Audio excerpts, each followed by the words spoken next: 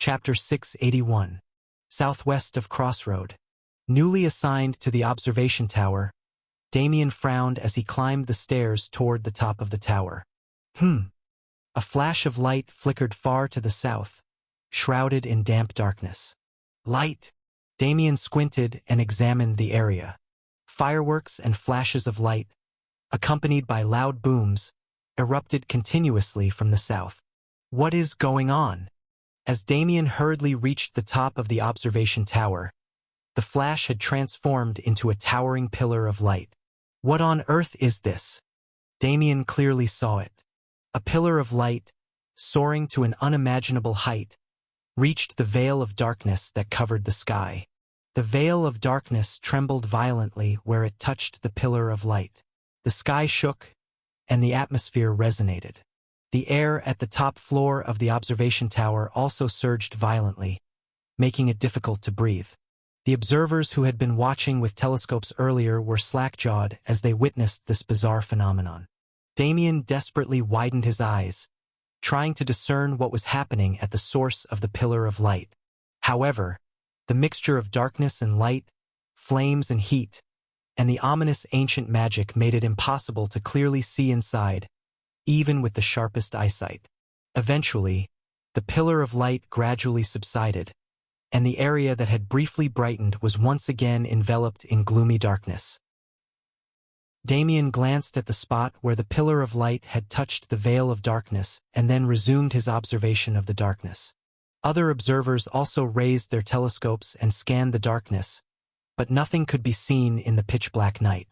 Yet, Damien did not move, straining to pierce through the darkness. In this scene, where time seemed to have stopped, everyone waited with bated breath for hours. Thud! A sound echoed. An unidentified noise reverberated through the ground. The other observers, hearing the sound but seeing nothing, were agitated and flustered. But Damien saw it clearly. Thud! Thud! Thud! From within the profound darkness, the black dragon began to advance once more. No, it was not the black dragon that was moving. Thud! It was the entire night of this world. The massive wall of darkness extending from the south, like fingers, like tentacles, like claws, was stretching endlessly, expanding its reach. It was creeping up, covering the entire world, moving northward. Time passed relentlessly. The time for the next breath attack was approaching. And Duskbringer, who was supposed to stop that breath, had gone missing beyond the teleport gate. A crisis meeting was held immediately after Duskbringer's disappearance, and the following plan was decided. Leave it to me, Torkel. He was the captain of the Leprosy Extermination Squad and now the vice-captain of the World Guardian Front's melee unit, a shield warrior. When he used his ultimate skill, he could withstand any attack for 10 minutes, the toughest man in the World Guardian Front. Torkel would take the breath head-on at the front lines. I will hold out. Torkel. This is my chance to repay the kindness I've received on this front. I am grateful for this opportunity. Though Torkel was pleased, Evangeline, who belonged to the same melee unit, felt a pang of bitterness. She knew that while he wouldn't be harmed, he would feel all the pain. But I can only endure. Another measure is needed to actually block the breath. Torkel's ultimate skill, man is not made for defeat, granted him the miraculous protection of the goddess, making him invulnerable to any strike for a certain period. However, it only meant he himself wouldn't take any damage. While Torkel could nullify any attack that hit him personally, it was insufficient to block the black dragon's breath that could burn an entire city. If the breath descended, Torkel might block some of it, but the rest would still destroy the city. Thus, the operation was devised. Thud! Kelly Bay brought over the artifact for the ship, the giant siren statue, sturdy superstition, on a cart. This nightmare slayer has the property of being absolutely indestructible. It will withstand the black dragon's breath. Kelly Bay looked up at the statue with a complex expression. It was the keepsake of his son, Kellison, and the last fragment of the airship Geronimo, which had been like another child to him. Attach a handle to it and modify it so it can be used as a shield. Other shields won't withstand it anyway. Take this one. Thank you. During the previous battle against the King of Flies, Torkel's body had withstood the attacks, but his armor and shield had been completely shattered. It would be the same in the face of the Black Dragon's breath. A shield that wouldn't break was invaluable. Kelly Bay asked cautiously, "You'll have to handle 2 Nightmare Slayers at once. Can you manage?" The helmet Torkel wore was also a Nightmare Slayer. Original Sin, forged from the Goblin God King's magic core. Handling 2 Nightmare Slayers at once would impose an enormous burden that an ordinary person couldn't bear. "It's fine." Torkel smiled bitterly. "I've already entrusted my body to the darkness." Everyone shared the sorrow of losing Ash. Even Torkel, who always devoted himself to the World Guardian front silently and diligently, was seething with a desire for revenge. The Nightbringer's breath has steadily increased in power every 12 hours. Magicians and alchemists who had been analyzing the Nightbringer's breath flipped through charts filled with numbers as they explained. Lily, representing them, spoke up. "If the increase this time is the same, even if Torkel blocks it initially, the dispersed breath, I'm not sure if ricochet is the right term, could still completely destroy Crossroad. So, we need to predict the ricochet path and establish a secondary defense line. We need measures to block the Black Dragon's breath at this second line." Thud. Someone approached from behind and laid down large shields on the ground. It was Miller Aryan, the king of the Aryan kingdom.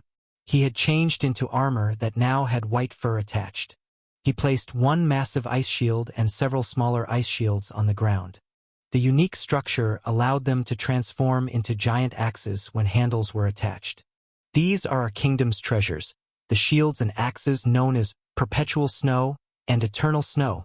According to legend, they were taken from the peak of the world in ancient times." Miller tapped the surface of the shields and axe blades, which exuded a white chill, with his fingertips. "They boast near invulnerability to all kinds of flames. They should withstand the Black Dragon's breath to some extent. Are you offering these treasures?" "Not just offering. I will join the battle myself." Miller bowed his head solemnly at Evangeline's question. "Perpetual Snow can only be wielded by the king of the Aryan kingdom." Among the defensive tools available on the front lines, Miller's shields had the highest potential to withstand the Black Dragon's breath.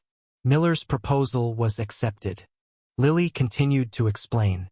"Good. Then we will position Perpetual Snow and Millennial Snow at predicted ricochet points to form the secondary defense line."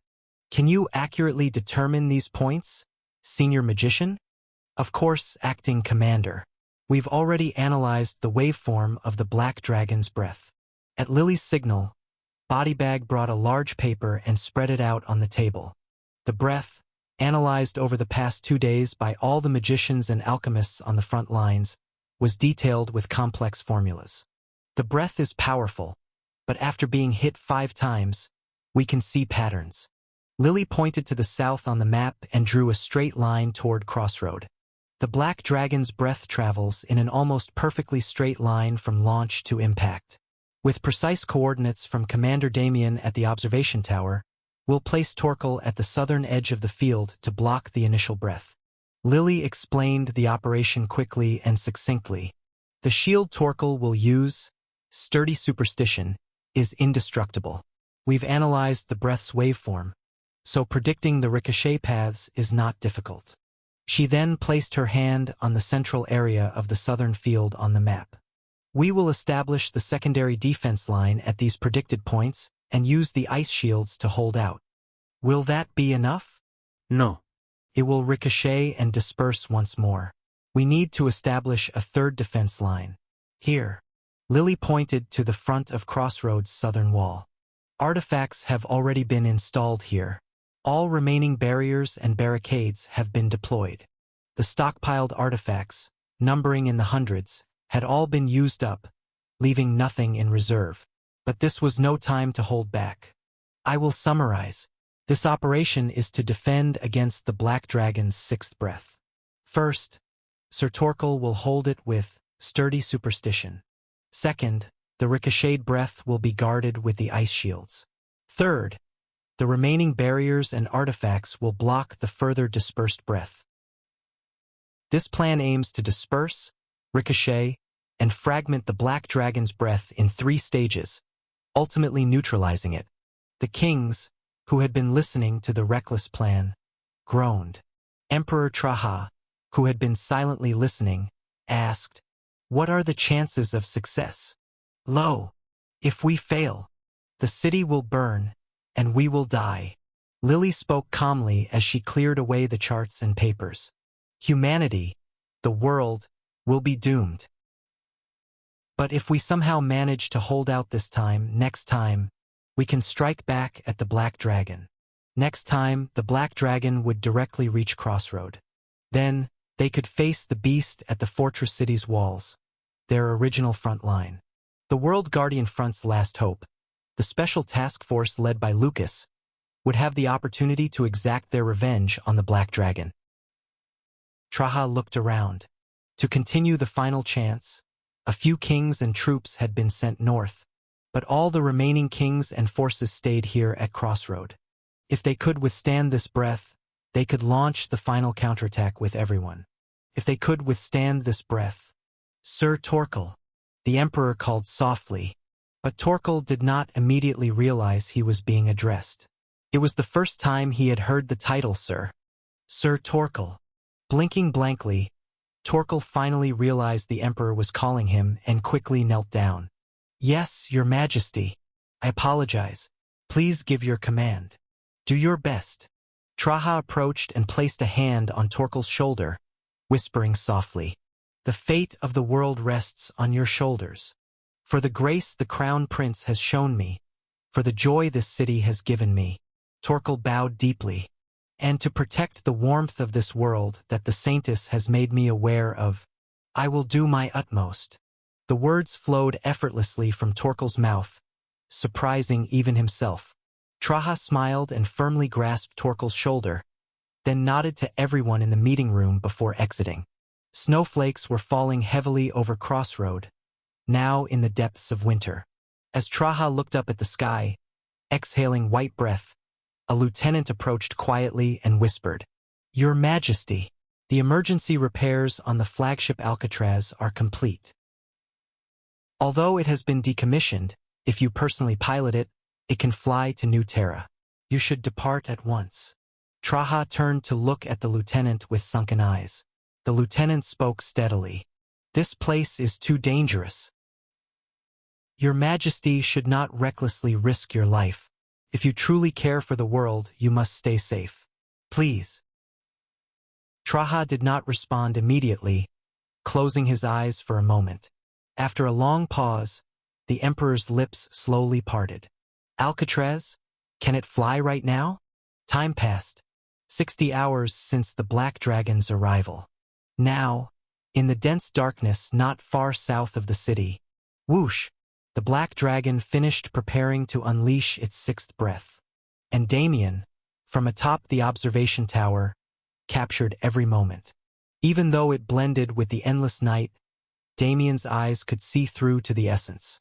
Despite the wavering darkness, Damien could discern how the Black Dragon gathered its breath and where it aimed. "Urgent report dash. Nightbringer is preparing its 6th breath dash." The information was relayed directly to Crossroad and to Torkel, who was standing ready with the shield at the southern edge of the field. Torkel and the shield installation team, having confirmed the predicted path of the breath attack, immediately moved the shield and secured it to the ground.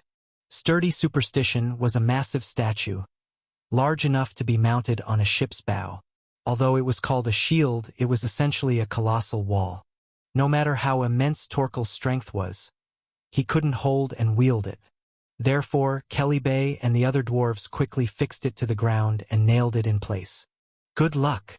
Having finished the installation, Kelly gave a thumbs up as he left the area.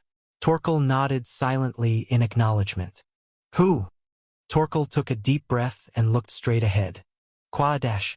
The final breath that Crossroad needed to withstand was already hurtling toward the city with ferocious intensity. It was a tremendous black flame. Despite having withstood attacks from countless legendary monsters, Torkel's legs momentarily weakened under the sheer malevolence of this breath. "Ugh!" Unconsciously gripped by fear, Torkel tightly closed his eyes. At that moment, welcome to Crossroad. The image of the prince's innocent, smiling face flashed through his mind. His eyes flew open, grinding his teeth with such force that they threatened to break. Torkel tightly gripped the massive statue-like shield installed in the ground and let out a tremendous roar with every ounce of strength he had.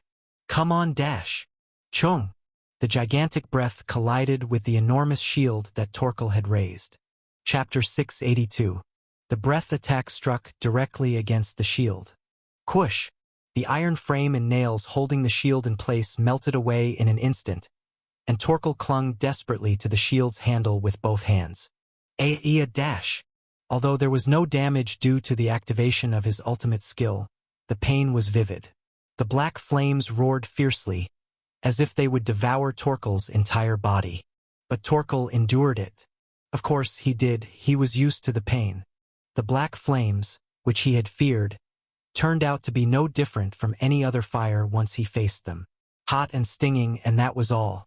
Is that all?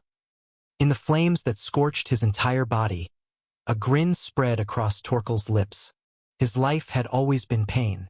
What's a few more seconds of burning and stinging now? He could endure it for as long as necessary. Boom! The breath, shattered by Torkel's steadfast shield, split into several streams that tore and scorched the southern field. The split streams of breath twisted and turned like living snakes, continuing to charge towards Crossroad with a relentless determination. Thus, the second line of defense.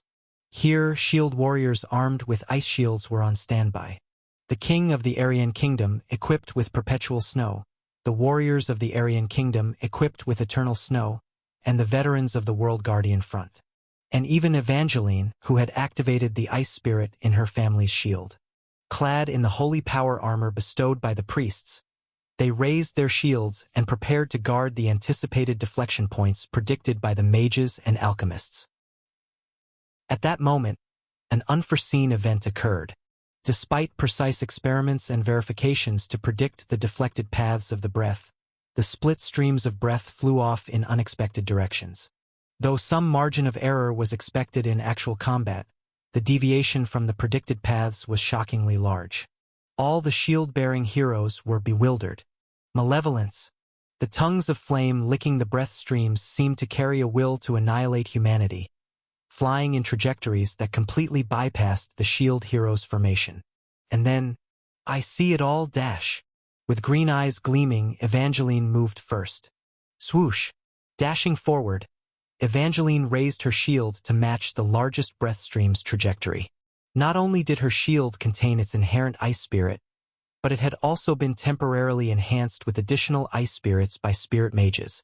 A brilliant ice formed on Evangeline's shield, and the split breath stream struck it. Coo! I can endure this. The ice was quickly consumed, but for now she could hold on. Evangeline quickly glanced back. But the others! At that moment, a commanding voice rang out from the front. Change formation as per my instructions. It was Torkel. His helmet, Nightmare Slayer, Original Sin, was emanating fierce magical energy. This equipment, forged with the Goblin God King's magic core, began to exhibit its true power as Torkel embraced its darkness. The power of command. War Commander, it maximized his abilities as a war commander. In an instant, without a word, the battlefield layout in Torkel's mind was shared with all the heroes in the second line of defense. Ugh dash! Charge! None of the remaining fighters here were inexperienced. All of them had undertaken at least 10 operations and had slain over 100 monsters each. They were seasoned warriors. With just one instance of the field commander sharing his desired formation, everyone moved accordingly. The split breath streams twisted erratically, trying to slip past the defense line, but the shield warriors reached positions to block them. Ugh! And Miller Ariane as well. Though less experienced in monster battles, his determination to save his country drove him. Aya! Finally, he succeeded in intercepting the end of a breath stream trying to slip past with his shield. Crash! Boom! Swoosh dash! The dispersed and fragmented breath streams struck perpetual snow and eternal snow. Even the ice, said to be brought from the world's peaks, began to melt under the intense heat. The heroes screamed as they suffered burns through the holy power armor from the terrible heat. However, for the moment they succeeded in holding their ground. Tear. Sizzle. Once again, dispersion. The breath streams that struck the ice shields shattered themselves once more. Like rain, they split into fine fragments, scorching the remaining field as they rushed northward. To the last wall of humanity. To Crossroad. Prepare. And in front of that wall, the third line of defense was formed. Standing behind artifacts prepared by mages and alchemists, they readied themselves with determined faces. Lily stretched her hand forward and shouted, "Activate all artifacts!" Vroom! All the defensive artifacts remaining in the fortress city activated simultaneously. Like umbrellas opening, the framework unfolded, and barriers were deployed. Over them, crash, boom, bang. The thin, fragmented breath pieces, now transformed into hundreds and thousands of streams, poured down like a torrential downpour. As they passed through the first and second lines of defense, the breath's momentum had noticeably weakened. Yet it still possessed the power to end the world.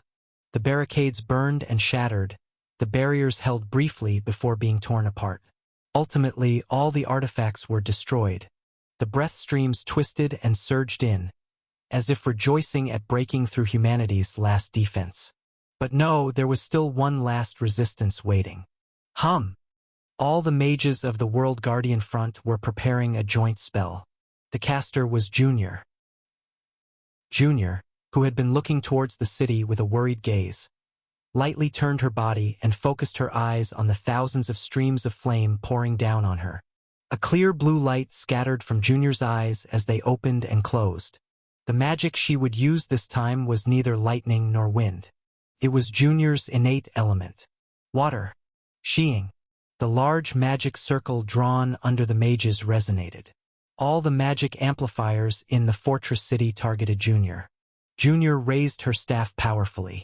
The next moment, swoosh, an immense wall of water, both in height and thickness, rose before the crossroad wall.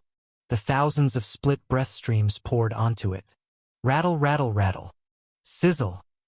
The relentless black flames burrowed into the thick wall of water, but they were too finely divided. In the end, the breath streams, unable to penetrate, extinguished one by one within the wall of water. "We're holding them off." Hope spread across everyone's faces. "If we can just hold on like this, we can really stop it." It seemed so. First Torkel, then the warriors with ice shields in the second line, and finally the mages and alchemists in the third line. This strategy to gradually disperse and neutralize the dragon's breath step by step appeared to be working. However, the limit approached quickly. Rumble. While Torkel was holding on, the ground beneath him was not. What the? The ground beneath Torkel melted away completely. They had been continuously receiving the dragon's breath. Efforts had been made to solidify the ground and install heat-resistant facilities in advance, but they proved meaningless against the overwhelming flames. The molten ground sank, and though Torkel tried desperately to maintain his stance, it was impossible. His entire shield tilted and Torkel fell. Even then, Torkel struggled to raise his shield, but the breath had already twisted its massive body, pouring past Torkel. All the warriors in the second line of defense widened their eyes. The shield warriors, without any prior agreement, all rushed to the center simultaneously. They tried to overlap their ice shields together, but it was a ridiculous endeavor from the start. Even the breath that Torkel initially took and dispersed had melted shields and burned heroes in the second line. And now it was a direct hit. The eternal snow shields thrust in front of the pouring main breath melted instantly. The spirits enchanted into Evangeline's shield screamed in agony as they all burned. The shield warriors and Evangeline's holy power armor disintegrated without a trace, and in the end, they were all hurled away, screaming. "New!" Finally, Miller Arian screamed, thrusting his arm holding the perpetual snow forward against the breath. But it did not last a second before perpetual snow melted, and Miller Ariane's arm turned to ash. Miller Ariane, flung away, felt no pain from his burned arm and cooked body as he turned to look towards the wall. Reboot dash. Lily gritted her teeth and activated the emergency power source. The artifacts that had shut down due to power drain lit up again but quickly lost their resistance in the face of the breath and fizzled out, the lights extinguishing once more. We must endure. Junior gritted her teeth and compressed the wall of water to counter the breath. But as the main stream of the breath poured in, the wall of water evaporated instantly, leaving a gaping hole. All 3 lines of defense, from the first to the third, were breached. All of this happened in just a few seconds. Watching the breath break through the last defense and approach, Junior felt a momentary illusion that the world had slowed down. When the first breath pierced the city, 30% of the city burned.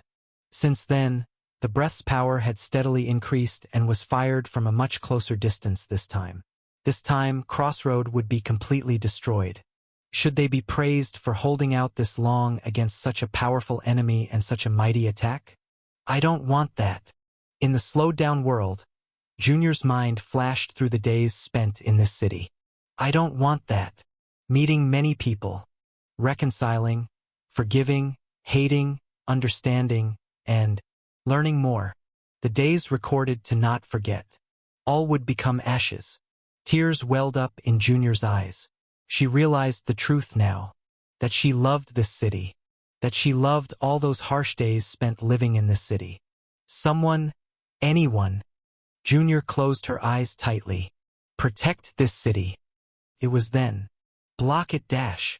A familiar female voice rang out from atop the wall. Scalian dash. Everyone standing in front of the wall looked up in shock. Then, from atop the wall, a long black shape flew down directly towards the breath. A long oriental dragon with whiskers fluttering, riding atop a dark cloud-like aura. It was Scalian, the black dragon's pure scale. The eastern dragon, having tossed aside its ridiculously large glasses, grinned and hurled itself straight forward. As you command.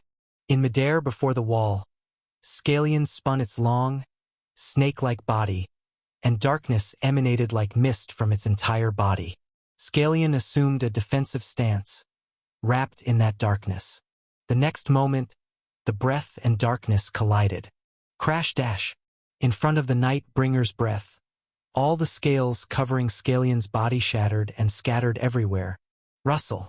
Underneath, new scales instantly emerged. Wow, it's hot. Is Father really that angry? Even as Scalian screamed, blackened and burning in the face of the breath, it succeeded in blocking it. True to its role as Ash's arranged breath defense, it withstood even the direct hit of the Night-Bringer's breath. Everyone stood with mouths agape, stunned by the sudden arrival of this unexpected savior. Then, from atop the wall, a large lizard-like dragon slinked down and quickly descended.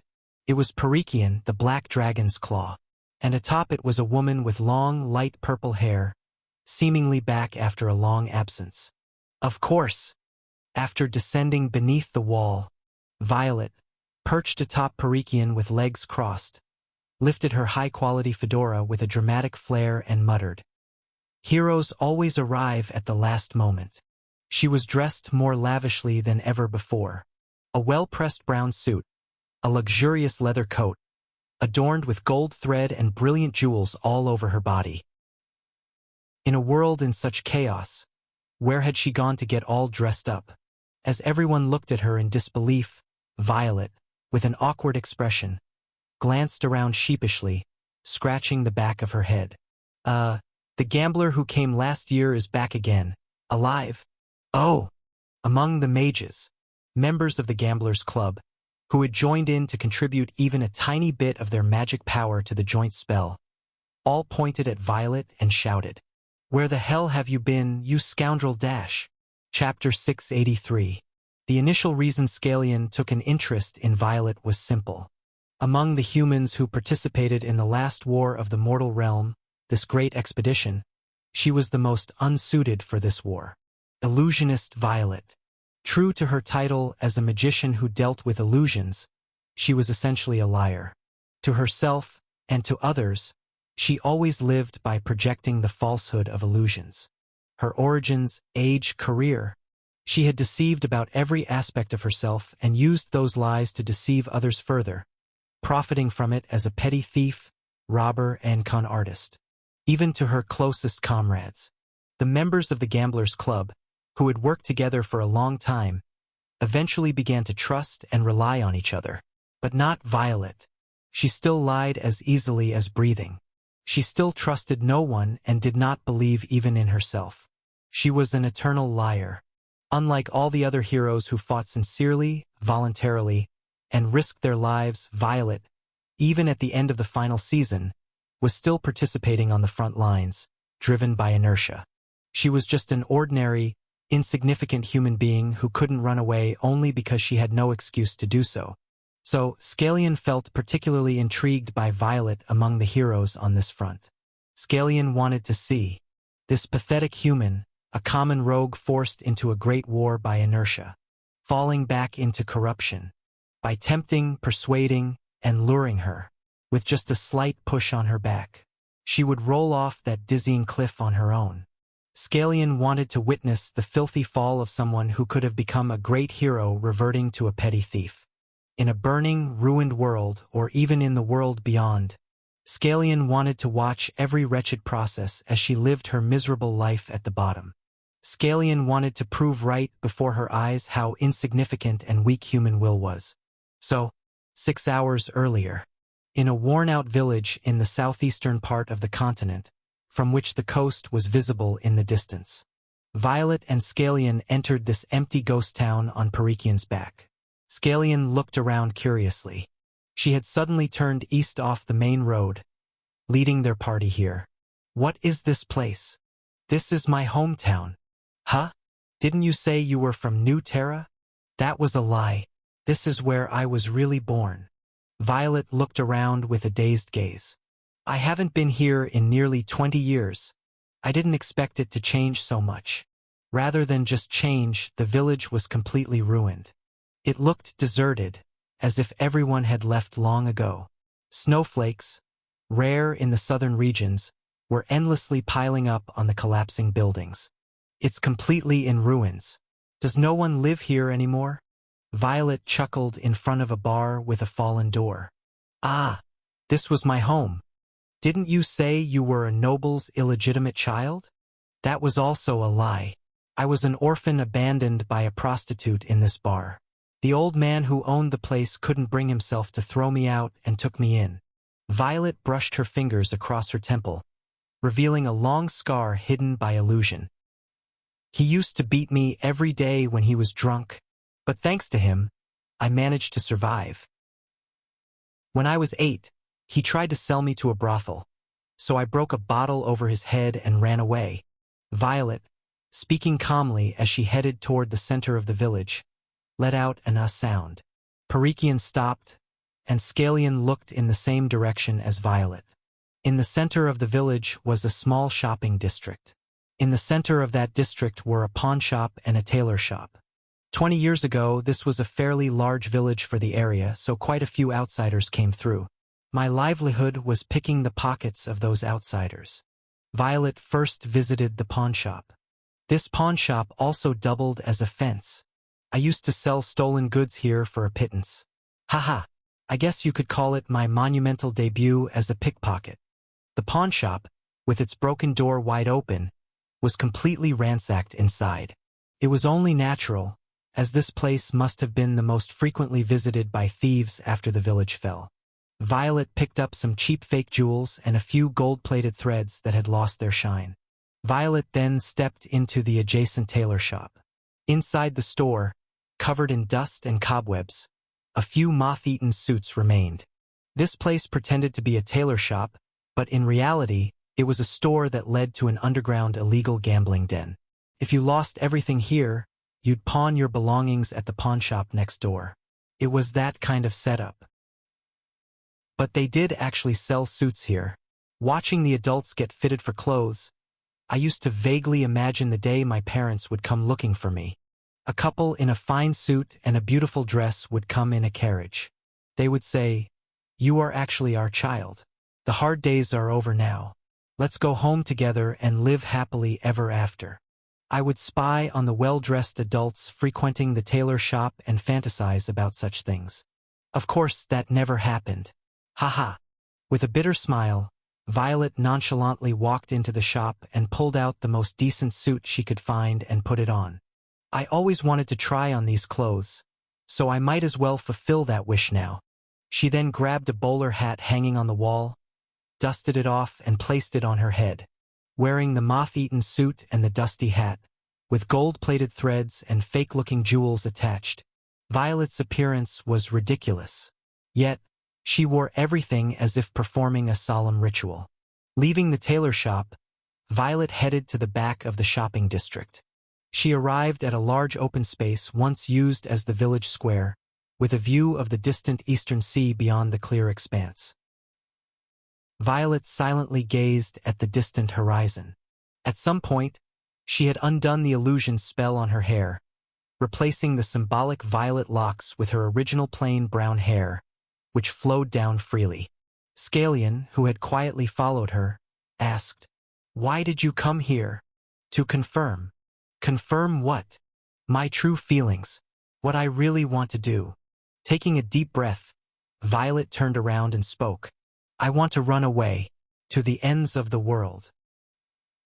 I never want to return to that horrific battlefield. If the dragon can protect me from the end of the world, yes. I want that. I want to run away without ever looking back." Scalion's tightly pressed lips twitched. He was struggling to suppress a smile. "That's it, Violet. You're nothing more than a petty thief. You don't need to keep fighting this overwhelming battle. Let's keep running away together. Abandon the pride others have placed upon you and take the final step into corruption. Come on." "But..." Violet's clenched fist trembled. "Even so, I will go back." "What?" "I'm going back. To Crossroad."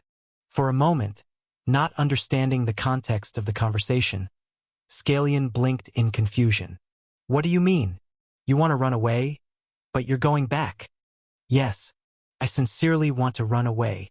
Violet, hugging herself, trembled violently. "I want to run away, I want to run away, I want to run away. My whole body shakes. Just imagining that enormous monster makes me feel like I'll wet myself." "Then why?" I know I'm not suited for that kind of fight. I know I won't be much help even if I go back. I know I'm just a con artist, a robber, a petty thief. That's all I am." Violet looked back at the village where she was born. The gambling den, the fence, the brothel, and the bar were all entangled in a chaotic mess, her childhood prison. But just because I was born this way doesn't mean I have to live this way, right? "I fought a great battle." A phrase she could never forget was etched in Violet's mind. If you're going to play the fool, why not do it to seize the world? The words Prince Ash had thrown at her. So, she played a magnificent game with him. They fought for the fate of the world. They saved the citizens of the imperial capital and defeated powerful monsters. Although her means were only deceit and illusions, Prince Ash took her along to the decisive battle. It was a real showdown she could never have had at a gambling table with small stakes. Even if all I can show this world are illusions, my life itself isn't a lie. Without a doubt, Violet had saved the world several times. Even if those battles were forced upon her, their greatness remained unchanged. Returning to a hometown she never wanted to see again, facing the filthy past she had avoided, even draping herself in it. For the first time in a life filled with lies, after confronting her true self, Violet reached this conclusion. "I want to be great. Even though I've run away once, no, several times, and it might already be too late." At that moment, Scalion saw it clearly. "I want to save the world again, in a world shrouded in darkness." Wearing shabby clothes, adorned with ridiculous decorations, revealing hidden scars and her natural, plain hair color, more radiant than ever, emitting an aura like a true hero. "Just because I was born this way, doesn't mean I have to live this way." Scalian slowly pondered Violet's words. Just because I fell once, doesn't mean I can't become great again. Scalian's lips twisted into a wide grin. Ah, as expected. And soon, as if he couldn't hold it in, he burst into a broad, beaming smile. Humans are truly magnificent. In truth, he preferred stories like this. Stories of downfall, corruption, and destruction were good, but even if they were stories familiar to him, filled with trite and predictable elements, he far preferred hopeful hero tales. Violet. So Scalian slowly pulled out a pearl from his bosom. Will you accept this? Curious, Violet took it. What is it? My gift. It was one of the 2 magic pearls Scalian possessed. Though Violet had no idea what it was, she accepted it quickly, recognizing its value. Her movements still had the air of a petty thief, making Scalian laugh unintentionally. All right, then let's go back. Flash. Scalian transformed into the form of a long dragon and motioned to his back. To continue the epic of the great hero, Violet. Blushing with embarrassment, Violet soon nodded and climbed onto Scalian.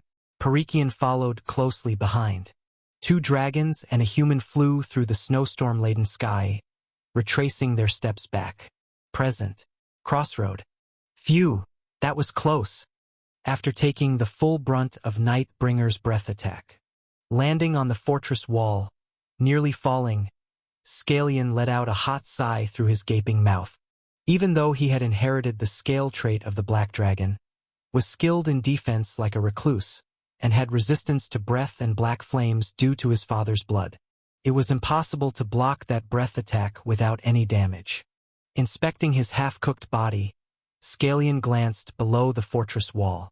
Upon reaching their comrades, Violet wrapped herself in illusions again, transforming her shabby appearance into a splendid one, only to get beaten up. It was only natural since she had run away for over a day before returning. But I came back. Cut me some slack. Violet cried with a nasal voice as she got smacked on the back by the members of the Gamblers' Club. Scalian chuckled as he watched. Shield warriors stationed in the southern plains also began returning. Torkel was safe thanks to his ultimate skill, and the other shield warriors were severely injured, but there were no fatalities. Milla Ariane, who had lost an arm, was hurriedly transported to the temple.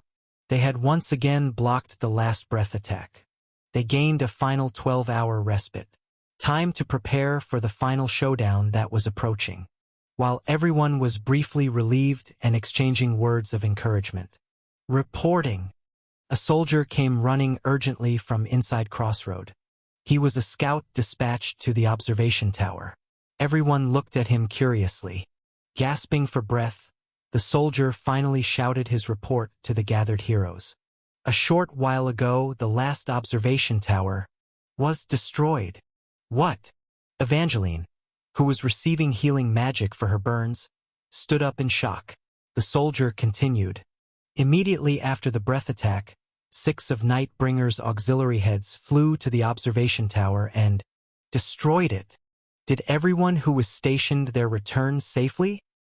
That is, all the soldiers of the observation team successfully escaped through the teleport gate, but the soldier, eyes tightly shut, bowed his head deeply. To support our retreat until the end, Damien did not make it back. The blood drained from everyone's faces as they heard the news. Chapter 684. A little while ago, southwest of Crossroad, observation tower. Thank goodness, we blocked the breath attack. Damien let out a sigh of relief. He had watched the breath defense process with extreme tension, and fortunately Crossroad had endured safely. Damien had also continuously attempted long-range sniping to block the breath attack, but the distance was too great, and the power of the magic bullets couldn't reach effectively, making all sniping attempts futile. Anyway, it's a relief we blocked the breath attack. Now I can return and... As he thought about preparing for the final showdown, Damien flinched. From beyond that distant darkness, Nightbringer's golden eyes were clearly looking this way. In the next moment, the eyes of darkness and farsight clashed. In an instant, The monsters' and humans' gazes intertwined. The eyes that saw the darkness and the eyes that saw the truth collided, sparking at the ends of their sight. "So it was you who had been watching me all this time." A voice that shouldn't be heard at this distance. The intent of the black dragons will reverberated and struck Damien's mind. Now it's time to pay the price. When Damien came to his senses, the tangled view had already been released. "Something is. It's flying towards us." The observers screamed as they discovered something rapidly approaching from the darkness. Damien could clearly see what it was. It's Nightbringer's auxiliary heads. Swish dash. 6 heads. All of Nightbringer's auxiliary heads were shooting towards the observation tower at a terrifying speed. While the black dragon itself began advancing north again, it had sent only the auxiliary heads to attack this place. It was obvious that these heads were targeting the humans in the observation tower. Damien shouted to the soldiers inside the tower. "Everyone, retreat! To the teleport gate! Now dash!" The observation squad soldiers began scrambling down the tower. But the teleport gate was on the first floor, and they were at the top of the tower. It would take a few minutes for everyone to get down the stairs.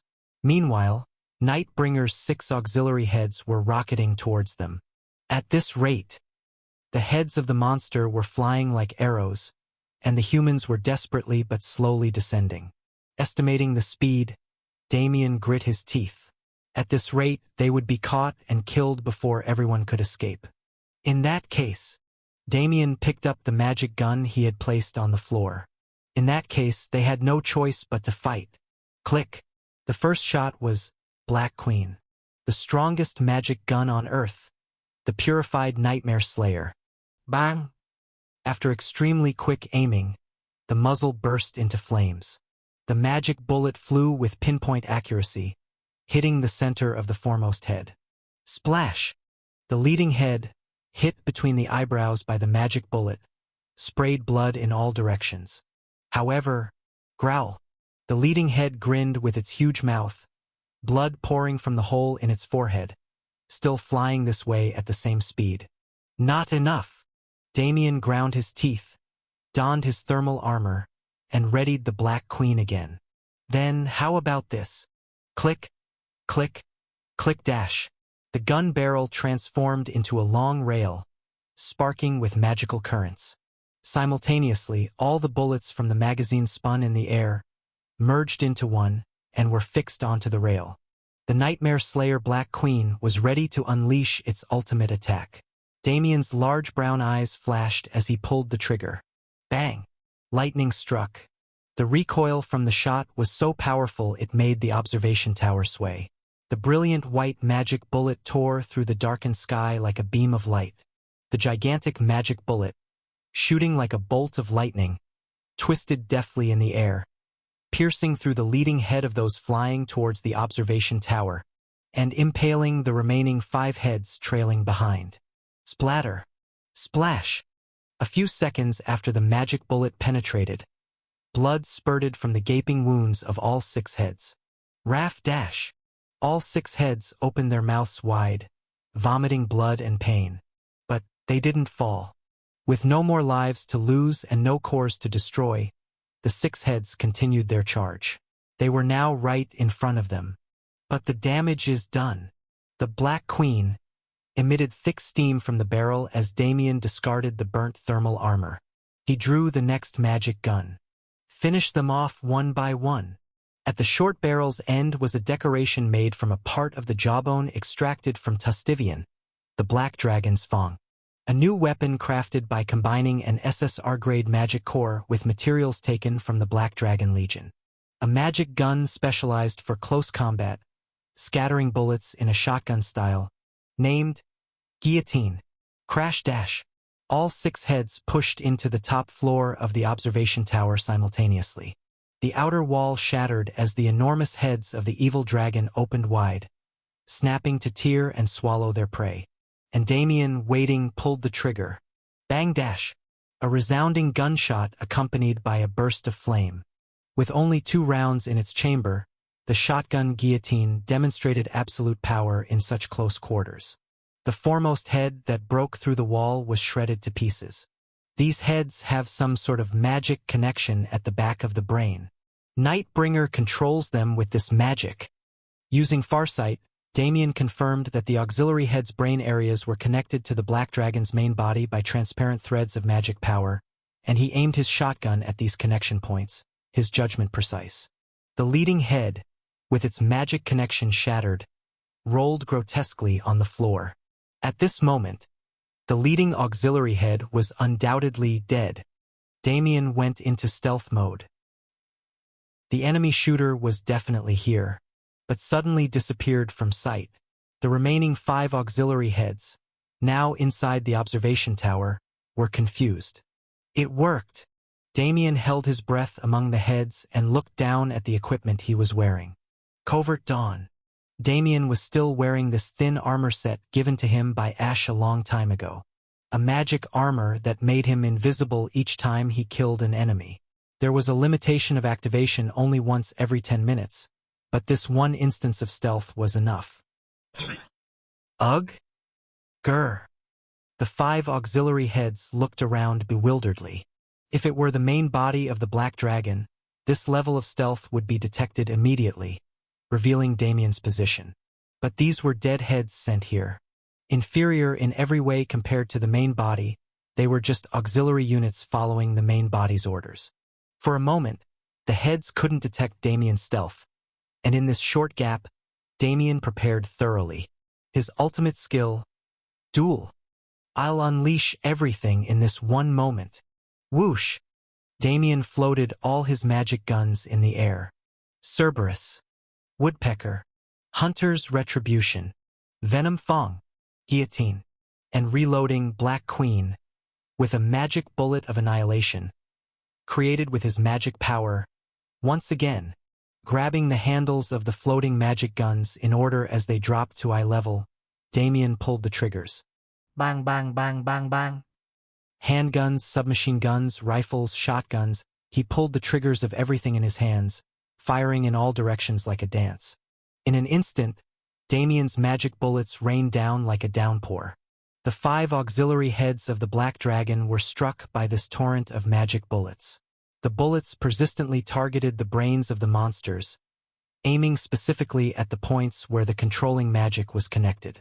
The Black Dragon's auxiliary heads, pierced, skewered, and torn to shreds, fell one by one with their tongues hanging out.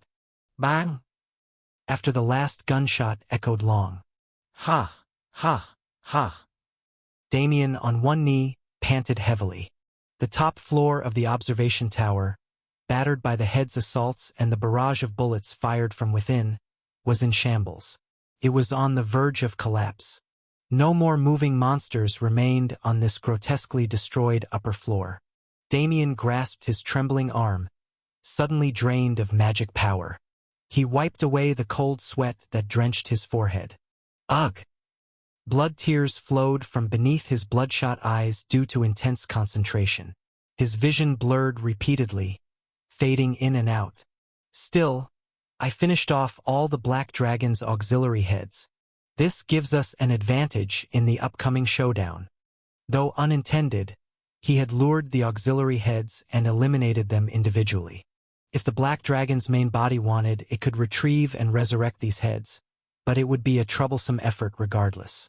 After finally steadying his breath, Damien slowly stood up. He counted the Black Dragon's auxiliary heads lying around him. 1, 2, 3, 4, 5. And the last one, Damien noticed a hole in the floor. The last head, hit by the magic bullet, had crashed violently into the floor, leaving a trace of its fall to the lower level. As Damien staggered to look down, he instinctively felt something and rolled back. Crash dash!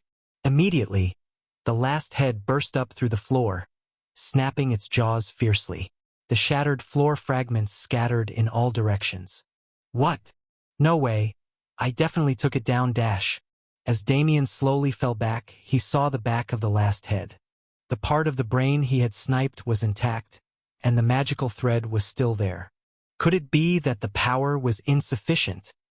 He had poured all his magic and bullets to bring down the heads, but one of the guns with lower power must have been mixed in. Damien had tried to distribute the bullets accurately to take them all down without overkill, but there was a limit. This last head had been hit repeatedly by woodpecker and Cerberus magic bullets, temporarily suppressed but not fatally damaged. And now it began its counterattack against the sniper who had run out of ammunition. Crash, crack, crash crack. The last head, back on the top floor of the tower, snapped its jaws ferociously to devour Damien. GRRK? He crawled backward, but eventually got cornered. Damien gritted his teeth, preparing for death. The jaws of the last head snapped together, biting into the top floor's floor just as, boom dash, the impact caused the tower to start collapsing. The crumbling floor gave way, and Damien narrowly avoided the monster's jaws as he fell below. Boom! Boom! Boom boom boom. Following the top floor, the entire tower began to collapse from top to bottom. To survive, I have to jump. Amidst the falling building, Damien opened his eyes wide to track the falling debris and pushed off the wall with his foot. Leap dash. Falling through the collapsing tower, Damien narrowly avoided the large debris falling from all sides. The last head, closely pursuing Damien, shattered every pillar, floor, and stone in its path. Despite this, the gap wasn't closing, so the last head opened its enormous jaws wide. Black magic power gathered between the open jaws. Terrified, Damien urgently stretched out his left arm. A small grappling hook shot from his left arm to catch the opposite wall. Snap! It was an auxiliary device, a grappling hook launcher he had used a long time ago. As a sniper, securing shooting angles was important, so he had equipped one for moving positions, and it saved his life. Following the line connected to the grappling hook, Damien's body sharply changed trajectory. Grr! Though he was battered by falling wood fragments and glass shards, he managed to dodge to the opposite side. And where Damien had originally been falling, the last head spewed black magical flames. Whoosh! Boom! The observation tower, barely maintaining its shape, exploded. Damien shielded his head with both arms as he dodged to the side. By sheer luck, there was a window. Crash dash! Thrown out of the tower through the shattered glass, Damien shot the grappling hook back towards the tower with his left arm. Snap! The hook caught on a stone wall which cracked deeply. But Damien didn't care. The ground was already near. If he could just slow his fall, it would be enough. Damien's body, flying back towards the tower, crashed into the first-floor wall. Thud dash! Arg! He tried to offset the impact with his barely raised magic power, but the shock was tremendous. Even though the tower wasn't that high, he had fallen from the top, and to slow his fall, he had hooked himself and crashed into the wall. His left arm, attached to the grappling hook launcher, was torn and shredded, and he couldn't move his shoulder, possibly dislocated. Still, I'm alive. Gritting his teeth, Damien struggled to his feet. Now, to the teleport gate. And then, boom! The last head that emerged from the collapsed tower smashed the teleport gate installed at the tower's entrance. Seeing the fragments of the magic stones flying everywhere, Damien's face went blank. The last head grinned wickedly at the sight of Damien. Ah! Damien's legs gave out, and he slumped to the ground. The pain he hadn't realized before now surged through his entire body. It's over. He realized that everything was truly over. Sensing its prey's despair, the last head leisurely crossed the air and slowly approached. Damien watched quietly as his end came closer. Thud! At that moment, something touched the tips of his weakened right hand. Looking down blankly, it was the handgun-style magic gun Cerberus. One of the 3 barrels was half broken, rolling on the floor beside him. With a trembling hand, Damien grasped the gun. With the last remaining thread of his magic power, he loaded a magic bullet, then placed the muzzle under his chin. Better to end it cleanly himself than be mocked and killed by the monster. Boom! Boom! Boom! Was it because his heart was pounding too hard? It felt like the ground beneath him was shaking violently. Damien swallowed a dry gulp that tasted of blood. He just had to pull the trigger and find peace. But the courage, GRRK, the courage to take his own life didn't come easily. Tears welled up in Damien's large brown eyes. Boom, rumble. The sound of the world shaking and collapsing echoed. The gaping mouth of the last head approached right in front of him. Its moist, unpleasant warmth enveloped Damien's blood-soaked body.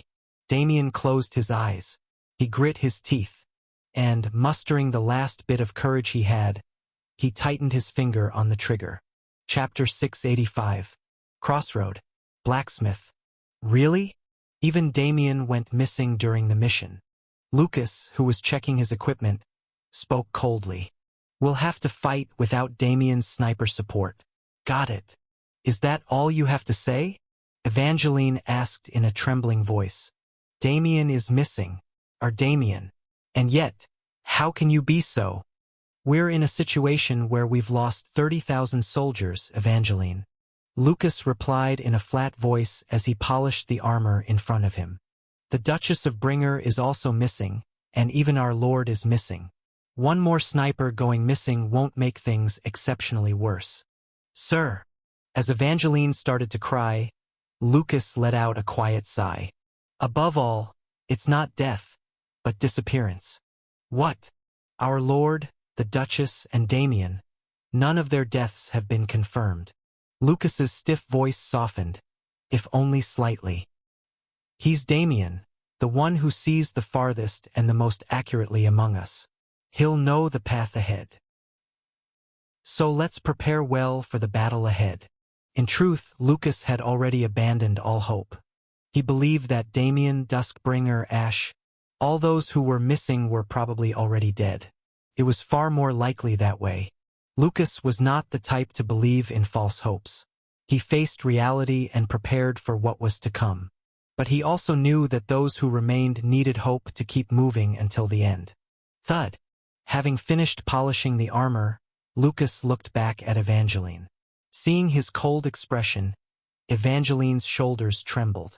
Evangeline, stay on the city wall. What? But the special forces are already formed and trained. Continue defending the main stronghold. Evangeline still had a human face. She was not ready to step into hell. On the other hand, Lucas and the special forces had trained together for the past few days and were ready to face death. Lucas needed comrades who could deal a fatal blow to the Black Dragon and willingly die. Evangeline was not one of them. And if, by any chance, the special forces managed to defeat the Black Dragon, someone needed to stay behind to continue holding this front, to take responsibility for this world. That's why Lucas wanted to leave Evangeline behind. Turning back to his gear, Lucas started gathering the remaining equipment. Evangeline, who had been holding back her words, reached out towards Lucas's back. Don't! Evangeline's fingertips gently touched Lucas's back. Don't go too far away, sir. If you disappear too, then I... Evangeline. Lucas swallowed the words he was about to say. He gathered his equipment and left the blacksmith. Let's get ready. The decisive battle is near. Watching Lucas's receding figure, Evangeline slowly lowered her head. In a crumbling world, people's hearts were also breaking. Commander! Evangeline closed her eyes tightly, longing for the commander who wouldn't return. Please, come back before everything ends. She knew it was all a vain hope. But still, if it were him, maybe... Crossroad. Ruined warehouse district. As she was examining the items in the only remaining warehouse with the Silver Winter Merchant Guild, Serenade heard footsteps and turned around. She was startled to see who had entered the warehouse. Your Majesty! The person who entered was Emperor Traha and his aide. Serenade and the members of the guild all knelt on one knee in unison. Long live the great Emperor! We greet the supreme ruler of the empire. Rise. This is not the time for formalities. Waving off the formalities, Traha examined the items piled up in the warehouse and stroked his chin. I came to verify after receiving your report. These items are indeed. After a moment of contemplation, Traha nodded and looked at Serenade. I plan to take a gamble in the final battle. Serenade's eyes widened as she kept her head bowed. This is the last strategy Ash left behind, the final gamble. I intend to stake everything on this. Can you help me? Serenade knelt on one knee again. Everyone in the guild followed suit in unison. If that is your command, your majesty, and the will left by the crown prince, I will follow it to the end. After observing the steely determination in Serenade's silver eyes, Traha smirked. Leaving behind such a fine daughter-in-law, and planning to become a guest who never returns, Ash? Traha glanced up at the pitch-black sky. Without even providing an answer to the trials I set? But the prodigal son remained silent. With a bitter smile, the emperor extended his hand forward and commanded. Very well, there is no time. Begin the work immediately.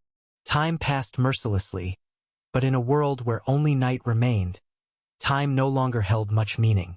People forgot the flow of time. They could only guess that it was midnight by the deepening darkness of the sky. About 3 days had passed since the Black Dragon's arrival. Crossroad, on the southern wall.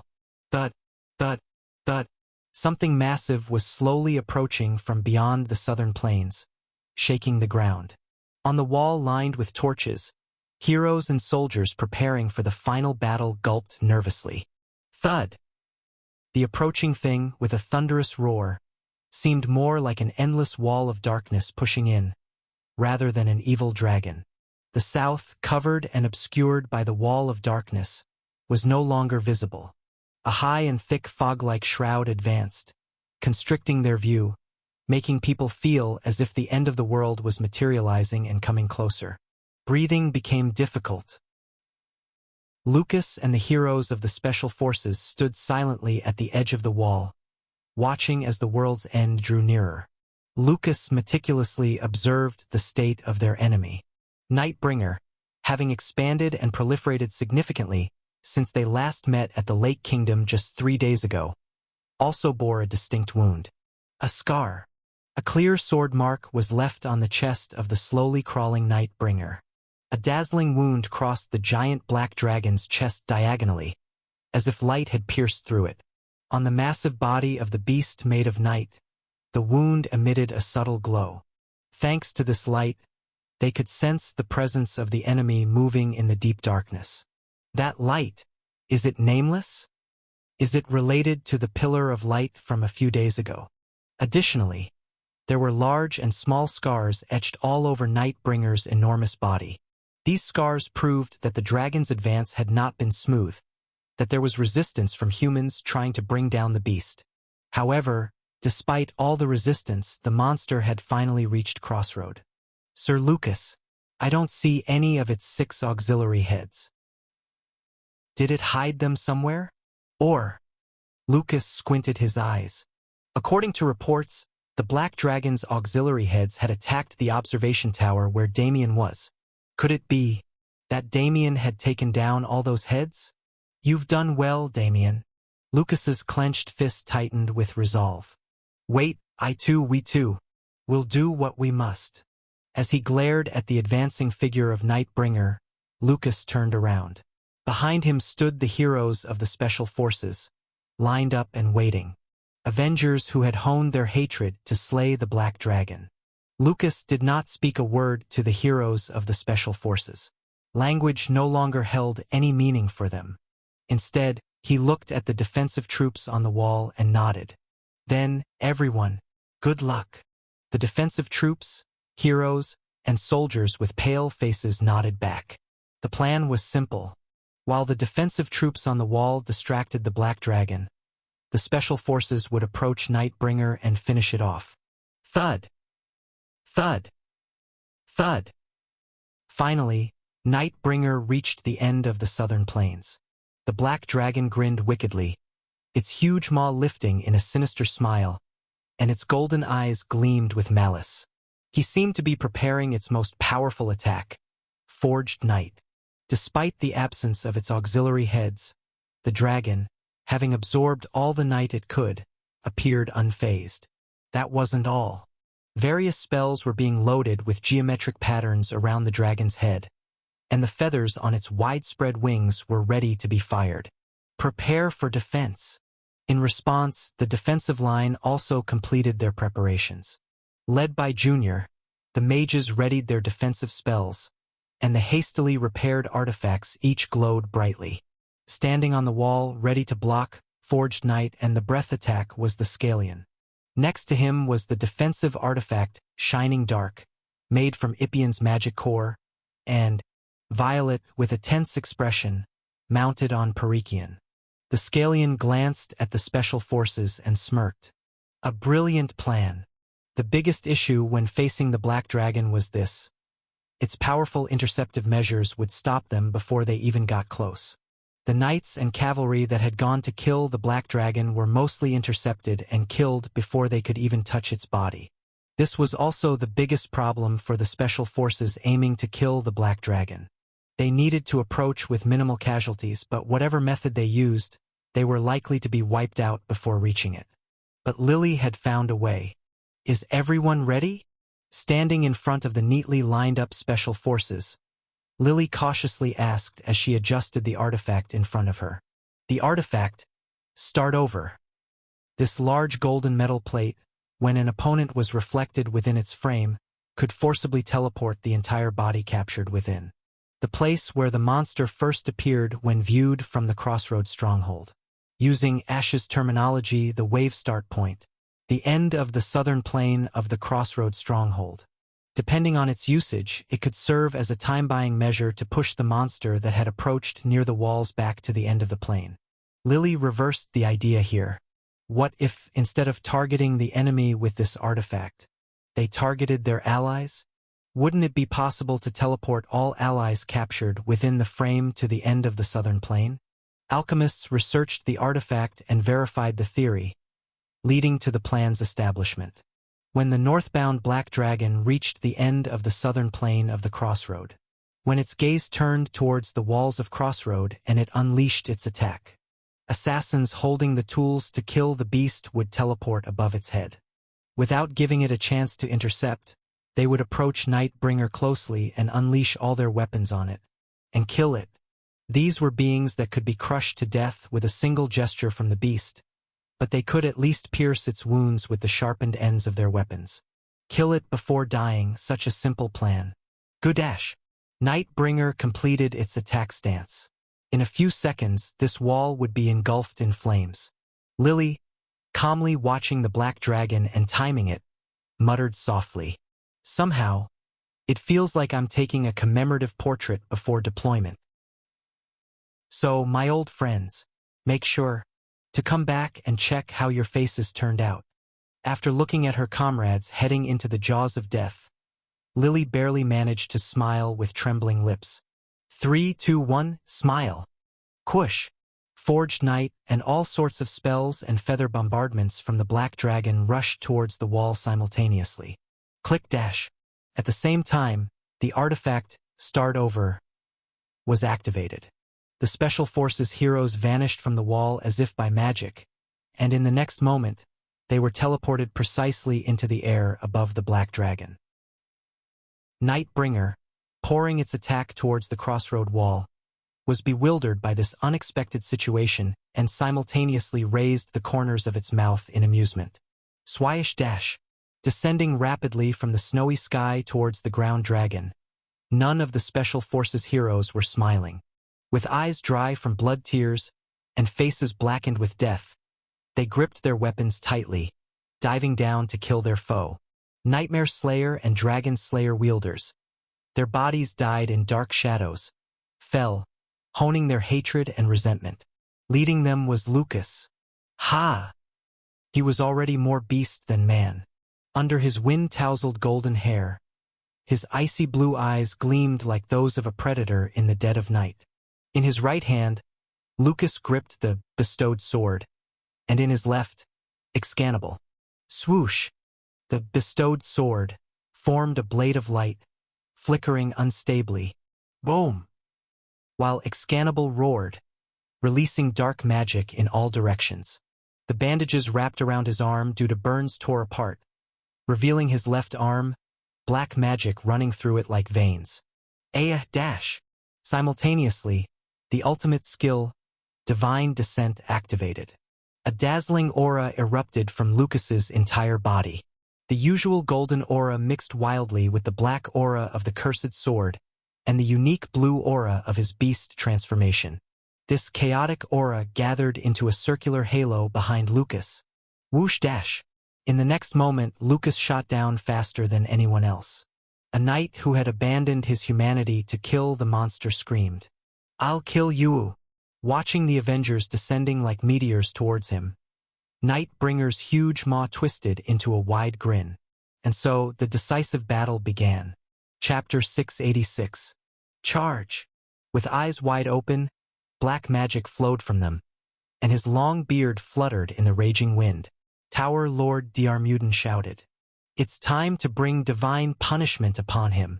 As Diarmuiden's robe, the Dragon Slayer Old Phoenix, made from the Wingian's magic core, spread its wings wide, black magic wings sprouted on the backs of all the descending allied heroes. By embracing the darkness of the equipment, they had enhanced their abilities to the point where they could temporarily bestow the power of flight on everyone, surpassing mere group flight. Screech dash!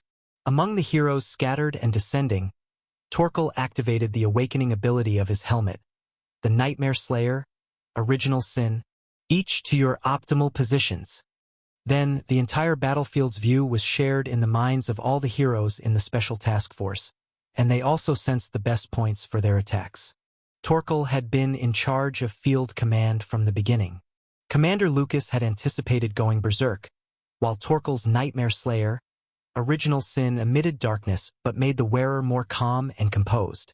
Is it reflecting the nature of the Goblin God King? He couldn't know, and there was no time to know. He had to focus on the battle about to unfold. And calmness and composure were only up to the point before blood was shed. As the Black Dragon approached and the smell of the burning battlefield was detected, Torkel's mind heated up like never before. Kill, plunder, burn. Those monsters that harmed old comrades, the Saintess, and Ash, all of them. Commence combat dash! Torkel shouted as he thrust his shield forward. Nightbringer's body, fused with the night, rose like a blade to intercept the heroes, but Torkel intercepted all those attacks with his shield, body, hands, and teeth. In that gap, the heroes spread their wings and plummeted towards their respective attack points. SSSSHH.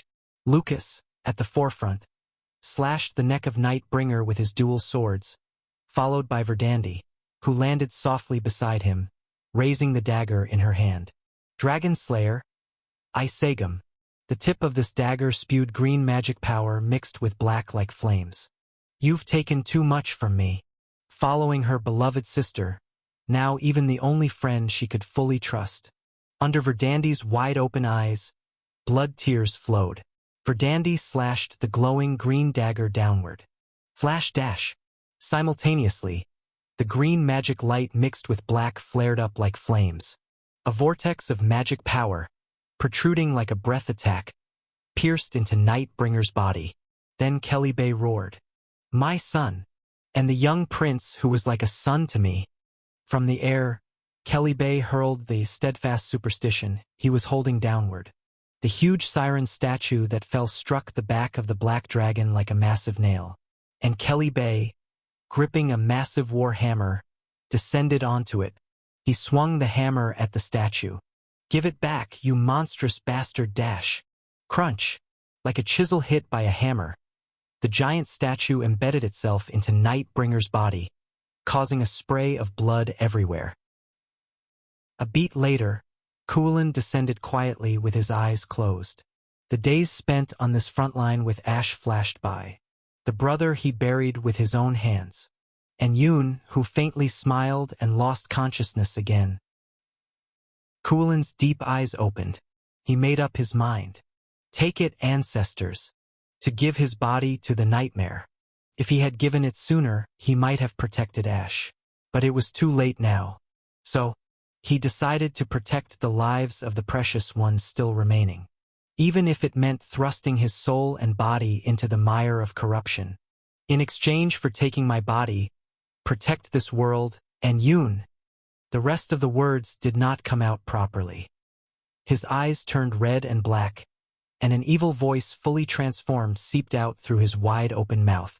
Don't worry, leave everything to me. Ancestor of the Leaf Tribe, the Grandmaster of Maple Leaf Fist. Lycanthrope, the Beast of Gavaudan. Wolf King, Lunard. The remaining nightmare thoughts inside the Nightmare Slayer, Full Moonlight Killer, finally took over the descendant's body completely.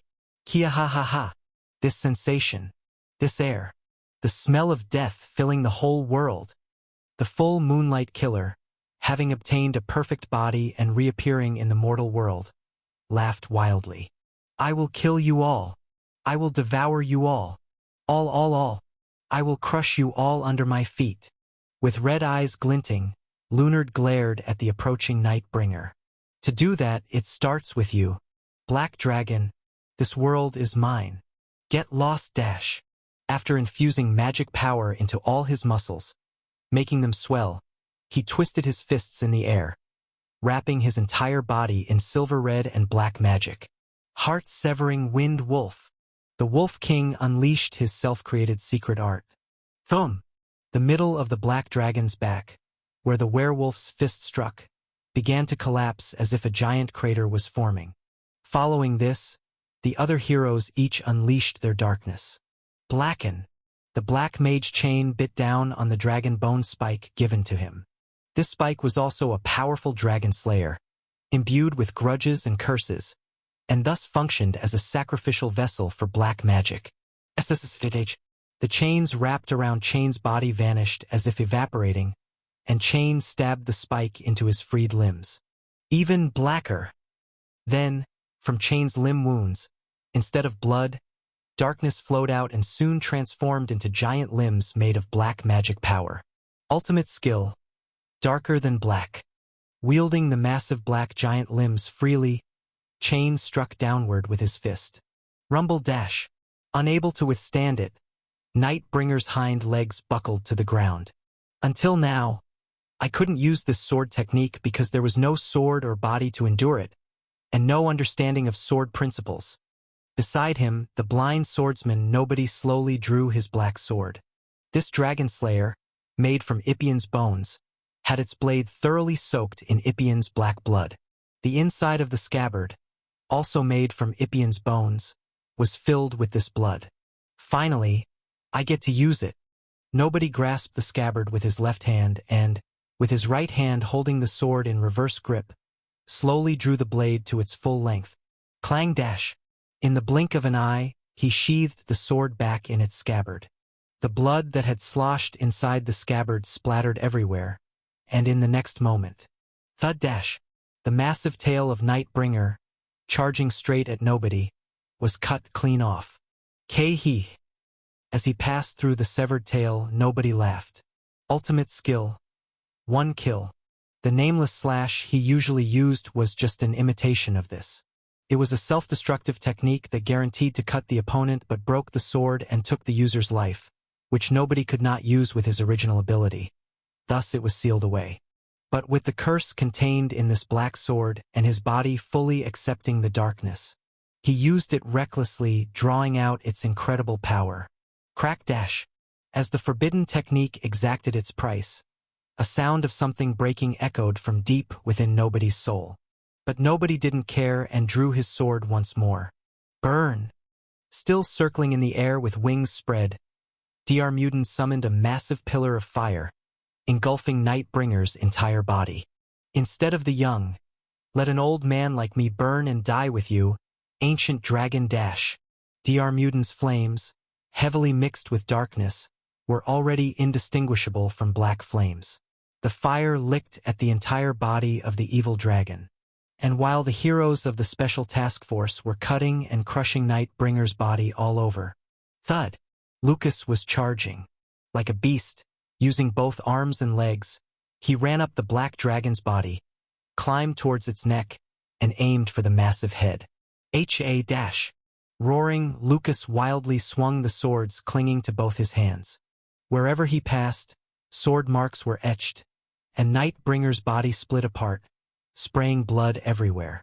Lucas, with fiercely blue eyes flashing, sliced the monster's body as if he could not bear the overwhelming hatred. The armor, black scales, Lucas was equipped with had already proliferated and covered his entire body like scales. Lucas could no longer tell whether he was human, beast, or monster, if he could even be called anything at all. It doesn't matter, because it didn't matter what he was. Whether he was a sword, a beast, or vengeance, it didn't matter at all, because there was nothing he desired but to kill the enemy before him and end it all together. Nothing else. As he ran forward, screaming just forward, Lucas thought this. Yes, he is a dream, because there was no longer any other dream. So, I might not become an emperor, but my dream is to be the coolest man in the world. Suddenly, a memory flashed through his mind. A boy with beautiful black hair from a very young age. At their first meeting, smiling brightly, he had said this. So you, who will be my guard, must become the coolest knight in the world. Abruptly, a single drop of blue flame trickled down Lucas's cheek, drenched in the blood of the evil dragon. Ugh! His tightly shut mouth, dash, roared again. Sounded like both a sob and a scream. Lucas, running like a beast, climbed all the way up Nightbringer's neck, and reached the giant head of Nightbringer. Impressive. Nightbringer turned his long neck to face Lucas directly and offered praise. Without a moment's hesitation, Lucas charged. His dual swords, imbued with light and darkness, crossed in an X shape, tracing a long arc in the air. Slice dash. The giant neck of the monster was cleanly cut. The severed head spun in the air, spraying blood everywhere, then fell straight down. Thud. Crash dash. Splash. Standing before the tall, severed neck of the black dragon, drenched in the spurting monster's blood, Lucas watched the head roll down and muttered quietly. Paid back. His hands, gripping the swords too tightly, trembled. Lucas barely managed to hold onto the sword handle as his strength gave way. My lord's revenge. Lucas exhaled deeply, trying to clear his foggy consciousness, and looked straight ahead. While the Special Task Force executed their surprise attack, Nightbringer had continued attacking Crossroads' main castle without pause. It wasn't a long time. During that period, the Special Task Force had succeeded in their mission, but Nightbringer had also managed to attack successfully. The southern wall of Crossroad, swept by night and bombardment, was collapsing, torn to shreds. Watching the horrifying sight, Lucas swallowed hard. Still, we did it. The wall was horribly destroyed, but they had succeeded in killing the Black Dragon. They had prevented the apocalypse. Above all, they avenged Ash. So, is this all? It was at that moment. Hearing the calm voice, Lucas felt as if all the blood drained from his body. Rumble. Slowly it was rising again. The severed head of Nightbringer. Just like the auxiliary heads it had previously wielded, despite being severed, it calmly floated in the air, looked Lucas in the eye, and spoke nonchalantly. You have taken the wrong path. What? Going that way? You can never defeat me. Before the retreating Lucas, Nightbringer leisurely reattached the severed head to his neck. Slurp. Slurp. The night that gathered from all sides covered the wound, and the next moment, as if the wound had never existed, Nightbringer was whole again. Embracing darkness to kill the darkness. It wouldn't have been a bad choice in ordinary circumstances. Nightbringer's entire body, which had been crushed, cut, and severed by the Special Task Force's deadly attack, merged with the surrounding night and was completely restored. But you chose the wrong opponent. I am already the night itself of this world. No matter how much you forge the blade of revenge with hatred and resentment, if its source is darkness, how is it any different from spilling ink into a black lake? Nightbringer smirked. Your darkness can never reach the depths of my night. Chapter 687. Lucas couldn't move. In fact, he hadn't come here expecting to win from the start. He never thought he could defeat this mighty foe. He just wanted to pierce this monster's heart with his sword and inflict as much pain as possible. Just as his master had bled, he wanted this monster to experience the same agony. But now he knew. His sword, forged from darkness, couldn't harm this dragon, who was darkness itself. Not only can I not win, I can't even put up a fight. Realizing the hopeless gap between them, Lucas stood frozen like a statue. And as if losing interest in Lucas, Nightbringer slowly turned his head back towards Crossroad. Keep bombarding me with those attacks that won't even reach, you futile Avengers. The rest of the Special Task Force heroes kept attacking Nightbringer's body, but he didn't care at all. In the meantime, I'll destroy your world. Nightbringer sneered quietly and prepared his next attack. The dragon's eyes glowed, and the surrounding atmosphere ominously fluctuated. Darkness, magic, bombardment, and roars loaded one after another. No! Lucas reached out belatedly towards the black dragon. Stop dash! But Nightbringer, completely unconcerned by Lucas's desperate shouts and swings of his sword, began unleashing all his attack methods towards Crossroad. Boom boom boom boom dash!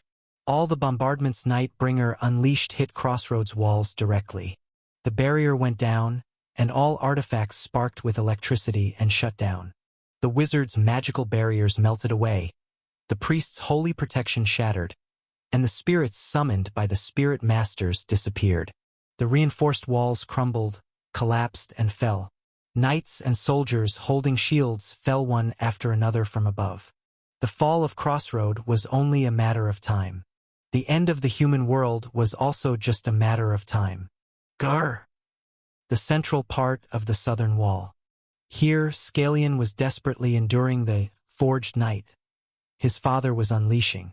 The surrounding wall had already been swept away by the raging night, leaving no trace, and only the area where Scalian was physically receiving the attacks barely maintained its form. Crack! Crunch! Boom! But even that was reaching its limit. Scalian, with his own defensive abilities and the artifact, Shining Dark, made from Ippian's core, was holding back the forged night, but he was visibly being pushed back compared to before. Nightbringer had already finished assimilating with all the world's night, and its output was beyond comprehension. It was a miracle he had held out this long. My father is really furious, isn't he? Repeating the cycle of receiving attacks and regenerating above his scales, Scalian muttered wearily. Beneath the body of the Oriental-style dragon, the scales that had been peeled off and broken formed a mound. Ah! Lord Dragon! Not far away, Violet screamed. Violet was hiding behind Perikian, who, despite having significant defensive power, was also getting damaged and reddened under the continuous bombardment of Nightbringer. But without retreating an inch, Perikian firmly protected Violet. Of course, Violet was already in a state of near-death regardless. Shouldn't we use that method we prepared? No. Scalian rejected firmly. That method is not for escaping a crisis. It's a means to achieve victory. It only has meaning if used at the final, decisive moment. But, as a black magic spell passed by, turning one side of the wall to ashes, Violet muttered tearfully. If this continues, we're all going to die. Gore. Rip. The forged night came crashing down like waves, scraping away all the scales on Scalian's upper body. Despite the excruciating pain Scalian endured, but unfortunately, the artifact beside him couldn't. Crackle, crackle, boom!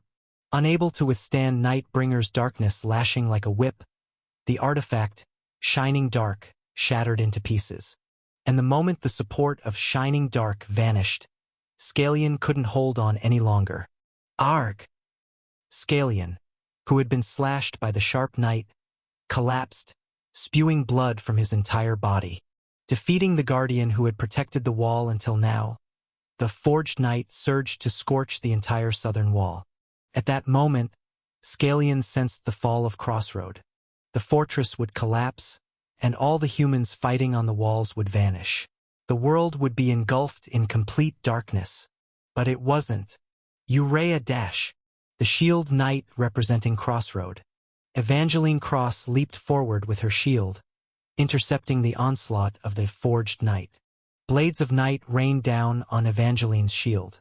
The ice on the Cross family's shield shattered, and the white armor, snow-white she wore, was torn apart from the outer edges. Grua! But Evangeline endured, roaring. She knew well. The moment she allowed this attack, the southern wall, Crossroad, and the human world would all end. So, I will protect it. Even while coughing up blood, Evangeline extended her shield and lance forward. With the damage save of the raised shield, she absorbed the darkness, and with the damage payback of the lance in her other hand, she spewed it back out, countering the surging darkness. The forged knight was a decisive skill of the Black Dragon that could not be blocked without special blessings or devices. Evangeline, using her unique magical operation mechanism, blocked it for a very brief moment, but indeed single-handedly. But the miracle was short-lived. When the moment of forged knight ended, Evangeline collapsed in place, bleeding from her entire body. Ah! The shattered shield fell to pieces on the ground, and the beautiful armor cracked wide open. The knight that hadn't been fully blocked veered off, slicing through the wall like tofu. Boom, boom, boom. The cleanly sliced wall crumbled and fell in a cloud of dust. Evangeline turned her blood-soaked, trembling face around to survey the surroundings. The central part of the southern wall, which had taken the direct hit of the forged knight, was scorched beyond recognition. Flutter. Only one flag remained. Behind Evangeline, a single black flag, symbolizing the World Guardian Front, fluttered pitifully in the winter wind, torn to shreds. Looking up at the black flag fluttering behind her, tears filled Evangeline's green eyes. All those days. From the distant southern field, Nightbringer opened his large mouth. The atmosphere trembled as he gathered his breath. He seemed to be aiming to finish this fortress city with that dreadful breath. All our battles. Evangeline's gaze, which had been staring blankly at the Black Dragon, slowly fell. Are ending so vainly. Evangeline quietly closed her eyes. There was no anger. There was no sorrow. She was just tired and exhausted from fighting for so long. So now, at least for the last moment, she wanted to lay everything down and rest comfortably. Life is short. Don't regret and waste it to the fullest. Then, someone's words echoed in her mind. Evangeline slowly opened her eyes again, and she gripped her shield tightly, which had lost all its outer parts, leaving only the handle. Clenching her teeth, her emerald eyes shining, she put strength into her kneeling legs. Not yet. To let go, claiming she had done everything she could, was not acceptable yet. This life wasn't over. To avoid regrets, even if only a few seconds remained. To live as I want, I will waste it gladly. Resolving to fight until the very last moment, Evangeline raised her head. Suddenly, a voice came from the sky, announcing, tired, haggard, and hoarse. This is the voice of a man that everyone on this front line had longed for. World's front line. With a flash dash, following the man's magical incantation, a wall of magic blossomed in the air like a bud. The geometric gray magic wall filled the sky in front of Crossroad, layer upon layer. Right above it, a dash. Nightbringer's breath poured down. The pitch-black breath of fire surged, poised to engulf the entire world. But the magical barrier, though melting, continued to merge and endure. When the breath, which felt like an eternity, finally ended, the magic barrier still stood intact before Crossroad, having withstood the attack. But, next, a man descended from the sky with a smooth motion, landing on the wall. Evangeline blinked blankly, unable to comprehend the situation. The man standing before her, with his back to her, looked just like the man who had come alone to rescue her from her father's villa long ago. "Senior," Evangeline mumbled involuntarily. Then, "Sorry." The man turned around. "I'm very late." Evangeline's shoulders trembled. It was undoubtedly the man she knew. The man who had caused everyone in this castle to weep in sorrow for days, unable to sleep with hatred and resentment for the monsters that had taken him. But the man before her was no longer the same. Evangeline could sense it instinctively. Wearing a black chain coat, his entire body wrapped in ancient, tattered bandages beneath it. His disheveled black hair framing startlingly vivid golden eyes. No longer human, exuding a divine aura. With a pale face and a sad smile, somehow looking both older and younger, Evangeline cautiously asked, "Are you really my senior?" The man did not answer. He simply looked at Evangeline and the others on the wall with a fond gaze. "Ha ha!" Evangeline laughed hollowly. It didn't matter whether this man was really her senior or a vision reflected in the lamp of her life. Either way, senior. "Do you remember?" She spoke honestly, the words she had wanted to say ever since he disappeared. Disjointed and sudden, but if she didn't say them now, she felt she would never get another chance. "You always praised me as the world's greatest shield knight, but now I know, my shield is too small. Before that giant monster, before this vast world, there's so little I can protect with this small shield. What I can do is really insignificant. Comrades, the wall, the city, the world. Nothing could be properly protected with this small shield." After losing the man she wanted to protect, Evangeline realized painfully how small and insignificant she was. "Look!" Evangeline turned around. On the crumbled wall, all she had protected was a torn, fluttering black flag. "In the end, all I could protect is just this one tattered flag. That's enough." The man knelt before Evangeline, meeting her gaze, and smiled faintly. "Thank you. You've protected it wonderfully." Evangeline blinked blankly. What exactly had she protected? Without further explanation, the man walked to the torn black flag flapping pitifully. He took the flag, carefully tying it to the empty flagpole he held. Now, becoming the flag bearer, waving the black flag, the man stood at the edge of the wall and looked back.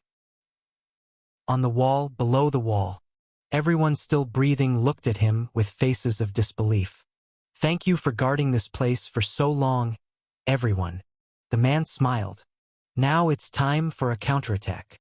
Crossroads' southern end. The edge of the field. Under Nightbringer's feet. Huff! Huff! Lucas, who had tumbled down to the ground from Nightbringer's height, was covered in blood. Despite struggling desperately to stop Nightbringer, it was all in vain. The creature had relentlessly unleashed the night upon Crossroad, and finally prepared that hateful breath again. Lucas had thrown his whole body to block the breath, but after being shredded by the knife-like night, he had rolled off the black dragon's body. Ultimately, Lucas, who had fallen to the ground at the monster's feet, trembled in pain as the sound of the breath attack reached his ears. Boom! Staring at the dirt, Lucas squeezed his eyes shut. Crossroad must have been destroyed. In the end, he achieved nothing. He failed to protect the world, to avenge his lord. He failed at everything. Everything was over. Just as Lucas, forehead pressed to the dirt, shook slightly, he heard a voice from the front. "You said you'd become the greatest knight in the world. Unexpectedly. Why are you staggering around here looking like a mad dog, guard?" Lucas slowly raised his head. Through his blood and dirt-covered hair, he first saw the intact crossroad, and from that direction, a man flew lightly and landed in front of him. "Ah?" A foolish sound escaped Lucas's gaping mouth.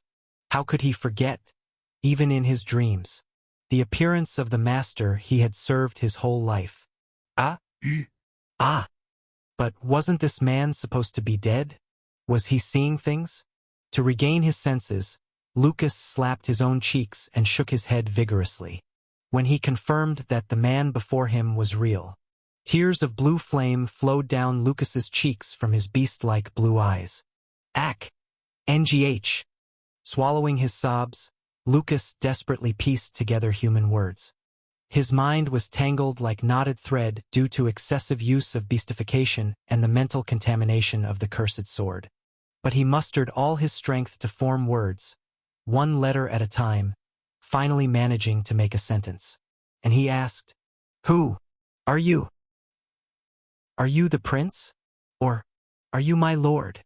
The man before him remembered the promises of their childhood and used those strangely sharp words, which belonged to the prince. But that gentle expression, those kind eyes, and the soft voice were undoubtedly those of his lord. So Lucas couldn't be certain. Was the man before him the prince? Or was he the lord? The man smiled faintly, tilted his head slightly to the side, and whispered playfully, "Which do you think?" Chapter 688. 24 hours ago. Nameless, Duskbringer, and Ash had just fought a decisive battle against Nightbringer. Ha, ha, ha. Nameless breathed heavily.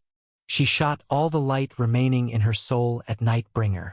It was a strike with all her might, but Nightbringer barely twisted his body to avoid it. Even though it just grazed him, it left a large wound on Nightbringer's chest, but ultimately it missed. The missed strike shot helplessly into the air, touching the curtain of darkness in the sky before fading away. The moment the sword missed, Nameless realized she had no means left to confront Nightbringer. So, while Nightbringer was in pain from the wound on his chest, she quickly took Duskbringer and Ash and left the place. Ooh. Fortunately, the wound on his chest was severe enough that Nightbringer did not pursue them. Only after escaping into the depths of the southern forest under the darkness did Nameless breathe a sigh of relief. Sister Nameless. Little Dusk. Nameless was startled when Duskbringer in her arms groaned and checked on her. After the dragonblood frenzy ended and Duskbringer returned to her human form, she was trembling in pain.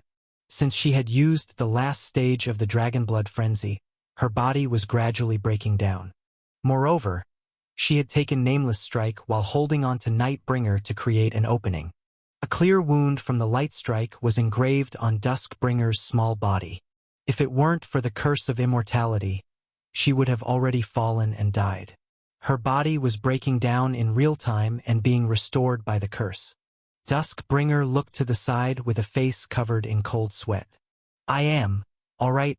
More importantly, Ash. Ash, who was lying next to her, was also in a bad state. He had been battered by Nightbringer's concentrated attacks, and crucially, his ego was starting to collapse. He was still unconscious. At this rate, he wouldn't last long. And Nameless as well. Ugh? Nameless suddenly discovered a long, dark chain wrapped around her ankle. The chain extended endlessly from the distant south, from the Black Lake, binding Nameless. Clink, clink. Moreover, it was gradually pulling Nameless. Damn! Only then did Nameless realize why Nightbringer hadn't bothered to pursue them. All three would soon perish anyway. If left alone, they would die or become something worse, so there was no need to go to the trouble of eliminating them. Now, at least Ash. Duskbringer, with trembling hands, dragged her body next to Ash. At least, we must save this child. But how? Nameless had already heard from Ash in the underground village. Ash's soul was broken. He had endured by overlaying a proxy personality on top of his soul. But that proxy personality was destroyed, and there was no way to restore it. And Ash's soul was collapsing again. There is a way. Duskbringer bit her pale lips and reached out her hand. When Ash came to ask me how to become a dragon, he told me, just in case this happened. What? It's in here. What Duskbringer picked up was a ritual longsword at Ash's waist, which could transform into a staff. The Nightmare Slayer, Light and Shadow, made from White Knight's twin magic cores. Ash preserved his personality in here. Just as White Knight continually replicated himself to be reborn as new doppelgangers. This equipment had the characteristic of replicating its owner's traits and applying them twice. And to exert this replication ability, Light and Shadow replicated the owner's personality, storing it within itself.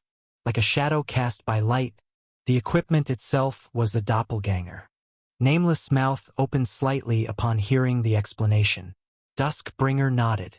The Ash we knew, those memories, are inside here. Can we call those memories Ash? Nameless murmured hesitantly, and the answer came from another place. Theoretically, yes. Ugh!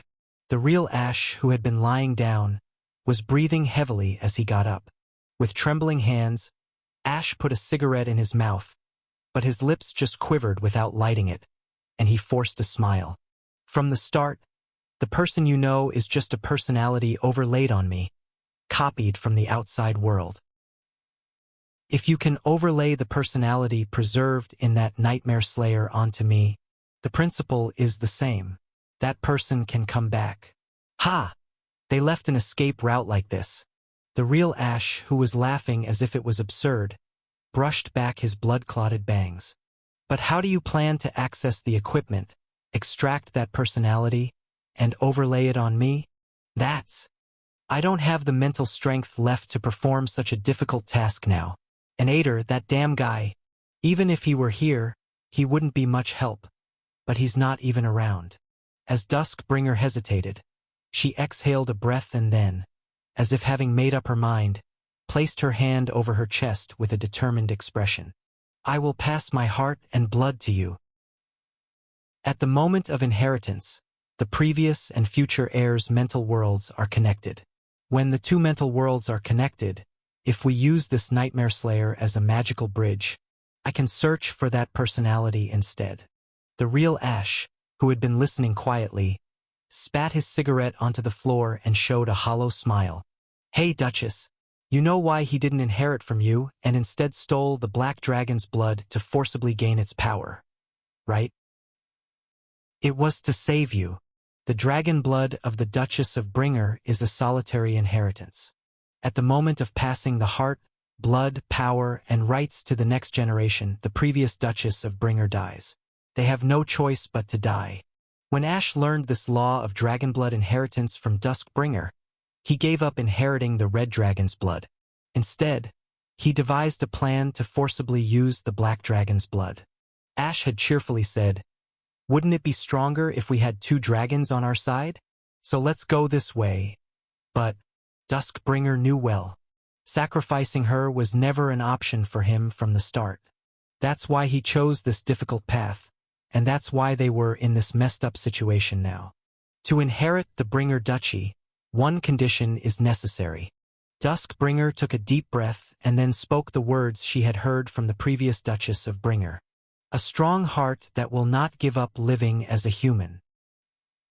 In the 120 years I've lived, I've never seen anyone who fits this condition more than Ash. Nameless, who had been listening, also nodded silently.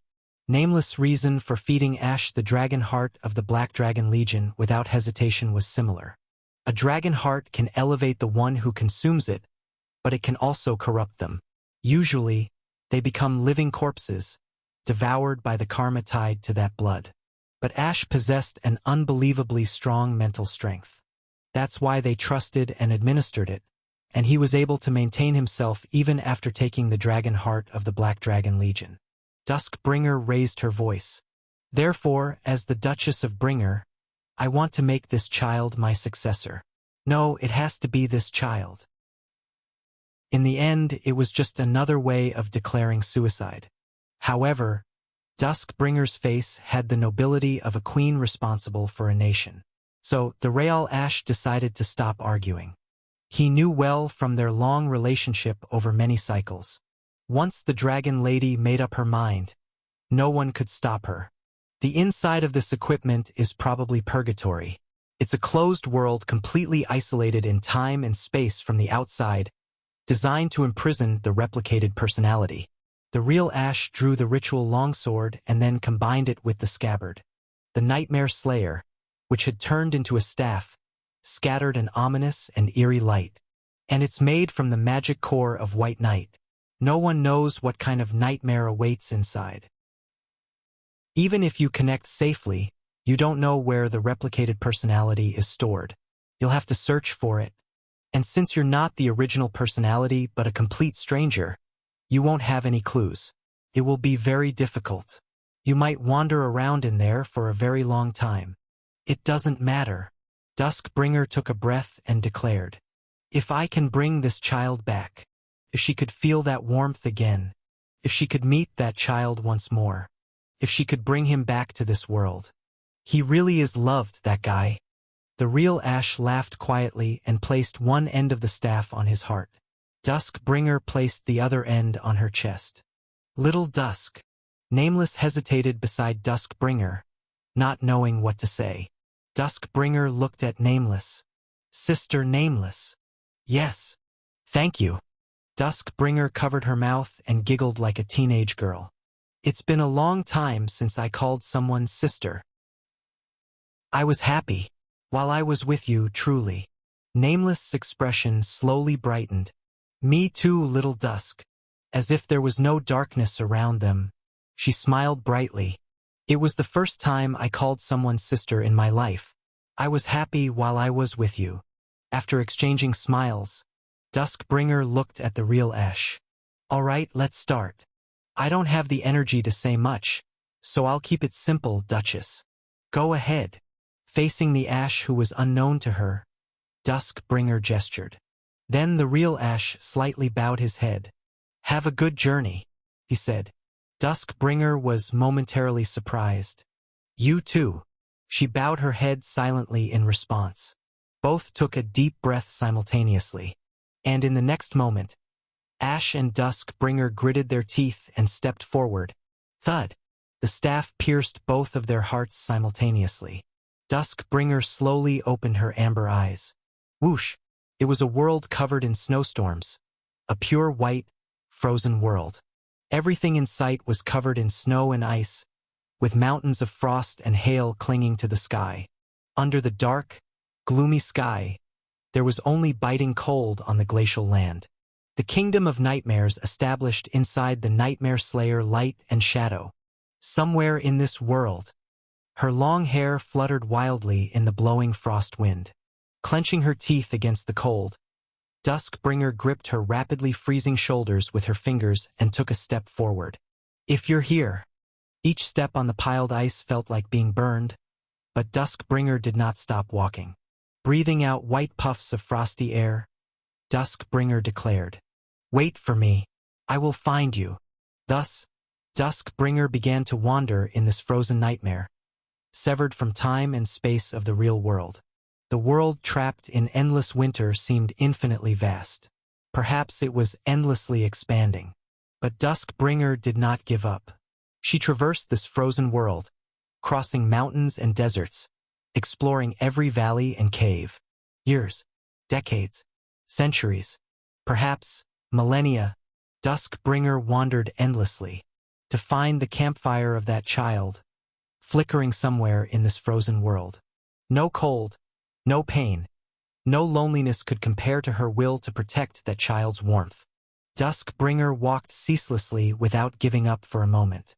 At the end of this endless trial, finally, Duskbringer found it. Is that? On the white frozen sea, there stood a fortress made of solid ice. Duskbringer instinctively knew that this was the place she had been searching for. She staggered towards the ice fortress. Creak. Boom! Pushing open the firmly closed giant ice gate and entering the fortress. Inside the fortress was a large mound covered in white snow, a burial mound. And sitting atop the mound was a lone shadow, wearing a robe with wide sleeves and a ceremonial crown adorned with small beads. His face was covered by a large talisman attached to the crown. It was a shadow that closely resembled White Knight. The shadow clicked its tongue and glared at Duskbringer. You finally made it. How tiresome. Duskbringer moved her frozen lips and spoke in a hoarse voice from her parched throat. So, you must be the master of the nightmare residing within the Nightmare Slayer. White Knight, it's you. White Knight's shadow didn't bother to respond and tapped the snow-covered mound with his fingertips. The personality sleeping here is mine. I will devour this personality, take over its body, and be reborn as a new White Knight. So, don't interfere, half-dragon. The truly tiresome one is you, undead. With stiff, frozen fingers, Duskbringer managed to clench her fist and slowly prepared for battle. Step aside. That child is too beautiful for something as vile as you to touch. White Knight's shadow laughed out loud. Aren't you equally vile, half-dragon? You're right. I am also vile. Duskbringer smiled bitterly. But no matter how rotten and decayed my body is, it can still serve as fuel to keep that child's fire burning. White Knight's shadow said no more. Instead, she spread her arms wide, aiming Duskbringer at this ice fortress she controlled, and the entire frozen world. The entire fortress trembled as the ice walls soared into the sky, and from all the ground and all the sky, ice spears and frost spikes poured down like a snowstorm. In the midst of the rushing winter, Duskbringer did not retreat and kicked off the ground. And then, a faint warmth. It wrapped around my frozen body. A small, feeble, but unmistakable warmth caressed my forehead. I slowly opened my eyes. I saw a cloudy sky with snowflakes falling. I realized that my body was lying in a transparent ice coffin, that the coffin was buried in a white grave, and its lid was wide open, that someone had dug up the grave with bloody bare hands, broken the coffin, pulled me out from within, and was holding me, just a moment, with a cautious touch, as if caressing a camellia flower met on a snowy mountain. Someone was gently tracing my face, whispering with a voice choked with tears. Just a little while. Let me hold you like this. I slowly reached out my arms and embraced her frozen body. As the frost melted from Duskbringer's closed eyelashes, it turned into transparent droplets that flowed down. Reunited in the ice-covered nightmare by a miracle, we held each other for a long time. It was winter. It was warm. Chapter 689. The last memory I had was the moment my chest was pierced for the second time by Nightbringer. Duskbringer calmly explained what had happened after that. With her support, I stood up and looked around blankly. So, you came all the way here to find me yourself? A world within the ice. Inside the light and shadow section of Nightmare Slayer, the taxidermied repository. Did she come all the way here to find me? Only you. Duskbringer extended her cold fingertips to gently caress my forehead. You are the only one who can bring light back to this world. The only one I can entrust my flame to for that purpose. I carefully spoke after a moment of silence. Your Grace, I am not the Ash you cherished. That Ash is already dead. I am just a backup, a clone preserving Ash's memories. A self-deprecating laugh escaped me. Since Ash was a clone to begin with, I am a clone of a clone, an imitation of an imitation, a replica of a replica. I am nothing but a fake among fakes. How could someone like me? It's okay. My trembling voice stopped at Duskbringer's resolute words. She smiled with her lips that were frozen white. Because it's still you. Because it's still your life. Slowly, she extended both hands to hold mine. And your life is beautiful. She spoke sincerely. I was at a loss for words and bit my lip. Ash, you have the strongest heart in this world. The courage not to hate. I blinked at the unfamiliar expression. The courage not to hate? Yes, the ability to embrace others instead of harboring hatred and anger. To accept a divided world and soothe others' wounds. True strength, benevolence. As long as you have that benevolence, no matter how many times you are cloned, you are still you. Duskbringer continued speaking to me, who stood dazed. My mother, Daybringer, said I had that courage too. That's why she trusted me and passed the throne to me. But as I got swept away by the world's storms, that courage inside me withered away. During my reign, my country became soaked in blood and ash. I killed many, hated many, and was hated in return. A bitter light shone on Duskbringer's face. I never lived as my mother had hoped. I survived as just another common, cowardly, shameless king. Her grip on my hands tightened. Then I met you, someone who never let go of the courage I had lost. It's easy to fight and kill your opponents. Conversely, it's difficult to communicate and understand. But even while you struggled, you willingly chose the hard and exhausting path. That's why your journey was great. I had just staggered along, stumbling and crawling to reach this place, losing and losing again, and now the world was on the brink of destruction. I had been repeatedly defeated and fallen, and if you hadn't come, I would have been frozen here forever. Believe in me, Ash. This is the word of someone who once shared your dream, but eventually gave up in the face of harsh reality. Why do you look at me so preciously, as if I am the last remaining candle in this world? You can bring light to this world. Duskbringer slowly let go of my hands and brought her hands together in front of her chest, then took out a flickering red flame from inside. After silently gazing at the flame for a while, Duskbringer slowly extended her hands forward. Will you accept it? As I hesitated, Duskbringer's voice trembled. I know, this flame is not pure. I couldn't uphold the nobility that my predecessors protected. Her cheeks flushed red. This flame bears my flaws. The noble will of my ancestors was stained, corrupted, and became ugly because of my shortcomings. But this is all I can give you. Sincerely, she was ashamed, as if thinking that her tainted life had contaminated the pure flame passed down from her ancestors. Is the flame too ugly for you to accept it? Duskbringer's gaze, voice, and the flame in her hand all trembled weakly. In the silence, I slowly opened my mouth. It's okay if it's ugly, Your Grace. I smiled warmly at her wide eyes. Living a life where you inevitably hate someone, sometimes causing harm and being harmed, getting covered in soot as you go, we call that an ordinary life. Where in this world could you find perfect goodness?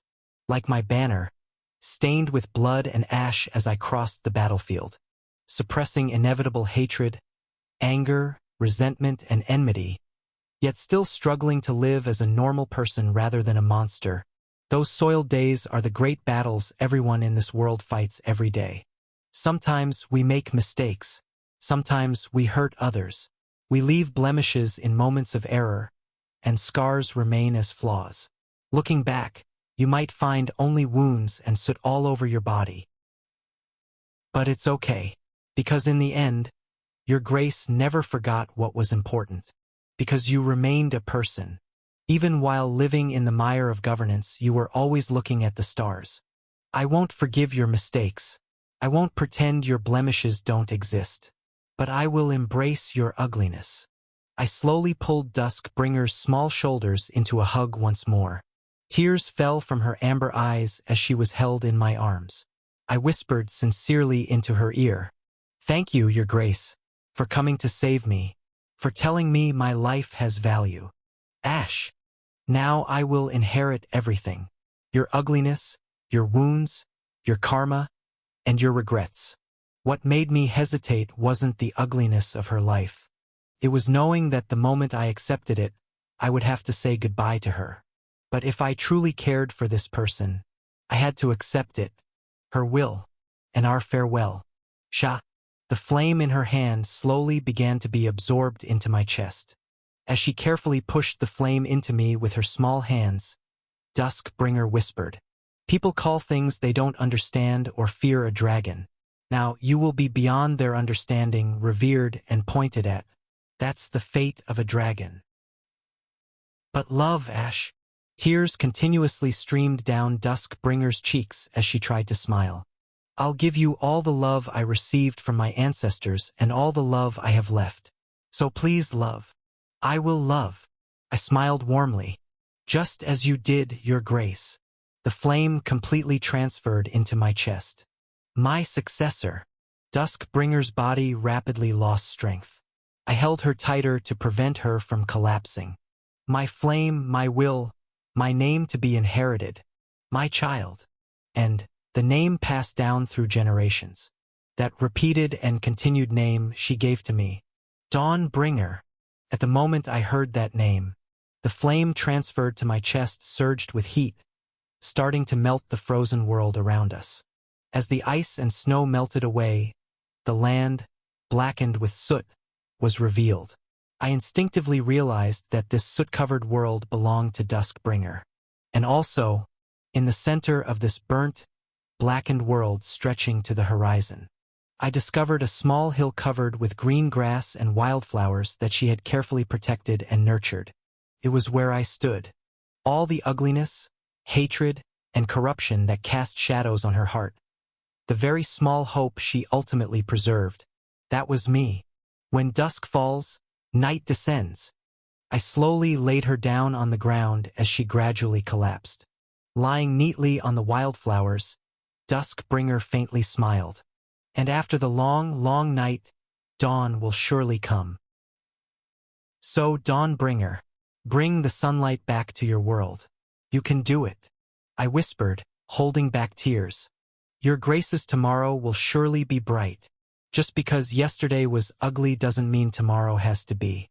As she said, after dusk falls, after the night passes, surely, dawn will come again.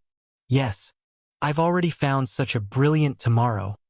With a weak hand, she touched my cheek once more, and with eyes whose light had faded, she smiled brightly. According to the legend my mother told me, red dragons at the end of their life gather at the shores of the world's end to wait for the last sunrise together.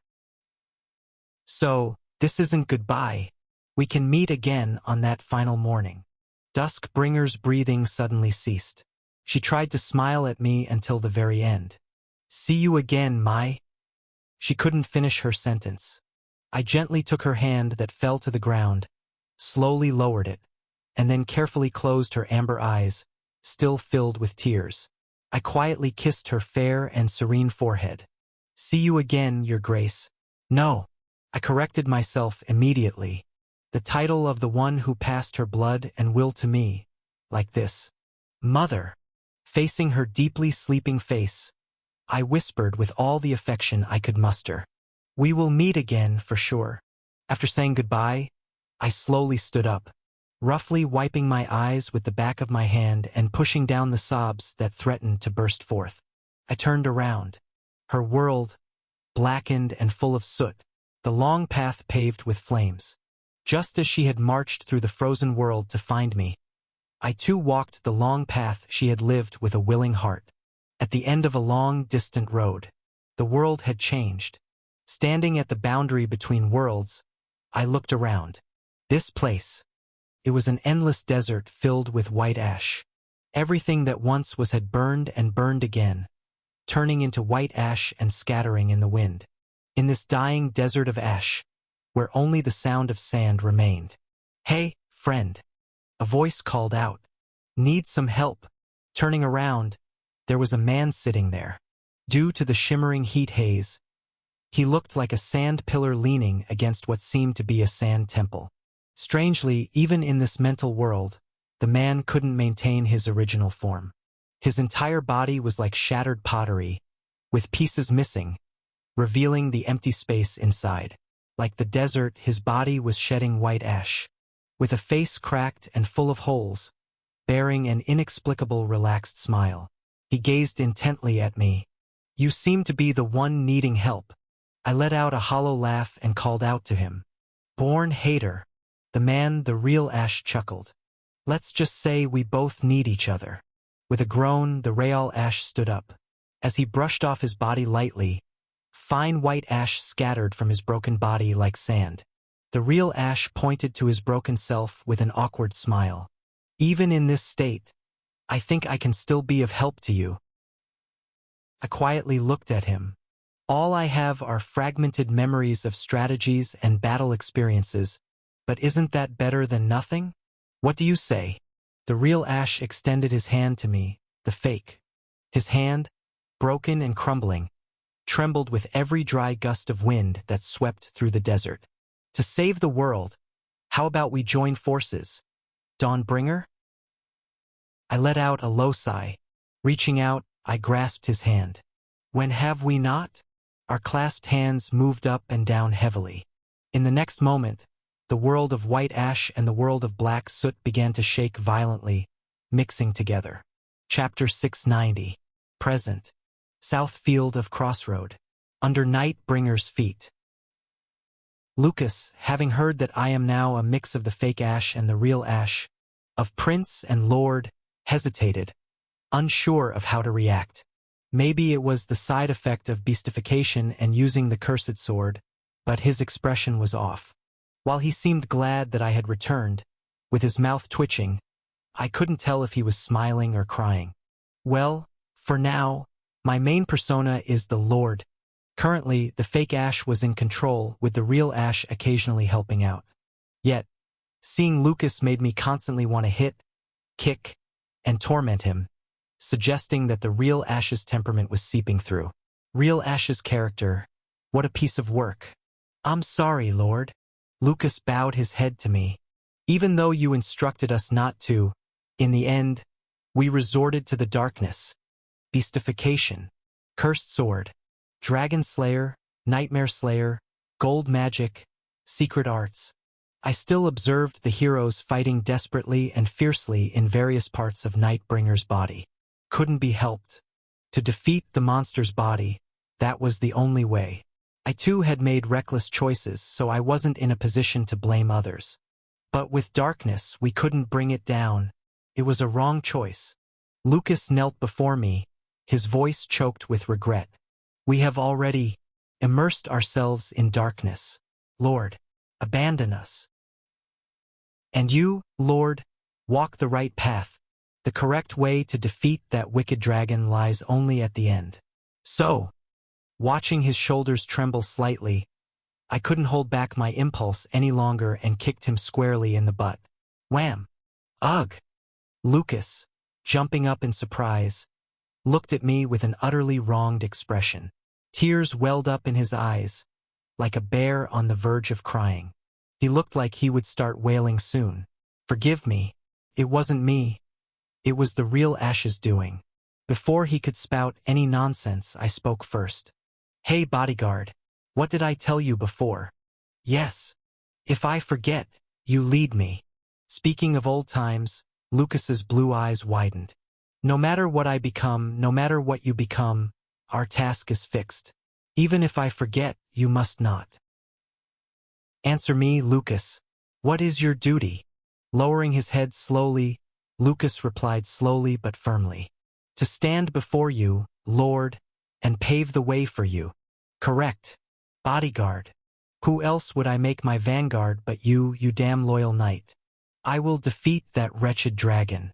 And for that I need you, and everyone else, Lucas. But I, and all of the special forces, have already been tainted by darkness. We can no longer harm that monster. We are finished. We are of no use anymore. No. I grinned slightly. If you're tainted by darkness, there's still a way for you to help me. So don't give up just yet. Lucas looked confused. But, isn't it obvious? Just because you take a few steps into darkness, does it mean your life is over?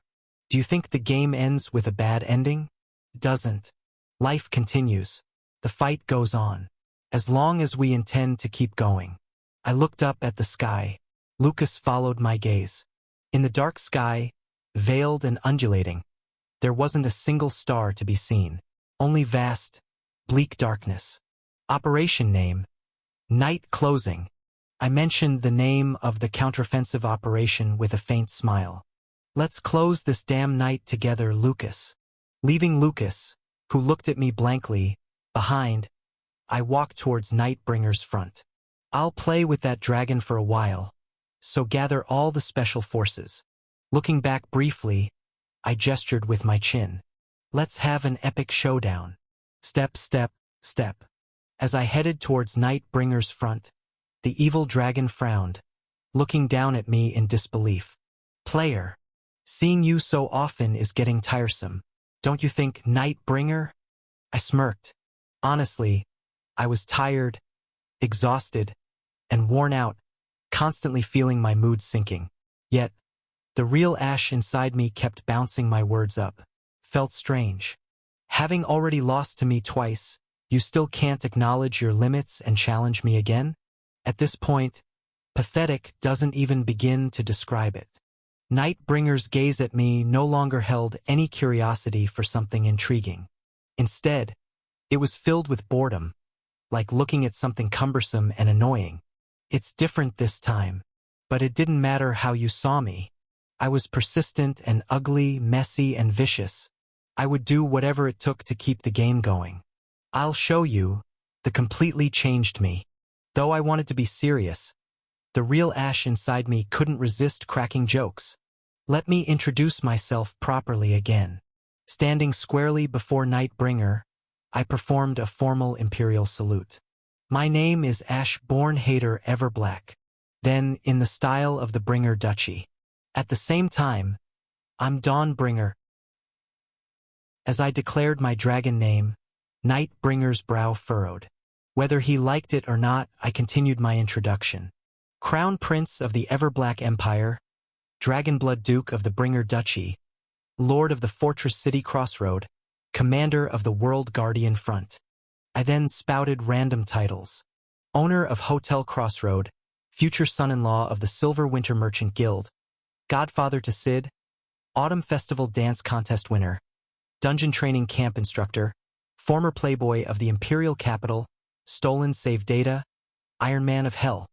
Throwing nonsense around, I slowly added a new, previously unheard title, and also the legitimate descendant of the Red Dragon. Grinning, baring my teeth, I stared at the monster, the bastard who stole the Black Dragon's blood. Finally, I finished my introduction. The current guardian of humanity. That's right. Currently, I had 3 overlapping statuses as a transcendent being. Red Dragon, Black Dragon, and the guardian of the human race. With the world on the brink of destruction, all humanity had begun to pray for salvation, fervently desiring a savior more than ever. Ironically, facing destruction granted me the strongest authority as the guardian of the race. As each day brought the end closer, my power increased exponentially, making me incomparable to my previous state. Ha! Nightbringer, having listened to my list of titles and the armband on my shoulder, clicked his tongue. Excessive. Monstrous. Narrowing his eyes, Nightbringer stared at me, as if multiple invisible crowns were stacked on my head. How many crowns? How many burdens are you going to place upon yourself? I need this many to match your level. If the gap had been insurmountable before, now it was close enough for us to see each other's faces. So, do you think I've caught up to your esteemed level, world closer? As I smirked, a flash of displeasure crossed Nightbringer's face. Biting my lower lip, I raised one corner of my mouth. God, dragon, human, real or fake, Dawnbringer or Born-Hater, it doesn't matter.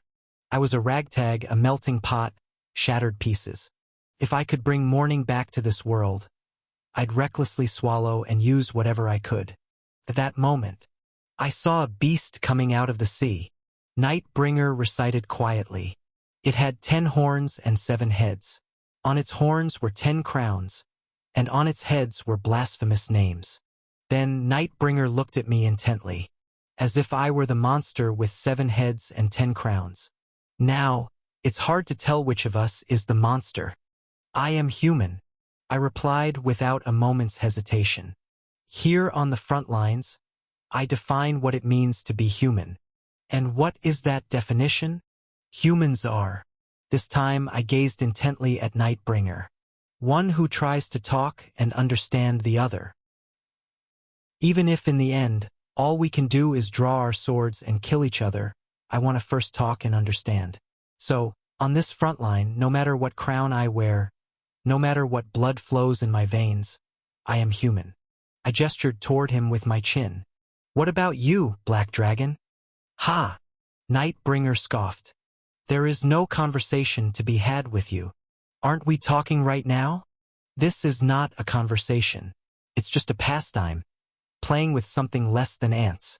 The next moment, Nightbringer's eyes blazed with a terrifying golden light. You have already been defeated by me, player. No matter how many times you challenge me, no matter how many hastily made crowns you pile on your head, the gap between you and me will never close. Therefore, Any conversation with you, any new challenge from you, is utterly and perpetually futile. I smiled bitterly. He was right, actually. The only way to defeat Nightbringer was the first battle, the raid inside the Lake Kingdom. To take him down underground before he landed in the world and absorbed the night. Real Ash, in past cycles where he succeeded in slaying the Black Dragon, almost always defeated him at this time. Failing then made the chances afterward almost negligible. Having lost that raid, it was effectively over from that point. Once Nightbringer safely ascended into the world, he absorbed the night, became the night itself, broke all norms, and flew beyond the reach of any strategy. If this were a game, I would have given up and moved to the next cycle. But this was reality. The final battleground. There was no next cycle. So, recklessly, dirtily, shamelessly, I clung on, fighting to keep the game going by any means necessary. For any possible variable. I just scattered as many possibilities as I could, doing my best. I'll carve it into your body and soul again, no matter how many times you die and rise again. In the end, you and your world are nothing but embers under my night. I will make you realize this while you wail. Flash dash. From Nightbringer's eyes burst an unbearably bright golden light, and the surrounding darkness began to distort and swirl. Forged night. And at an overwhelming output never seen before. I watched as Nightbringer loaded a fatal blow powerful enough to shatter the world. Thump! Thump! Thump! Then the ground started to shake. Was the earth trembling in fear before the overwhelming might of the monster trying to annihilate the world? Thump! Thump! Thump! Thump! Thump! No. This had a more direct cause. Nightbringer, who was charging Forged Night, flinched and looked behind himself, toward the south. What? Thump! Thump! Thump! Thump! Thump dash! Like a drumbeat, the earth roared. The epicenter rapidly moved north from the distant south, making the entire ground tremble violently. Yes, the sound. It was the same sound that had been echoing continuously from underground in the Lake Kingdom for days. A sound that scraped the surface, heralding the approach of the end of the world. The identity of this sound was, could it be, this tremor is? Alarmed by the massive impending earthquake, Nightbringer turned his massive body fully toward the south. And then, boom! Like lightning, the ground split from the south, carving a long furrow, and shot dirt and rocks skyward. Crash dash! A massive serpent, shimmering with silvery-gray scales, erupted from the ground, swimming through the earth. The continent crosser, the civilization devourer, the world serpent, the colossal monster crossroad faced in Stage 9. Its name was Jormungandr. Nightbringer, instead of me, uttered the name with a bewildered groan. Riding atop the giant white serpent's horned head, holding a flute, was a clown with a smiling mask. The Pied Piper Crown. A prince of the Lake Kingdom who could communicate with and control monsters with his flute. Phew! Crown slowly removed the flute from his lips, glanced at me, and nodded. I did what you asked. So, I hope you'll keep your promise. Crown's last words were cut off. The brown-haired boy, or rather, the young man now who was sitting behind Crown, waved his arms at me and shouted, Your Highness dash! With large brown eyes brimming with tears, Damien shouted at me. I believed in you. I knew you would return safely, Your Highness. A smile spread across my lips. I believed in you too, my trigger, that you would return safely to my front line. The possibilities I had recklessly scattered were now turning into cards in my hand, one by one. Whether this hand was a dud or a royal straight flush, there was only one thing I could do anyway. All in. Watching Jormungandr's massive body surge towards Nightbringer, I murmured softly, Well then, shall we begin? Finally, it was time for the counterattack. Chapter 691. A few days ago, when Crown first heard Ash request to wake Jormungandr, and when he heard the request to have Jormungandr join this battle, Crown thought, is he insane? No, of course, he knew the guy was crazy, But this was an utterly mad demand. As Ash said, among the remaining monsters in the Lake Kingdom, the only one that could match Nightbringer was Jormungandr. But how could he wake that mythical worm, as Crown called it, injured and sleeping underground? Even if he did wake it, how could he get it to fight? He owes a debt to our monster front. Ash said this calmly, especially to Damien. He saved him when he was dying, healed him, and sent him back. Do you think a monster repays favors? Well, that snake friend did say, "I won't forget," with his own mouth. It would be nice if he repaid us when we need it. Debts aren't usually repaid at the time you want. Even if Crown played the flute to wake the sleeping Jormungandr, the likelihood was higher that he had forgotten such a trivial debt. Monster thinking was very different from humans, and beings from the mythical age were even more so.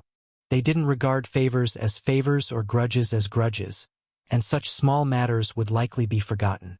Worse, it could wake and, driven by instinct, continue its northern journey, destroying Crossroad. We're betting on the possibility, but Ash was unwavering. Jormungandr is neither a good nor an evil being. It's closer to a natural phenomenon. Hence, it's a gamble worth taking. Even if it just becomes a variable, that would be good. In the end, Crown surrendered. I'll try, but don't expect too much. I have high expectations, Crown. Ash laughed mischievously and patted Crown's back. Crown flinched and shrugged his shoulders. It was annoying how he suddenly acted friendly, desperately grasping at anything when cornered. Crown mocked Ash as he headed deep into the Lake Kingdom, but soon his expression hardened. Clinging to false hope, desperately trying to grab even a straw, he was the same. Wanting to protect his sister from unavoidable corruption. Dreaming such an unattainable dream, he was the same. Crown sighed, gripped the flute, and headed towards the deepest burrow where Jormungandr slept. It wasn't far from the underworld village. All right, let's give it a shot. The end of the world was already near, and waking the coiled snake with the sound of a flute and making it dance was, after all, what clowns always did. Crown then continuously played the flute for several days to wake Jormungandr. Jormungandr writhed in pain. Every time it did, the whole underground trembled. But due to the serious injuries, it took time to wake up. Crown didn't give up and kept trying to wake the world serpent, while Ash's expedition failed. While Ash fell to the underworld village and became a dragon with black dragon's blood. During the second confrontation where he lost again, Crown struggled to wake the mythical monster. And then, rumble. Finally, it opened its eyes. The entire Lake Kingdom shook as the world serpent lifted its massive head from the underground burrow. Woken by a human's flute instead of the laws of nature, Jormungandr looked particularly displeased. The serpent glared at Crown with half-open, yellow eyes filled with murderous intent. Hiss dash! With a chilling hiss and hot breath, Jormungandr pushed Crown back. But Crown remained unfazed. The end of the human world has come. At this point, it had been 48 hours since Nightbringer landed in the human world. The destruction of Crossroad was obvious. Still, Crown had done everything he was asked to do. World Serpent, they say you owe the human world. And that sniper. Jormungandr's eyes grew colder as its long tongue flicked. Crown continued. At this rate, that sniper will die too. Crown didn't expect his words to work at all. Jormungandr squeezed its half-open eyes shut, then eventually opened them completely. And then, rumble, rumble.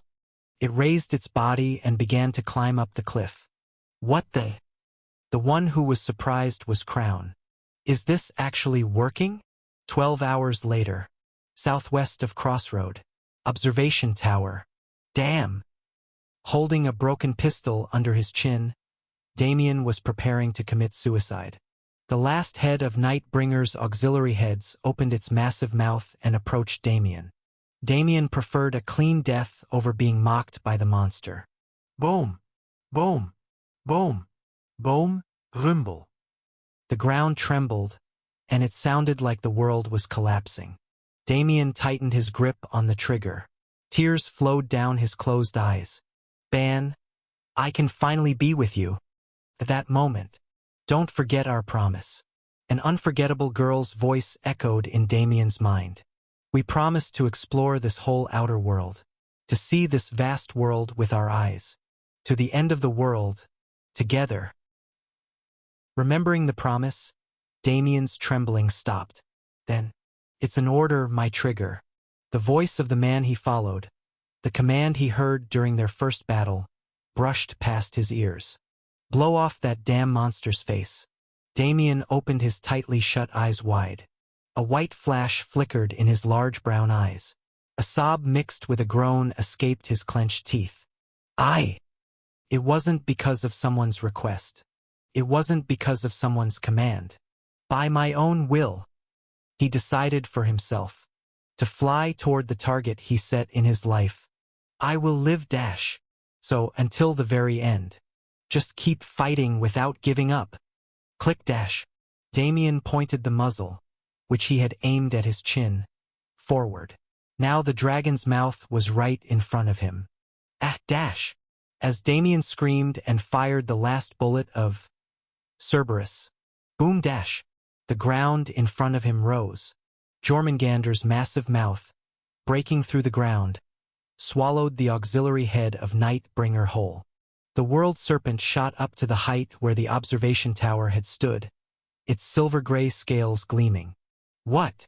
Damien blinked his eyes blankly, hit by the pouring soil and sand. He couldn't understand the situation. He didn't know why the monster he had met years ago had reappeared here. As Damien stood with his mouth slightly open in confusion, a pleasingly low-toned voice reached his ears. Are you alive, sniper? The clown who jumped off Jormungandr's body, Crown, dusted off the dirt from his body and said abruptly. He says he's here to repay a debt. What? The world serpent says he's here to repay a debt to you. As Damien looked up in bewilderment, Jormungandr, who had swallowed the auxiliary head, flicked its long tongue. Was it an illusion that the giant serpent's yellow eyes seemed to be smiling gently? Well, I'm really grateful, but I don't think you owe me anything. If a snake comes to repay a favor, you should accept it quietly. If you refuse, you might earn a grudge. Yikes! Thank you, really thank you.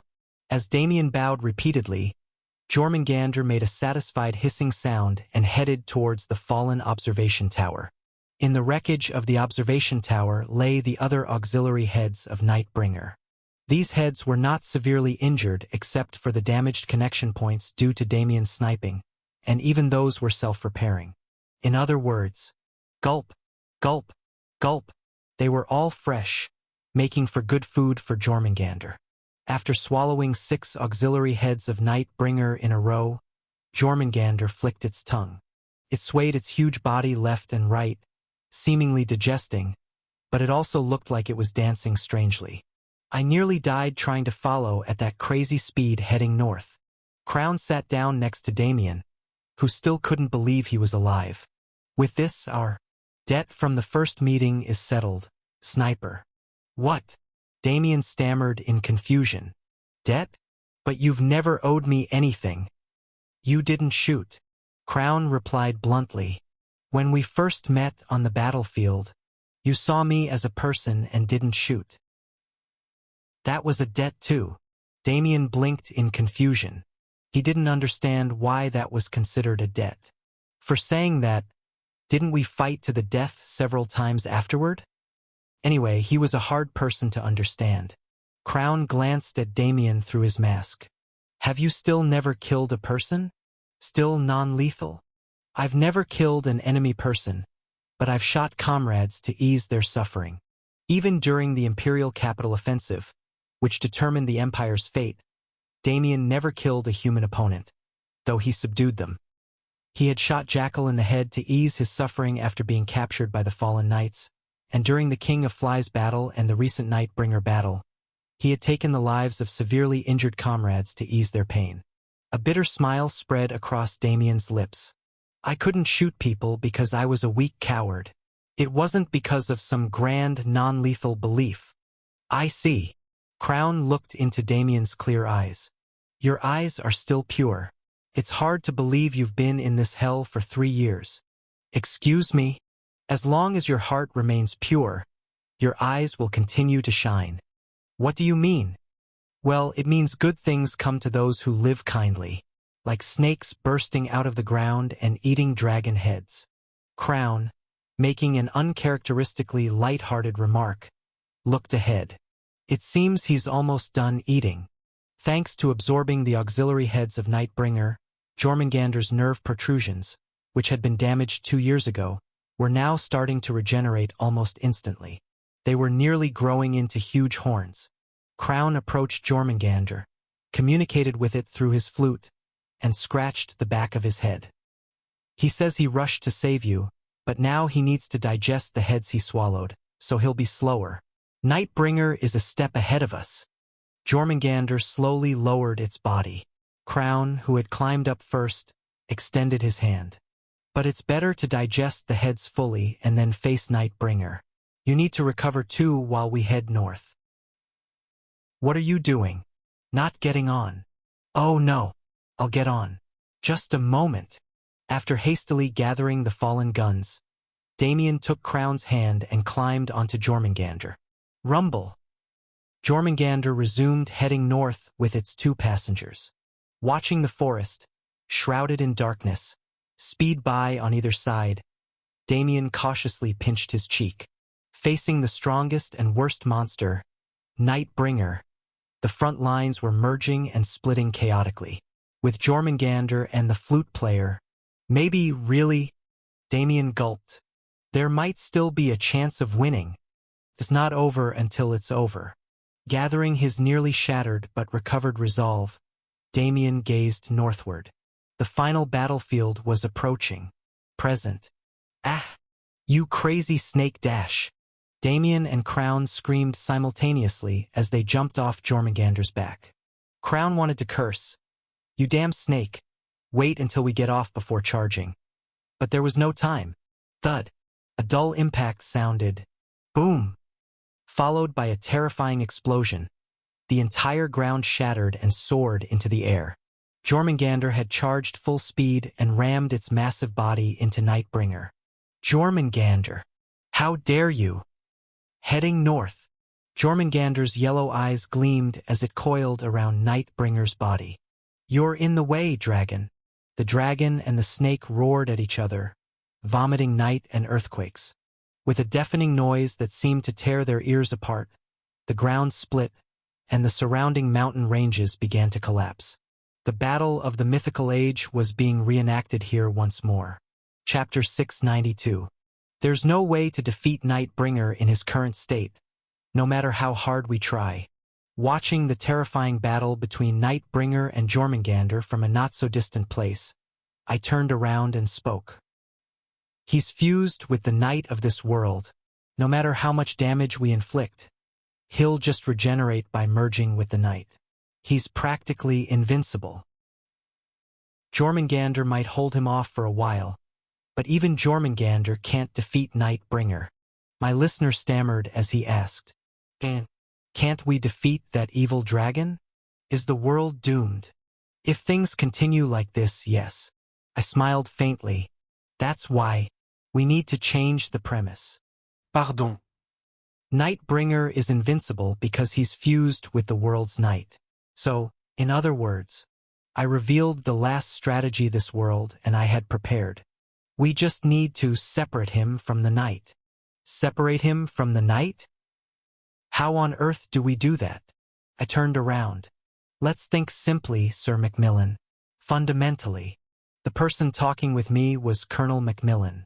Sent by the Emperor, he had come to confirm my survival and discuss the upcoming operations. In this world, what originally dispels the night? Macmillan looked blank for a moment at my question.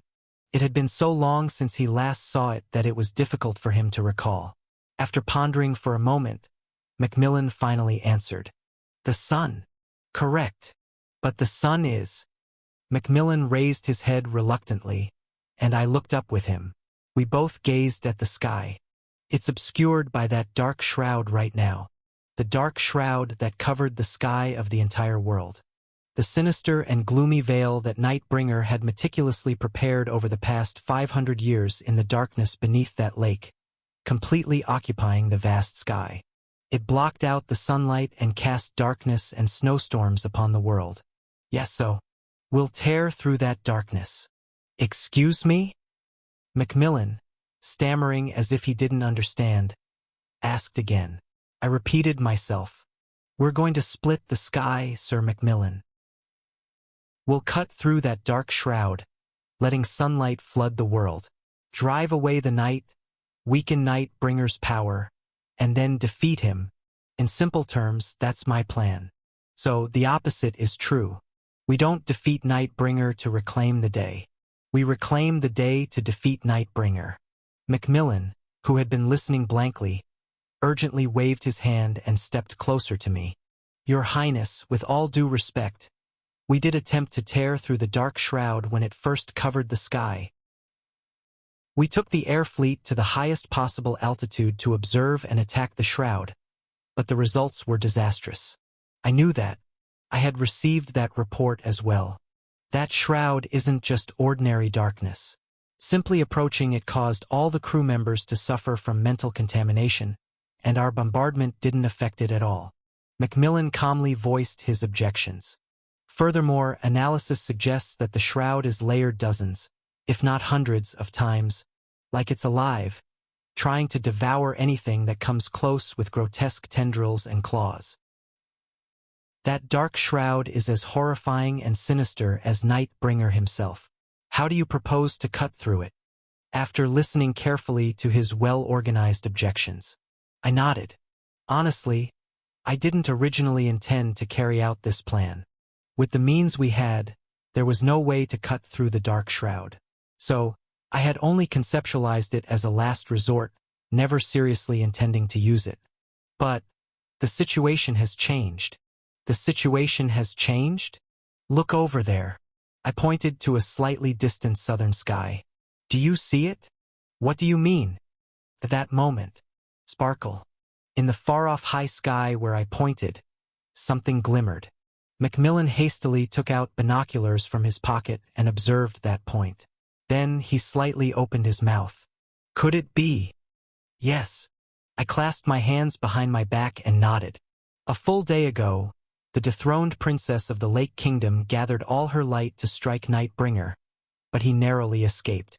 And then, during the battle fought by the real Ash, Duskbringer, and Nameless against Nightbringer, the massive pillar of light that emerged then reached the sky. The pillar of light that Nameless fired at the end undoubtedly touched the dark shroud. That fierce vortex of light tore through the seemingly immaculate sky. It burned away the darkness at that point. It left a scar. A crack was formed.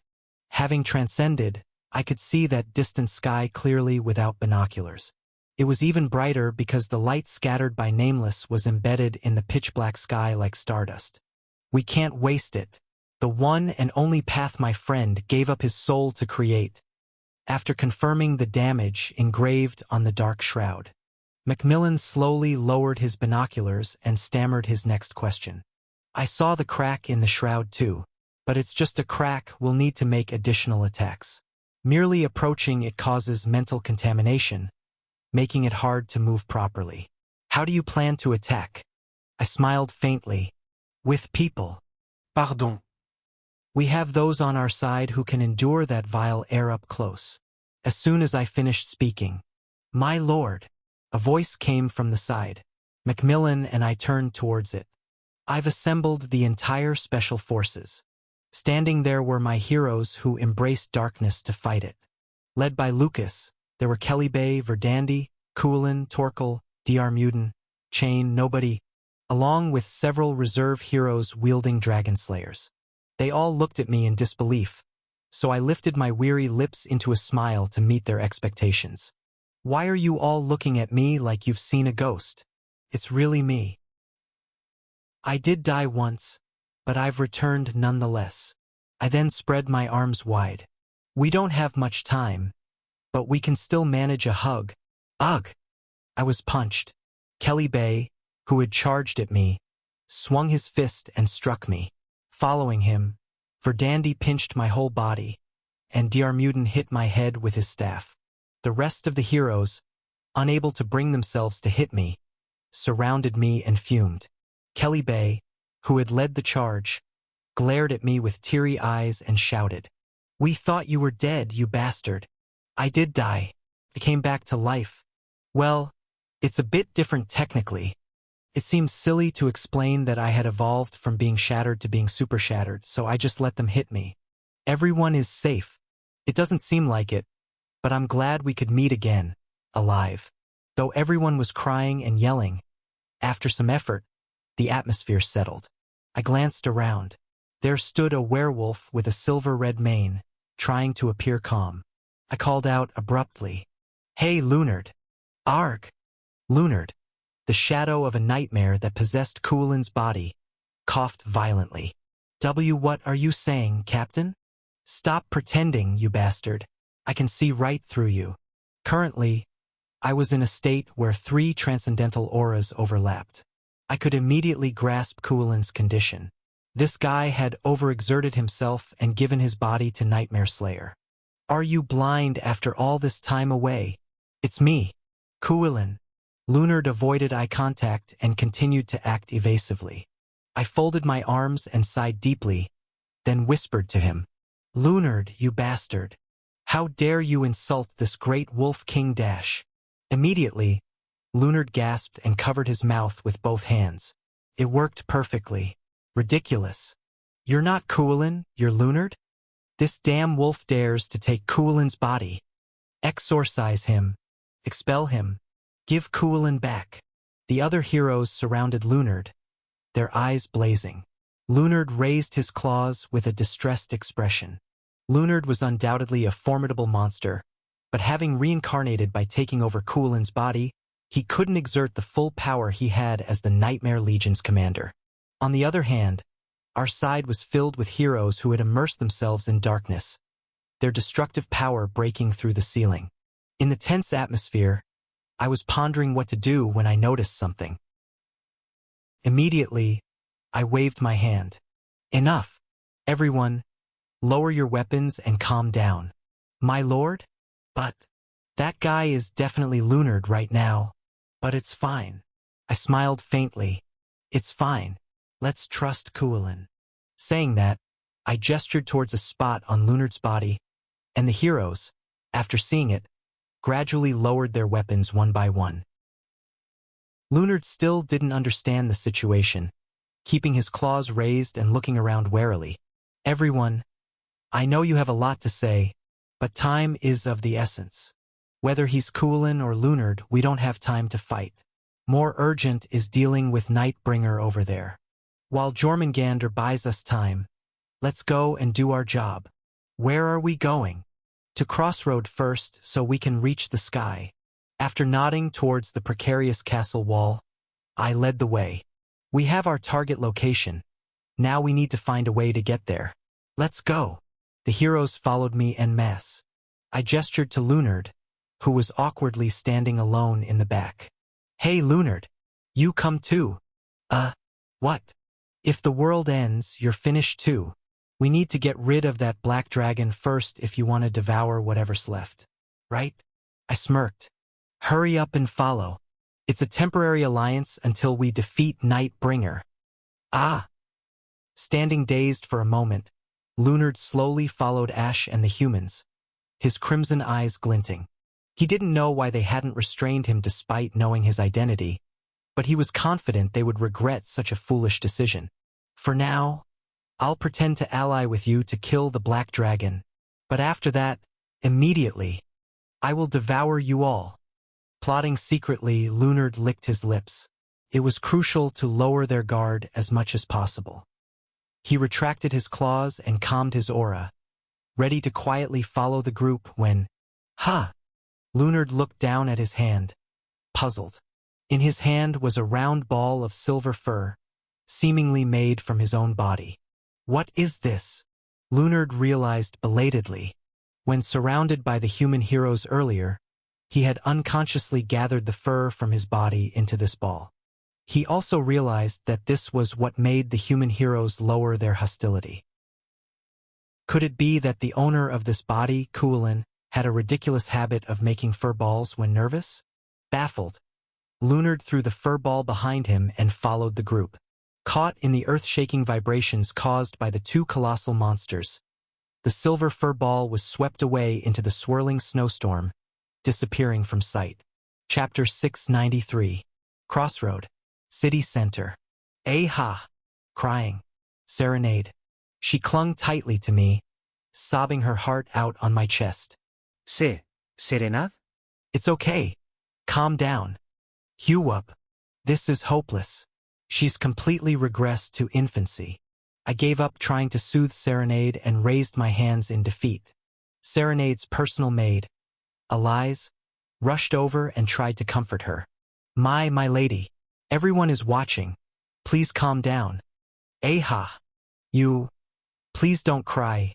You're making me want to cry too. SNFF. Elise wiped her reddened eyes and sniffled.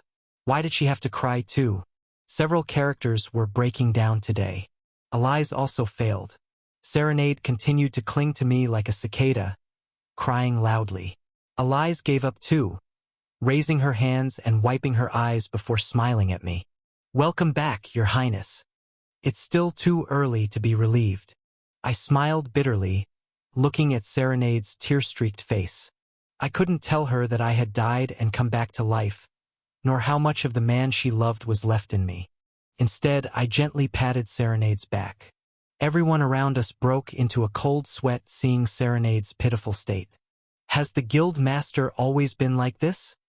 Maybe she's been holding it in all this time. I get it. This is the second time Ash has gone missing and come back. How worried must she have been? Kelly Bay grumbled, patting my back roughly. Other heroes followed suit, hitting me one by one, saying, "This is for Serenade. Stop hitting me, you guys. Lucas, don't just stand there with your arms crossed. Do something." I didn't want to see such a touching scene. Crown, who had joined us, grumbled from behind, and Damien, next to him, rubbed his tear-filled eyes. SNFF. SNFF. I'm sorry. This isn't the time for this. Serenade finally calmed down, sniffing and stepping back. She was right. It was cute and heart-wrenching, but now wasn't the time to be relaxed. I carefully wiped Serenade's tear-stained face with a handkerchief and asked, "Serenade, where is His Majesty the Emperor?" Before I left for the expedition, I had informed the Emperor about the final strategy, Operation Night Closing. I had advised him to consider it if all other defensive plans, from Plan A to F, failed. And now, with all other plans rendered useless, had the Emperor prepared this final strategy. He is in the warehouse district, preparing the last strategy you left, Your Highness. As expected, my father, the Emperor, didn't waste his experience. I also helped prepare it. This way, please. Following Serenade's lead, we rushed over. Amid the warehouses destroyed and burned by Nightbringer's breath, we saw a standing hangar. Even though giant monsters were fighting outside the fortress walls, threatening to destroy the world, the production guild members inside the hangar worked tirelessly without even blinking. And what they were working on was... what? It was an airship I had never seen before. It was much smaller than an aircraft carrier on Earth but had a similar shape. The deck extended forward, and the hatch also opened forward, allowing heroes to come and go. Overall, it looked like a mix between Alcatraz and Geronimo. The beautiful curved design and tightly fitted armor were like Alcatraz, while the bulky rear thrusters resembled those on Geronimo. The weapons seemed to be hastily attached. There were about 10 machine guns capable of firing magic bullets at the front, and all available ammunition, including dwarf-made guided missiles, were loaded in the back. I gaped at the impressive airship that had suddenly appeared. Where did this thing come from? During the salvage and repair of Geronimo, we accumulated technology, gathered ancient information from across the continent, invited master craftsmen from various races. Serenade lowered her voice and looked around cautiously. Ahem. The design plans we bought under the table from the Imperial airship fleet, and the core technology from an Imperial engineer we scouted, all combined to construct this new airship for the Guild, Your Highness's personal vessel. Serenade awkwardly explained, as if caught revealing a prepared birthday gift too soon. I couldn't close my gaping mouth. They made a new ship just for me from the start? I never expected this. Actually, it was barely flight-capable and far from complete, but His Majesty transferred many parts from Alcatraz, combined with Crossroads' magical construction techniques and the full capabilities of the production guild. Now, it can fully function as an airship. As I approached, the production guild members, covered in oil and grime, stood up and saluted me. I silently returned the salute. Everyone had fought together without giving up until the very end. I thought I'd be putting my father in the retired Alcatraz as a pilot and forcing it to move. I was truly taken aback and carefully examined the new ship. Serenade continued her explanation. It's an assault landing ship designed prioritizing the deployment and recovery of heroes. Its name is... She glanced sideways at me. Please name it, Your Highness.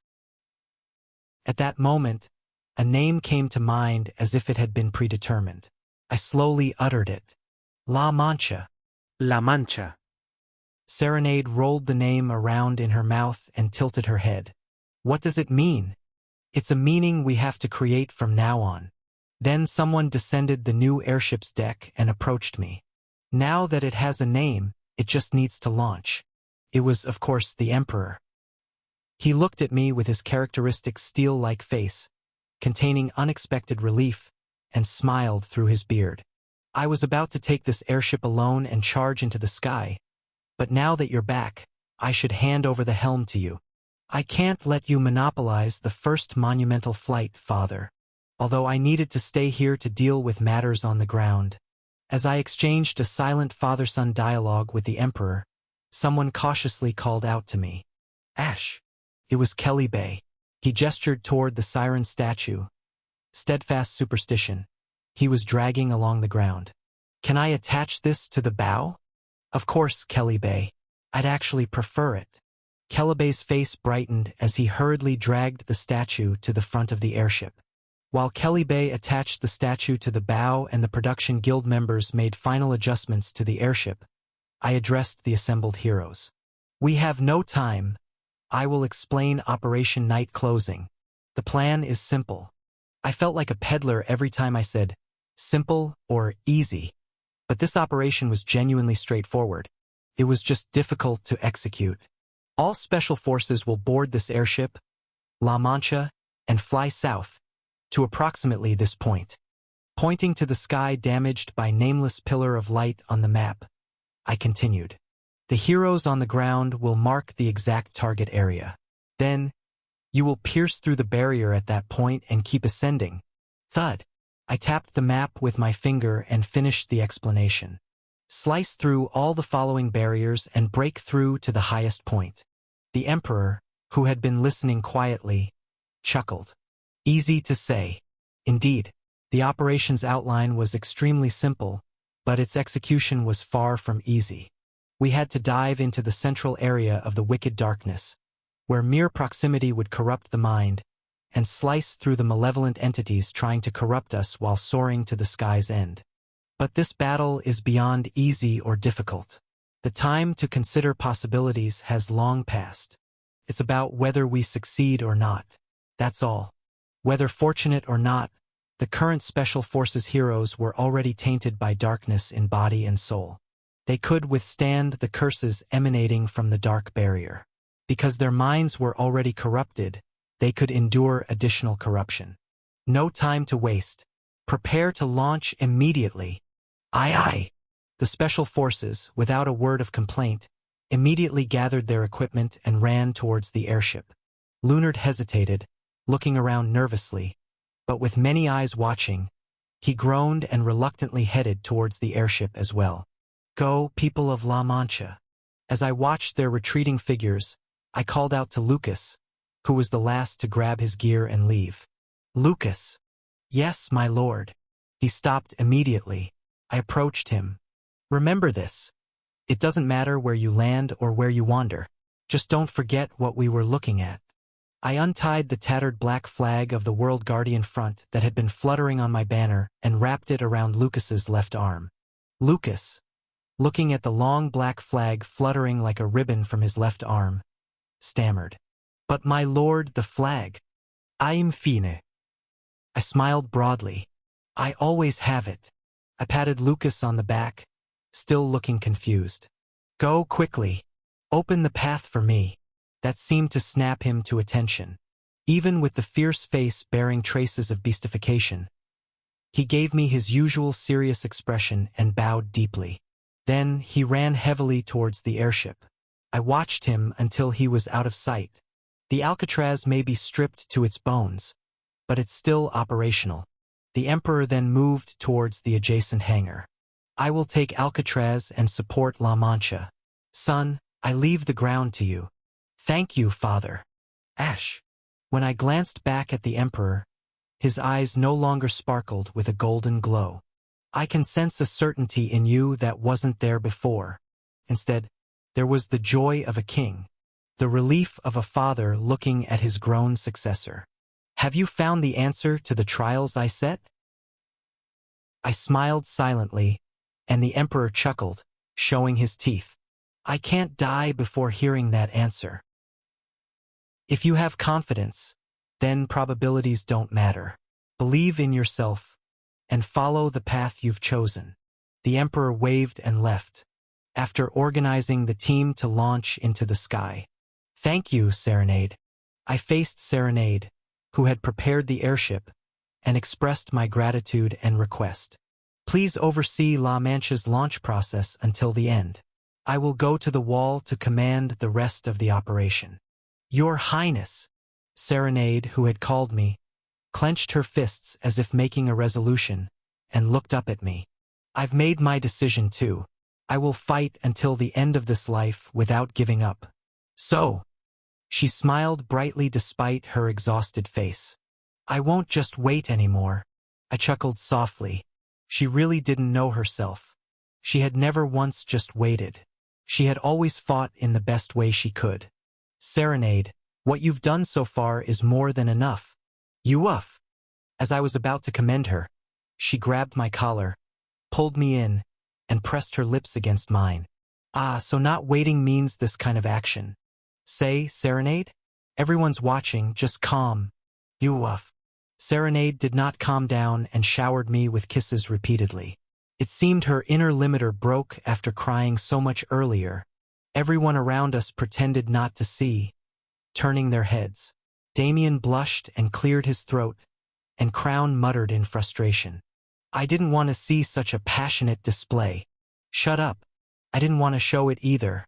Go on ahead." Serenade finally let go of me, her previously haggard appearance now shining with vibrance, smiling radiantly. "I'll catch up soon." I squeezed her hand once firmly. Then I turned and walked towards the wall. Damien and Crown immediately followed me on either side. Crown's eyes narrowed as he looked at me from behind his mask. "I didn't want to see such a warm display." "Shut up. If you repeat that line one more time, I won't let it slide, Crown." Feeling embarrassed, I grumbled, while Damien chuckled. Hee. Still, it was much better than seeing everyone cry. Indeed, with the prince here, the front lines come alive. Right? What's the big deal about a kiss show? If the world doesn't end and everyone can tease me and laugh, what's there to worry about? I will see it through, to protect the moments where people can laugh. I would sprint down the last remaining path to victory no matter what. With renewed determination, I hurried my steps towards the wall. Let's go. While the people in the sky split the darkness, those on the ground have their own tasks to do. Crown chuckled and made a joke. Then what should the people of the lake do? Just follow quietly. But seriously, Crown, you jerk. Haven't you been enjoying making jokes since earlier? Chapter 694. The walls, brought from New Terra and rebuilt with all of humanity's technology, still stood firm amidst the chaos. Though more sections had collapsed than remained intact, the walls were still standing, and people capable of fighting were gathered atop them. "Your Majesty!" Led by Junior, people who saw me return alive for the first time ran to me, crying out. While I appreciated the tearful welcomes, now was not the time for such emotions. Thankfully, everyone quickly calmed down. Boom! Boom. To the south, Nightbringer and Jormungandr continued their apocalyptic battle. The split ground and emerging night swirled together in the air. Just watching it sent chills down my spine. Senior, Evangeline, who was rallying the troops, looked back at me, and I nodded. Good. Is everyone gathered? I had already sent allies here to gather the troops and supplies. I quickly explained the night closing operation to the heroes and soldiers on the wall. Though everyone looked exhausted, they focused because they knew this operation was our last chance for a counterattack. So, soon the airship will depart to pierce the veil of darkness. We need to support from the ground. What do you mean by support? Though there are gaps in the veil, it continues to repair itself. The gaps have narrowed. We need to widen those cracks. I looked at Damien and nodded. Damien will target those gaps. Damien nodded back. He had been observing the rifts in the sky from the observation tower. He knew their precise locations better than anyone. But Damien's magic bullet alone isn't powerful enough. So, everyone here needs to lend their strength. Evangeline and Junior widened their eyes. Lend our strength? Yes. As soon as I finished speaking, Lily and the alchemists came struggling with something from inside the city. We brought it, Your Majesty. It was Burnout's special large-scale ballista. Originally designed with various customizations in mind, it had been used in many ways, such as connecting to the Dandelion Corps commander's magic core. We intended to utilize that aspect this time as well. Thank you for your legacy, Burnout. Bodybag, lifting the equipment with telekinesis, skillfully began setting up the ballista. The large ballista was quickly installed atop the wall, and the alchemists connected it to the magic core and various artifacts. Damien, over here. Called by Lily, Damien ran and fitted Black Queen to the top of the ballista. As I watched the assembly of this unprecedented temporary magic bullet launcher, I explained to the remaining heroes. We will divide the heroes into 4 groups: spiritists, magicians, priests, and everyone else. Nodding at Hannibal and the spiritists, I continued. First, the spiritists will enchant Damien's magic bullet. Spiritists are skilled at imbuing. They can embed spirits into equipment or attribute properties to objects. They would coordinate the entire magic bullet enchantment process. Next, the magicians will compress their magic and infuse it into the magic bullet. Magicians will enhance the magic bullet's power. Junior, understanding my intent with a simple command, nodded and led the magicians to the launcher. I then looked at Zenith and Rosetta. Despite being covered in bandages from battle injuries, their eyes were sharp. Priests will convert divine power to light through the magic concentrator, helping the bullet resist darkness as much as possible.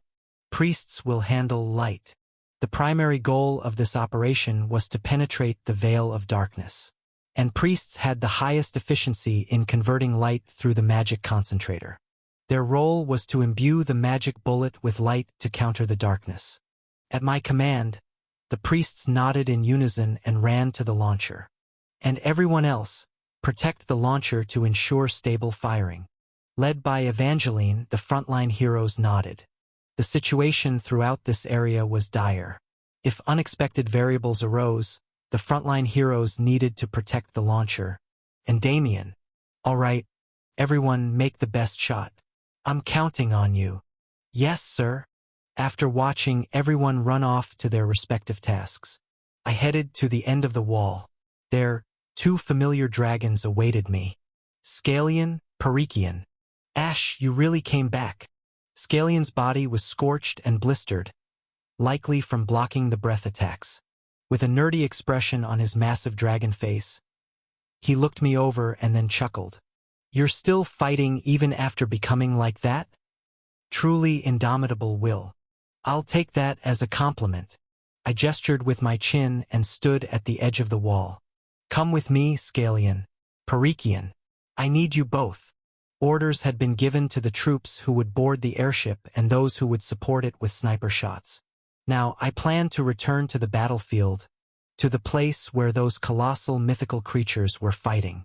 Just then, me too. A small figure stepped forward hesitantly from between the two dragons. I'll go too, Your Majesty. Violet. It was Violet, the leader of the Gamblers' Club and an illusionist. Surprised by the unexpected request from an unexpected person, I blinked in astonishment.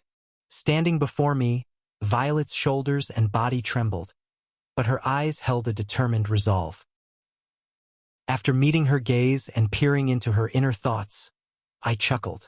All right, if that's the case. I put my foot on the wall's railing and looked towards the distant south. Good. There are 5 of us, a full party. Me, Crown, Scalian, Perikian, and Violet, Shattered Commander, Immortal Clown, Nerdy Eastern Dragon, Enigmatic Western Dragon, and Human Illusionist. I had no idea what kind of nonsensical combination this was, but anyway, it was a party of 5. Scalian smoothly glided through the air and landed at the edge of the wall. I climbed onto his back first and extended my hand to Violet. Are you ready to become a legend, hero? Violet took a deep breath, nodded emphatically, and grabbed my hand to climb onto Scalian's back. Perikian quickly followed, and Crown grumbled as he climbed on last. Am I naturally included too? Were you planning to laze around here forever? You will act as the interpreter to make Jormungandr follow my orders. Let's go.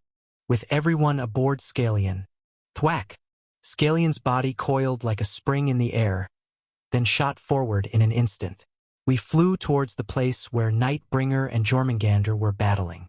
Or rather, we tried to fly there. Shortly after taking off, we were all taken aback. What? What is that? At the southern edge of the plains. The place where the 2 mythical creatures had been fighting. Where night and ground, darkness and earth were chaotically swirling together, suddenly fell silent. Whoosh! From that place, something massive was flung outward. The enormous object, spraying blood everywhere, flew through the air towards Crossroad. I recognized the identity of that gray mass a moment late. It was, my God! It was the lower half of Jormungandr's body, torn off by force. Nightbringer had ripped Jormungandr's body in half from the middle, then thrown the tail half towards Crossroad. With a roar from the rear thrusters, the airship La Mancha shot up from the hangar. Following it, the skeletal remains of Alcatraz rose into the sky as if escorting La Mancha. The 2 airships soared side by side, rising higher into the dark sky. Long flames trailed from the rear of the 2 airships, illuminating the darkness. Airship launch confirmed. Operation Night Closing has begun. Scouts on the wall shouted busily as they watched the airships take off. Click, click, click. Damien exhaled deeply as he converted Black Queen into a railgun-like form. The long barrel of Black Queen, combined with the mounted ballista, was aimed high into the sky. Artifacts were attached haphazardly, making it difficult to determine where the barrel, Chongsun, began or ended, causing the magic bullet launcher to become enormous. Damien, almost lying down in the gunner's seat, stared into the distant sky and slowly placed his finger on the trigger. Crackle, crackle. The 7 magic bullets of Black Queen had already completed the process of merging into one while rotating in the air. And the merged magic bullet underwent individual processes by the magicians, priests, and spiritists. Magic power charging. Complete. On one side, the magicians refined and infused magic power into the bullet. Light concentration through the concentrator. Complete. The priests also crammed the compressed light into the bullet. All enchantment processes completed. Hannibal, who oversaw all these processes and finally summoned wind spirits to surround the bullet, spoke while sweating profusely. I don't know if it's the strongest, but it's definitely the best shot we have. Due to the unprecedented excessive enchantments packed into one bullet, its duration is extremely short. The spirits will hold out as long as they can. But Hannibal was about to explain further when, whoosh, a sudden gust of wind blew. The startled heroes all turned in that direction, then gasped. Squeal! Flying towards Crossroad. It was the long, severed tail of Jormungandr, thrown by Nightbringer. Evangeline, standing guard in front of the launcher, groaned. What is this? Shoo! In the sky, the magic barrier Ash had deployed appeared, but it couldn't fully block the overwhelming mass flying towards it. The tail of Jormungandr, having bounced off the magic barrier once, flew straight towards the southern wall of Crossroad. There was no way to stop it. Boom!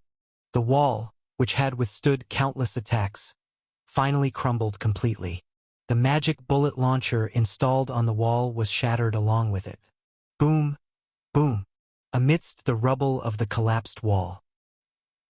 Sitting atop the broken launcher debris, holding Black Queen in both hands, Damien still aimed at the sky, and all the other heroes, covered in blood, surrounded him, standing guard.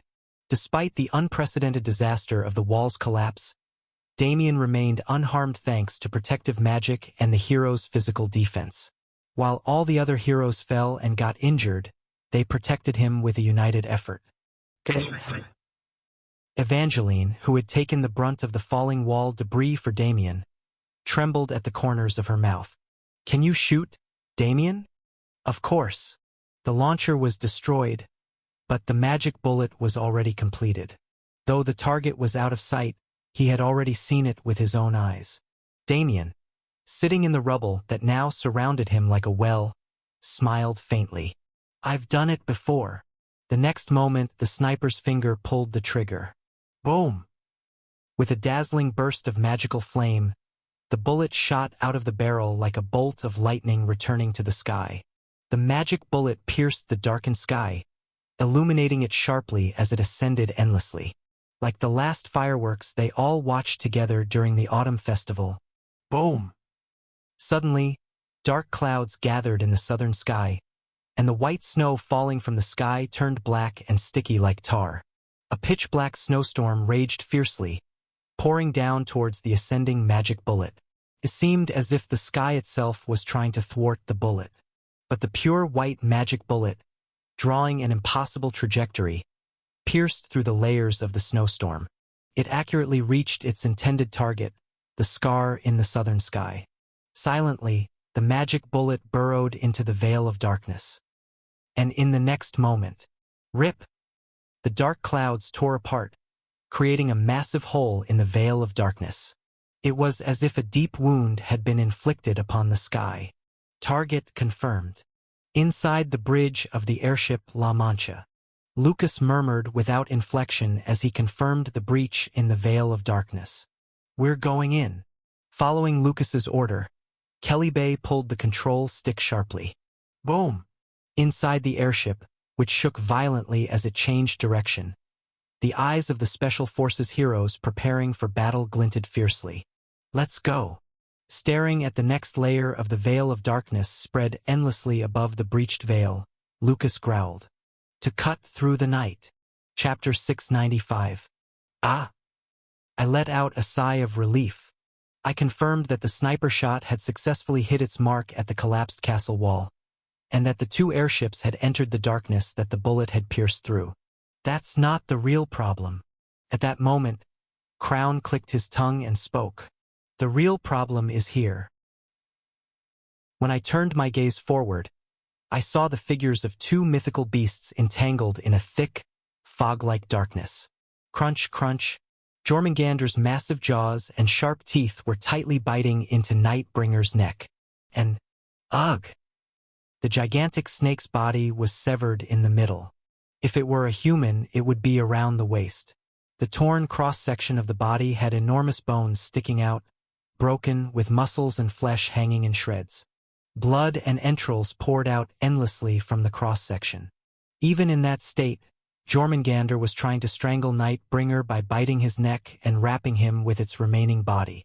In your previous life, didn't that red dragon stop your last journey?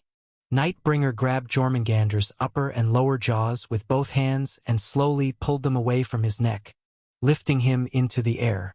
This time, I'll stop you. Darkness gleamed in Nightbringer's hands. And then, crunch, crack. He began tearing Jormungandr's jaws apart, pulling them wide open as if to split them in two. The snake's long mouth started to rip apart. It was clear that in a few more seconds it wouldn't be able to hold out and would be split up and down. I won't let that happen. He's a valuable ally brought here with great effort. I couldn't just let him fall in vain like this. I raised my right hand. SSSH. Then, the chaincoat armor I was wearing, Lord of the High Tower, dissolved and was stripped off, reforming above my right hand in a new shape, into a great sword, favored by Duskbringer. Just as Duskbringer did, I gathered the Red Dragon's magic power within me, imbuing the great sword with a crimson aura, and then thrust my fist forward with all my might. Thwack dash!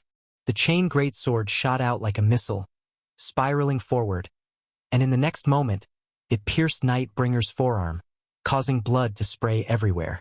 Nightbringer seemed indifferent to such wounds and didn't even glance at it, but immediately had to turn his eyes to his forearm.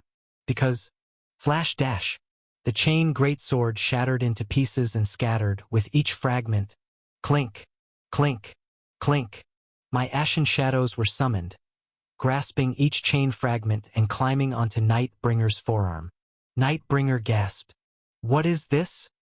I smirked. The Shadow Army. My summoned doppelgangers. The true memories of Ash's battles. These shadows drew their weapons simultaneously. Each weapon contained a piece of the chain that made up Lord of the High Tower, and within these chain fragments burned the Red Dragon's magic power I had infused earlier. In other words, the Shadow Army I summoned now was armed with single-use grenades imbued with the Red Dragon's power. Needless to say, the Red Dragon and Black Dragon were natural enemies. Thud, thud, thud dash. As the shadows struck down with their weapons, the Red Dragon's magic power exploded from the chain fragments, dealing damage to the Black Dragon's forearm. Boom! Boom, boom, boom. The Black Dragon's forearm couldn't withstand it for long and exploded, releasing Jormungandr. The chain greatsword lodged in that arm also turned to powder and scattered, and my doppelgangers exploded as well. SSSH. Shortly after, the chain fragments that had flown in all directions gathered and reattached to my body in the form of a coat. Wow! Watching the series of events, Scalian, Violet, and Crown, even Perikian, who had no eyes to see clearly, were all startled. Scalian widened his eyes and looked up at me on his body. How did you come up with such a method? I decided to remain silent instead of saying I took it from the real Ash's memory. My background setting was a bit complicated. Never mind, we need to check if Jormungandr is safe. Let's go, Crown. Giving orders feels natural to you now. I leapt down from Scalian's back, and Crown, grumbling, followed me. Jormungandr, having slipped from Nightbringer's grasp, lay on the ground with eyes closed and tongue extended, motionless. Crown and I ran up to the snake. Hey Jormungandr, are you dead? As I slapped the snake's cheek and asked, Crown snorted. If it died that easily, it wouldn't be the world's serpent. Right after examining Jormungandr's torn body, Crown quietly stroked his chin. No, it looks like it's about to die. Don't change your words so easily. The injuries are too severe. No matter how powerful the world serpent is, this is too much. I summoned additional Shadow Army. Shadow Ashes like wizards and priests were summoned in a row.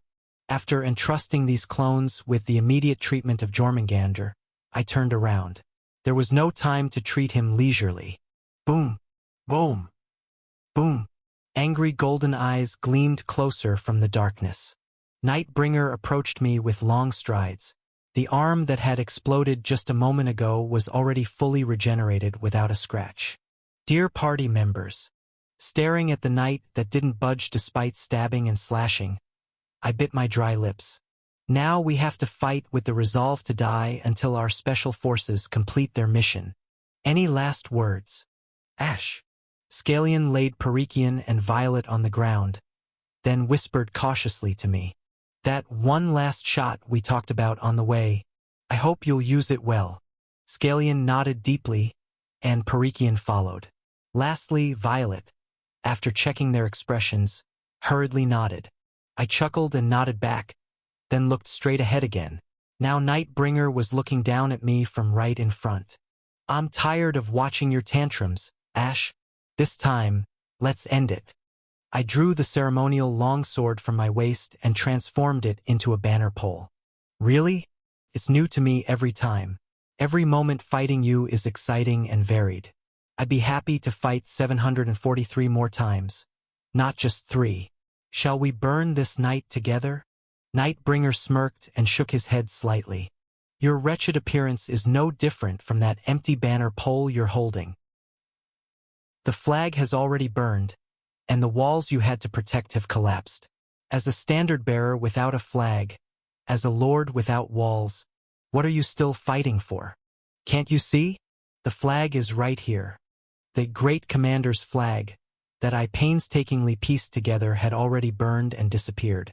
But the memory of that conquest still remained within me. The trajectory of that life was engraved in my soul. I am the flag. The process of all those shattered pieces is the proof of my life. Thud dash. I planted the empty banner pole into the ground. Even without a flag, if there are intentions left, the standard-bearer can march at the front. Even without walls, if there are people left, the Lord can fight at the front. I smiled. The fight isn't over yet. Flash dash. Gray magic power surged from the empty banner pole, spilling in all directions. At the same time, Lord of the High Tower, which had been enveloping my body, scattered into pieces. Behind me, the Shadow Army was summoned once again, and the chain fragments flew into each of my clones.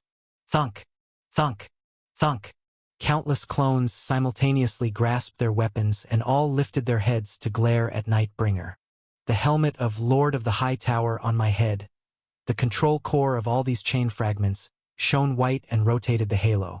My consciousness penetrated into the clones' interiors, allowing me to control them more perfectly than before. As a transcendent, my rank rose, and all the abilities I possessed were also enhanced by several levels. It might be impossible to defeat Nightbringer in his current state, but stalling for time was more than possible. Really, you never tire of spouting the same old nonsense. Nightbringer clicked his tongue briefly. Fine, then, this time, I'll properly appreciate it. The dragon, having already grown to its maximum size, inflated its body even further and loaded all its available attack methods. The end of your antiquated hero play. This time, after all hope is destroyed, you'll taste the tears you'll shed. Goo! The night began to boil. Nightbringer, lightly loading the extinction skill Forged Night, as if breathing, suddenly changed his tone. Player, you dispatched a special force to destroy the darkness I scattered in the sky, didn't you? That was your last hope. The corners of the dragon's long mouth twisted beneath the flickering golden eyes. Even though I knew your shallow trick, do you know why I didn't bother to stop it? And in the next moment, bang, guts! An explosion echoed from the far southern sky, and a flash burst through the darkened sky as if something had erupted. It was unmistakably the explosion of an airship. What I scattered in the sky is not a mere veil of darkness. From ancient times to now, from the creation to this moment on the brink of destruction, it is a swamp of despair that no mortal has ever crossed. The blood drained from my face. Truly a pitiful, sand-like hope that seems like it would crumble in your hands. Looking down at me, Nightbringer whispered as if enjoying himself. Good. I'll crush it. Over and over, until you kneel and cry and beg. In the next moment, the wave of night unleashed by the dragon poured down onto my army of clones. La Mancha was surging upward, relying on the steadfast superstition. Attached to the bow, it repeatedly rammed through the veil of darkness. The veil of darkness was layered, covering the sky. But the light shot by Nameless, followed by Damien's sniper shots, pierced holes in each layer. La Mancha advanced, flying along the trajectory of that light. and the deeper they went. The more they penetrated through the veils beyond the veils, the darker the visibility became. At some point, La Mancha lost its direction. The whereabouts of Alcatraz, which had been accompanying them, were unknown. What the? Kelly, who was holding the helm, groaned. The compass spun wildly without finding a direction, and the scanner and various magical artifacts had long since ceased functioning. The light from nameless shots and Damien's enchanted bullets, which had guided the way like constellations, could no longer be seen. Complete darkness. Everyone was panicked. Kelly gritted his teeth and raised the energy of the species god, scanning the surroundings, but still, nothing could be seen. Damn it! Where the hell should we go? With blue eyes scanning the surroundings, Lucas was also desperately trying to find a direction. Screech! Tentacles poured out from all directions. The pitch-black darkness exuded a sticky, sinister aura and attacked from every direction. Kelly, relying on animal instincts, maneuvered the helm to evade the airship from those attacks. But the attacks kept coming, and the paths to evade were gradually decreasing. Damn it, at this rate dash! Kelly couldn't finish his sentence. A giant hand-like claw flew straight at La Mancha's bridge. Evasion was impossible. And then, thunk dash! Alcatraz, piercing through the darkness, took the hit instead. In front of everyone, the dark claw grasped the skeletal Imperial flagship, crushed it easily, and boom! Crash, crash, crash. Alcatraz was engulfed in a dazzling explosion. Chapter 696. Alcatraz exploded, and before anyone in La Mancha could react, a figure flew onto the deck of La Mancha, trailing long streams of smoke behind him. It was the Emperor of the Empire, Traha Peacemaker Everblack. Ah! Then Traha immediately raised his right hand, and the back of his hand shone brightly. The control of La Mancha transferred to him. Ha! Kelly, who suddenly lost control of the ship, made a confused sound. The Emperor glared at the front of the airship and shouted, "Don't lose your way just because there's no light. Our destination was determined from the beginning." The rear thruster of La Mancha overloaded in an instant, spewing out a terrifying flame. Accelerating the airship roughly, the Emperor shouted, "To the darkest place." Everyone on the bridge snapped back to their senses. To the most dreaded and despairing place. That is the direction we must go. Various monstrous tentacles and claws followed behind La Mancha, and the Emperor's piloting skills were so impressive that even Kelly was tongue-tied. La Mancha evaded all those attacks by a hair's breadth and advanced. A massive curtain-like darkness appeared in front of the fiercely advancing La Mancha. "Make way, warriors!" At the Emperor's shout, bang! Lucas leaped from the bridge to the deck like a bolt of lightning and swung his twin swords. In an instant, a large X-shaped hole was made in the giant curtain. Splash! Like a wound in a gigantic creature's body, darkness gushed out like blood through the X-shaped hole. La Mancha charged into the surging darkness. The entire airship, and all the heroes who had leapt onto the deck, were dyed black as if dipped in ink. And then, ha! Kelly made a stupid sound. Suddenly, the surrounding scenery had completely changed. He was no longer on the deck of La Mancha, but in a large, brightly lit passage of a mine. A puzzled young boy's voice came to his ears as he stood there dazed, not recognizing the change in situation. "Dad, what's wrong?" Startled, he looked down beside him and saw a young dwarf boy with large, twinkling eyes. Kelly blankly called out the boy's name. "Kellison." Then young Kellison furrowed his brows and lightly hit Kelly's leg. "What? Why are you calling me by my name? That's weird." What did he usually call him?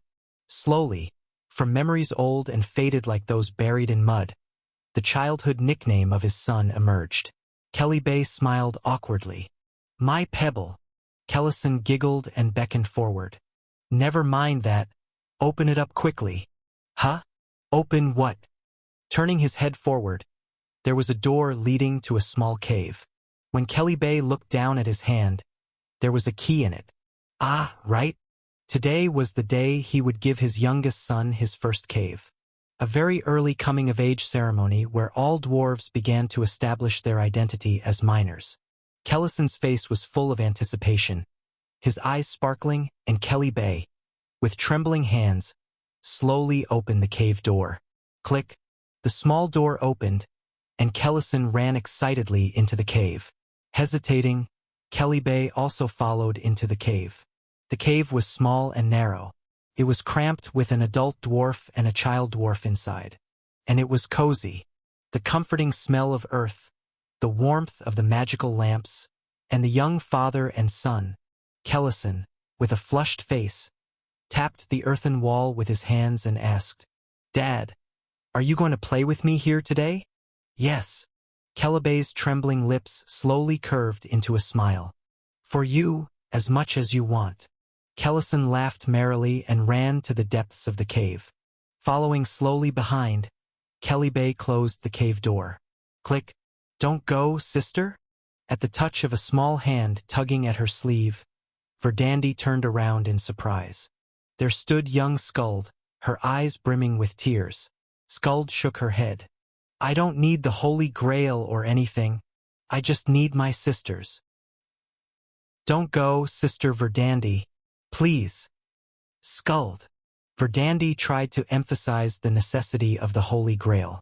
She wanted to explain that this was the only way to save the fairy kingdom, which was already clearly losing in the racial war.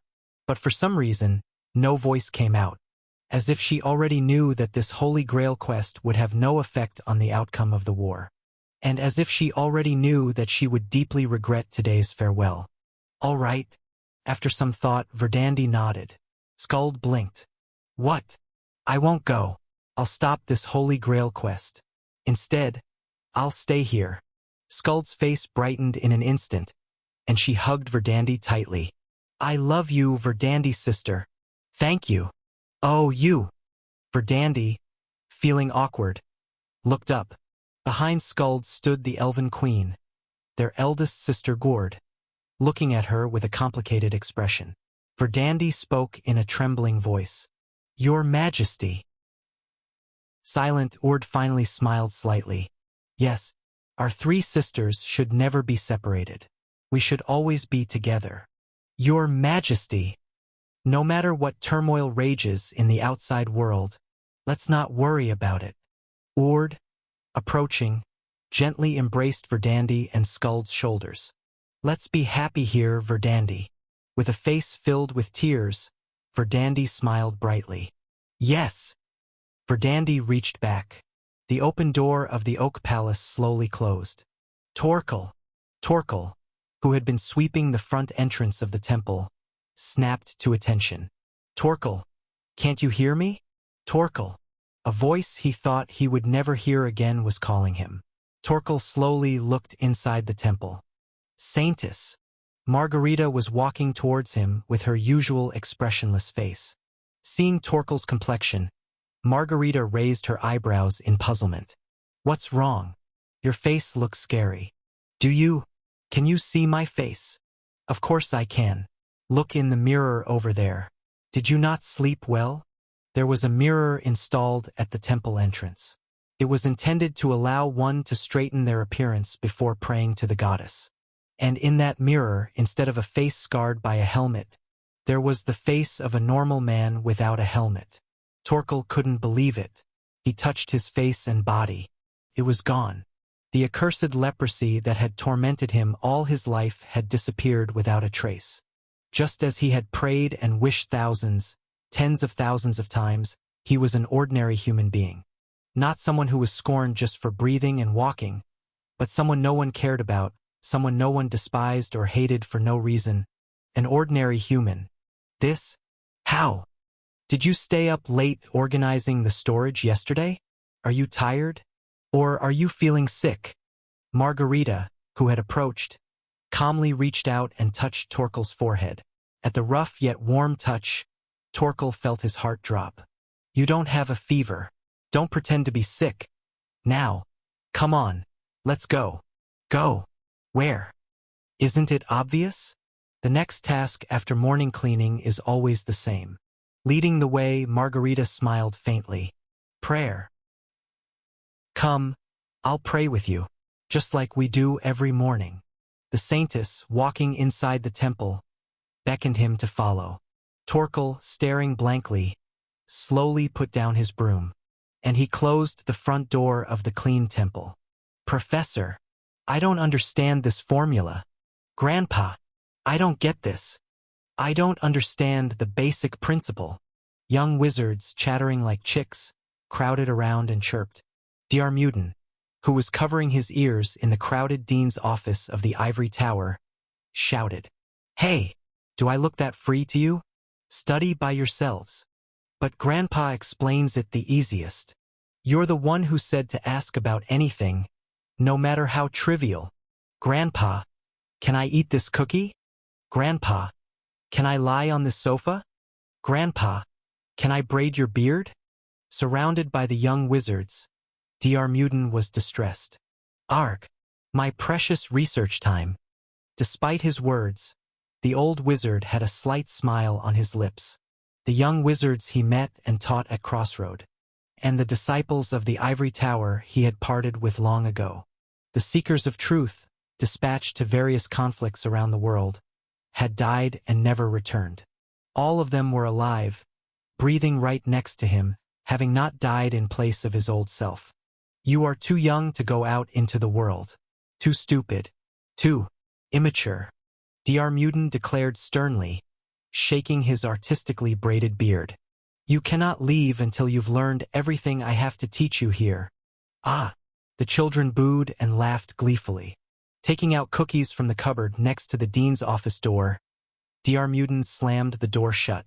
At the same time, the marble door of the ivory tower also closed. Young Lucas stood in front of the palace of the second empress where he had spent his childhood. In the sunlit summer garden of his youth, Serenade in a beautiful dress and Ash in a cute tuxedo blushed as they danced. Empress Dustia clapped and laughed, and Albetro, the head attendant, cried until his beard was wet. It was the beautiful scene of the engagement ceremony. Lucas turned around. Inside the garden, it was midday in summer, but outside, it was pitch-black night with winter snowstorms raging. And outside the closed back gate of the garden, assassins with black masks and weapons were waiting. They were an assassination squad dispatched to kill Ash. Lucas's eyes met those of the leader of the assassination squad standing at the forefront. Open it. The leader of the assassination squad mouthed the words. Lucas slowly turned his head back to look at the center of the garden again. Lucas! Ash, who had lost his balance and fallen after stepping on Serenade's skirt while dancing, was seen. Ash, tangled with Serenade and holding his stomach in laughter, waved his hand. Come here, play with us. Everyone smiled brightly at Lucas, Serenade, Dustia Albetro, and his young lord. Lucas closed his eyes tightly and then opened them. There was no reason to hesitate. He took a step forward. Why are these humans suddenly spacing out and zoning out? On the deck of the airship La Mancha, after breaking through one layer of the barrier, the attacks from the tentacles, claws, and talons pouring in from all sides became more intense. And all the heroes who were supposed to withstand these attacks were unconscious and collapsed. From the elite heroes led by Lucas to the reserve heroes of the special forces, almost all were lying on the deck. The only ones maintaining their sanity were the Emperor piloting the airship, Nobody, and finally Lunard. Just the three of them. Shaking them and slapping their cheeks won't wake them up. Tentacles are getting stronger from all sides. I'm going to go crazy. Nobody groaned, swinging his sword continuously. Perhaps it was because he was born blind, or because he was skilled at living with blocked senses. He did not lose consciousness even after being directly hit by the darkness. The Emperor endured with superhuman willpower, and Lunard, does this nightmare affect you? To me, it's like water. Perhaps because he was the shadow of the Nightmare Legion's commander, he endured without any problem. You grew up without hardships, that's why, after going through many hardships, this feels like a sweet drink to me. Immediately, darkness scattered around like ink. And Lunard, hit by all this, curled up on the floor and began to cry sadly. Huua, I don't want to be exterminated. Someone get rid of this useless wolf dash. Of course, there was no someone to answer that call. Now, the only ones maintaining their sanity were Nobody and Traha. Emperor Traha piloted the airship with godlike skill, using the airship's machine guns and guided missiles to fend off the tentacles. But the limits quickly approached. Let's go home. Let's go home. No more killing is needed. Just jump off and be at ease. The reserve heroes of the Special Forces, one by one, fell into mental corruption, unable to hold out. Those who had been unconscious suddenly staggered to their feet, then either ran off the deck and fell in a strange, creaking posture or offered themselves to the approaching tentacles. Both the heroes who fell and those who offered themselves were gladly snatched up by the tentacles, claws, and hands. And then, crunch, crunch, splat. The reserve heroes died horribly. One was torn limb from limb in midair, another was crushed between giant palms until they were completely flattened. One was sequentially dismembered by claws. Blood spattered in all directions. The reserve heroes were annihilated in vain. Damn, damn, damn. At this rate. Nobody swung his sword desperately, but his black blade couldn't properly cut through the tentacles of darkness. Like cutting through a stream of water, the darkness maintained its form perfectly. Squish, squish. The tentacles, making the sound of ink splattering, landed on the deck, and they extended their long, grotesque appendages toward the still unconscious Special Forces heroes. No dash! Nobody screamed. Shrishrip! The next moment, the tentacles rained down on all those still breathing. Chapter 697. What comes after one kill? A long time ago, after learning the mnemonic for the secret sword technique, one kill, from his master. When nobody asked, his master snorted in disbelief while taking a swig from his bottle. Nothing, you idiot. This is the only swordsmanship I have to teach you in the first place. The master had never taught nobody any swordsmanship before. He only took in the blind nobody and taught him how to sharpen his other senses so he could live a normal life without sight. He trained him to build stamina for handling a sword, corrected his basic posture, and made him practice the fundamentals to death. For 10 years.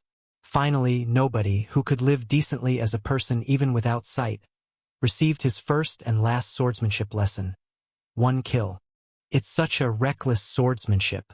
You can cut anything, but you have to throw away your life in return. Don't talk nonsense, you blind fool. The master, who had also lost his sight in the war and was likewise blind, chuckled and spat out curses. There's no swordsman who doesn't risk his life when swinging a sword. Your life is already out of your pocket. The moment you decided to live by the sword, you threw your life away. All you can do is swing with all your might. The master gulped down his bottle. After that, it's not up to you whether you live or die. It will be decided by the strength of the enemy you face. If your opponent can be cut down by your skill, they'll die. If not, you will. It's that simple. From the beginning, it meant that a swordsman must live every moment with the resolve to die together with their enemy. This was even more true for the blind nobody. If he swung his sword with a half-hearted mind, he would only be defeated and die. Every time, in every fight, he had to draw his sword with the resolve to kill the opponent and die himself to move forward. Always fight with the spirit of one kill. With your crappy talent and poor body, you won't be able to use this secret sword properly even if you die and come back to life. Just grit your teeth and use it clumsily, and you'll still be able to do your part. Pouting, nobody grumbled. What if I perfect this secret sword someday? That would mean you've found the best place to die. It means you've defeated an opponent you couldn't handle originally, using a talent you couldn't reach normally. Thud. The master struck his old sword scabbard against the ground and spoke in a serious tone. But remember, a sword is a means, never a purpose. Don't focus on how you cut with the sword. Think about what you will protect with the result of that cut. Money is fine, people are fine, even a petty belief you can't trade for anything else is fine. Swoosh. The master threw the scabbard. Nobody, blind, clumsily caught it, sensing its presence. It was an old sword. It was an heirloom passed down from the master's ancestors from the eastern continent, an item he never let anyone touch. No matter how many pretty words you attach, a sword is just a killing tool. But if you can protect what you need to protect with that sword. After casually passing down the secret sword and heirloom to his disciple, the master smiled. Well, then it wouldn't be one kill anymore, it would be one life. Nobody snapped back to reality. Had the darkness invaded his weakened mind? The last day with his master flashed before his eyes. The world around him was moving slowly. It was the unique ultra-focused state of a sensory user. This was why the blind nobody could move on the battlefield on par with others. Nobody felt the torrents of tentacles pouring down from all directions and the darkness surrounding the ship. Nobody let go of the black sword he had been using, the dragon slayer made from Ippian. He decided to stop relying on the power of darkness, forgetting the purpose in the act of cutting. Instead, he grasped the very old sword he always carried at his waist. Since joining this front line, Ash had continuously provided him with new equipment. Every time a sword broke in battle, Ash found a better one and gave it to nobody. But this old sword always hung at nobody's waist. Nobody always carried two swords. The nameless sword his master passed down to him. The moment he gripped this old, chipped, and unbalanced sword. With a thunderous realization, all the principles of swordsmanship contained in the mnemonic his master had recited became clear. Nobody realized. It's now. With his left hand holding the scabbard and his right hand gripping the old sword's handle in a reverse grip, he slowly drew the sword completely, click, and gently slid the blade back into the scabbard. The next moment, flash! A fleeting flash of light illuminated the area, followed by the splitting of the darkness. All the tentacles, claws, and even the shroud that covered the airship were cut horizontally. Oddly, none of the allies within the path of the sword were harmed. As if this single strike distinguished between friend and foe, the darkness shrieked in agony, shattering around the ship. The airship La Mancha pierced through the shroud and advanced into the next darkness. Gasp! The black mage Chain, who had been trapped in a shallow nightmare, gasped awake at the flash created by nobody. Nobody? Hey, are you okay? Chain scrambled across the deck to reach nobody. Kneeling on the ground, nobody's hair had turned white. Blood flowed from his nose and mouth, and the blind swordsman faintly smiled. That time when I was a child, at the autumn festival with my master, when I first tasted cotton candy. It was so delicious that I asked what it resembled, and he said it looked like the clouds in the sky. Before the friend who perfected the secret sword and was dying, Chain sobbed. Nobody murmured in a weakening voice. But I didn't know what clouds looked like, so I imagined they were full of cotton candy in the high sky. I wanted to climb up and see it someday. Now that I've come this high, how is it? Is the whole sky filled with cotton candy? Despite the sky still being dark, Chain couldn't help but laugh. Yeah, you blind fool. The scent of sweetness is overwhelming. The sky is full of colorful cotton candy. Haha, I've achieved my lifelong wish. Nobody's breath weakened. Compared to the always dark and gloomy sky, a sky filled with all kinds of colorful cotton candy would be more beautiful. A sky like that, even someone like me, should protect. His words were cut off. Nobody was no longer breathing. Gripping the shoulder of his friend who died holding the sword, Chain clenched his teeth and looked back. After barely overcoming one ordeal, the next darkness poured like a waterfall from the next. Just as his longtime friend did, he too would protect the remaining comrades and the world. Chain roared and activated his ultimate skill, transforming into a giant of darkness and taking the waterfall head-on. Kulin patted his bulging stomach. Stop feeding me, brother. I can't eat anymore. My stomach will burst. What are you talking about? You're all skin and bones. On a sunny autumn day, by a clear flowing stream, Kuolin's brother, Kureha, was tirelessly cooking in a shack set up by the stream. If you came to visit after a long time, you need to gain some weight before you go. Just wait a bit. I'm baking dessert pies now. Please, enough, brother. I'm really going to become a pig at this rate. Kuolin held his full stomach and yawned. He felt drowsy from eating too much. The sunlight was warm, and the breeze was cool. If he could just lie down on the mat and take a nap, there wouldn't be anything more pleasant. Just as Kuolin was about to nod off. Flash! A flash of light flickered from afar. It was a beautiful light born from a life-risking sword strike. Kuolin, who had been full and sleepy, suddenly opened his eyes wide. He got up hurriedly. I have to go. Huh? Where to? What for? To save. Kuolin clenched his fist and made a sound through his teeth. To save Yoon. Kureha chuckled. This kid? You finally found someone you like? Yeah. What kind of person is she? A human girl. She's very strong-willed, and she likes me. A lot. Kuolin hesitated before speaking frankly. Actually, I was scared. Getting close to someone. Connecting with someone. Afraid of losing them, like I lost my brother. Afraid of gaining another weakness when I'm already so weak. After losing someone precious, the fear of experiencing that pain again. He didn't want to love anyone. But in the face of Yun's relentless affection, Kuolin eventually opened his heart. Honestly, I missed you too, brother. Kureha smiled as he brought out a freshly baked pie from the oven in the shack. I imagined a future where you get married, have children, and live happily. Brother. But it's all right.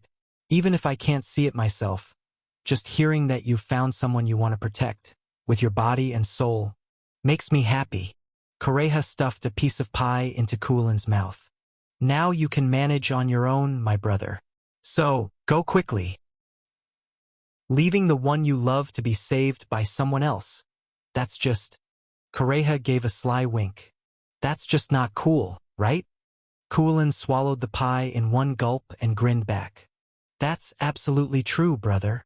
Kureha raised his fist. Kuolin lifted his in return, and the brothers' fists met in midair. For your sake, I'll live a life bursting with happiness. You better. Go, my miracle. The brother from his memories smiled brightly. Now, become the miracle for the one you love. Kuolin nodded deeply and turned away. And then, ugh! Lunard, who had barely regained consciousness due to nobody's flash, staggered to his feet. How pathetic, to lose consciousness to mere darkness. He was far from being in his best condition. Lunard couldn't understand it. Why? Even after acquiring such a perfect body, why isn't it working as I want? Trembling with frustration, Lunard belatedly realized his body was moving against his will. His right arm was raised, and over his clenched right fist, a dark red energy was swirling. That dark red energy was... what? The curse of the wolf. It was the curse that turned Lunard into a werewolf and the Leaf tribe into beastmen. A virtual vessel, pulsating like a heart, appeared in midair, and the wolf's curse that had left Kuolin's body began to swirl and pour into it. What the hell is this? From the right arm closest to the vessel, the silver-red fur and enlarged muscles receded, returning to the appearance of an ordinary human. In an instant, the right half of his body transformed from a wolf to a human. And with his fully human right face, Kuolin spoke. Throughout my battles on the front lines, I've come to understand something, ancestor. The martial arts you pass down are powerful and dominant, but they differ slightly from the direction I seek. Kuolin chuckled. Lunard was horrified.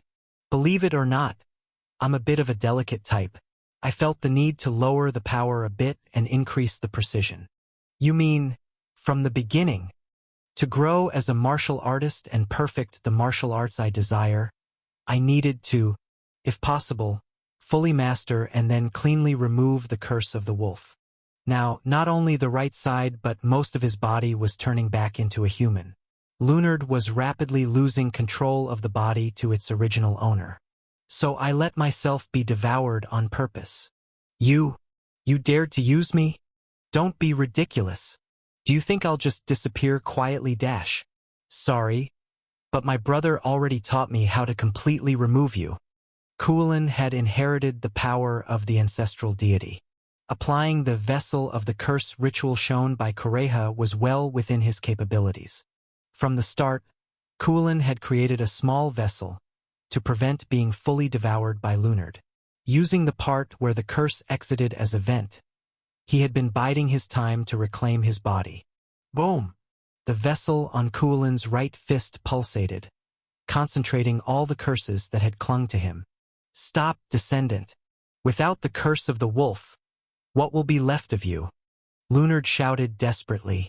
You'll become an ordinary human with a fragile, glass-like body, incapable of wielding the beastly destructive power you once had. What value will you have left then?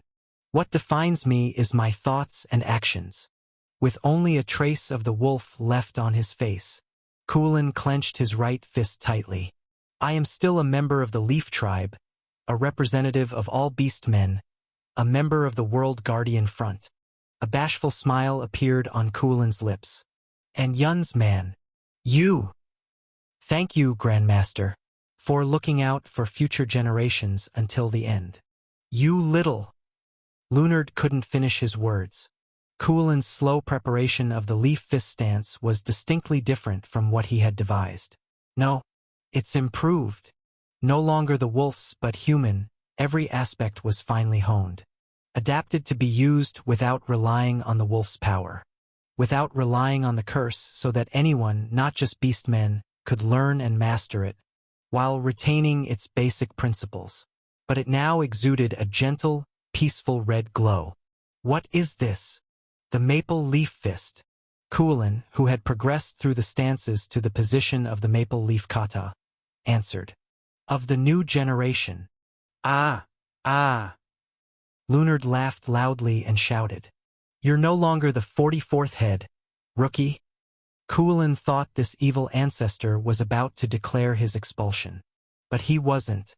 You're the new grandmaster of your martial arts. In an unexpectedly refreshing voice, Lunard acknowledged Kulin. Go, you damned descendant. Surpass me. Surpass the clan. Lunard's final, dying words echoed in Kulin's ears as he blinked in surprise. In this new era, go wherever you wish to go. Finally, every last bit of the curse left Kulin's body and moved into the vessel. Phew! Taking a short breath, Kulin's golden eyes flashed as he looked straight ahead. The next dark shroud was approaching directly in front of the airship. Kulin steadied himself and prepared. Using all the curses and blessings that had resided in his body as fuel, he unleashed the most powerful strike he could, a once-in-a-lifetime technique. Ultra, no longer bound by the initial form set in the past, surpassing past grudges and sorrows. Heartbroken Wind Wolf. He unleashed a new secret technique he had pioneered on his own path. With the martial arts he had refined, combined with the wolf's curse extracted from his body and the Nightmare Slayer, he used them as fuel to enhance its power. Boom! A dazzling red maple light exploded, creating a massive hole in the dark shroud. Wake up, Yun. As he filled the dark sky with his light, Kulin whispered. It's morning. Chapter 698. Outside the pitch-dark window, a bright white flash was followed by a dazzling red light. Verdandi, who was spending a pleasant time with her sisters Ord and Skuld, jumped up. That light! As Verdandi urgently tried to leave the Oak Palace, Skuld grabbed her collar. Where are you going, sister? You're leaving me again? Are you planning to abandon us all again?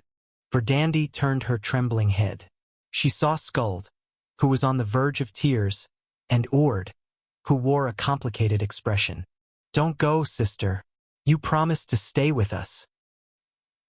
Slowly turning back, Verdandi knelt down and met Skuld's gaze. In the kindest voice possible, she spoke to her sister. I'll tell you what will happen, Skuld. Ha! To the puzzled Skuld, Verdandi recited the cruel truth in order. I will leave, and the war situation will worsen. Eventually, the Elf Kingdom's army will be defeated, and here in the palace, Ord will fight to the end without surrendering, and perish. As she spoke of her sister's end, Verdandi bit her lip hard. And Skuld, you will be forcibly made queen. Leading the survivors, you will leave this homeland and be forced to relocate to an autonomous district. For 100 years, you will endure all sorts of humiliation and disgrace while leading our race. And in the end, on the front lines fighting for the world, you will save people at the cost of your life, and then you will die. Blood flowed from her bitten lips. Tears fell from Verdandi's eyes as she recalled her sister's end. Ord died to protect the honor of our race, and Skuld, you died to protect its future. With a noble heart I can't even imagine, knowing you would die, you still walked that path. Verdandi looked around the peaceful and cozy oak palace interior of those times. If I stay in the dream of this place, I would be happy. But I can't undo what happened just to ease my own mind. Such lies would insult you, sister, and you, Skuld. Weeping, Verdandi hugged Ord and Skuld tightly. I love you, I love you, I truly love you both. That's why I have to go. Verdandi.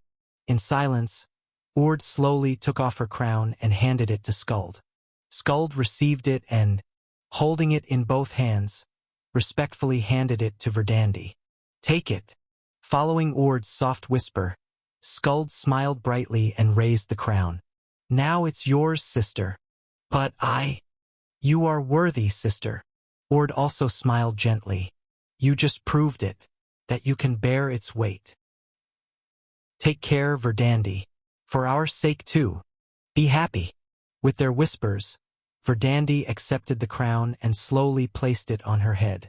With disgrace, humiliation, glory, honor, and, with the lives of the sisters embedded in it, that crown, the last surviving member of the royal family of the elves, the second daughter of the world tree, Verdandi, smiled. She smiled with a tear-streaked face. Then she turned around and placed her hand on the closed door. You promised to play with me today. Kellison burst into tears, shouting at Kellebay's back as he tried to leave the cave. It's always like this, Dad. Always, always.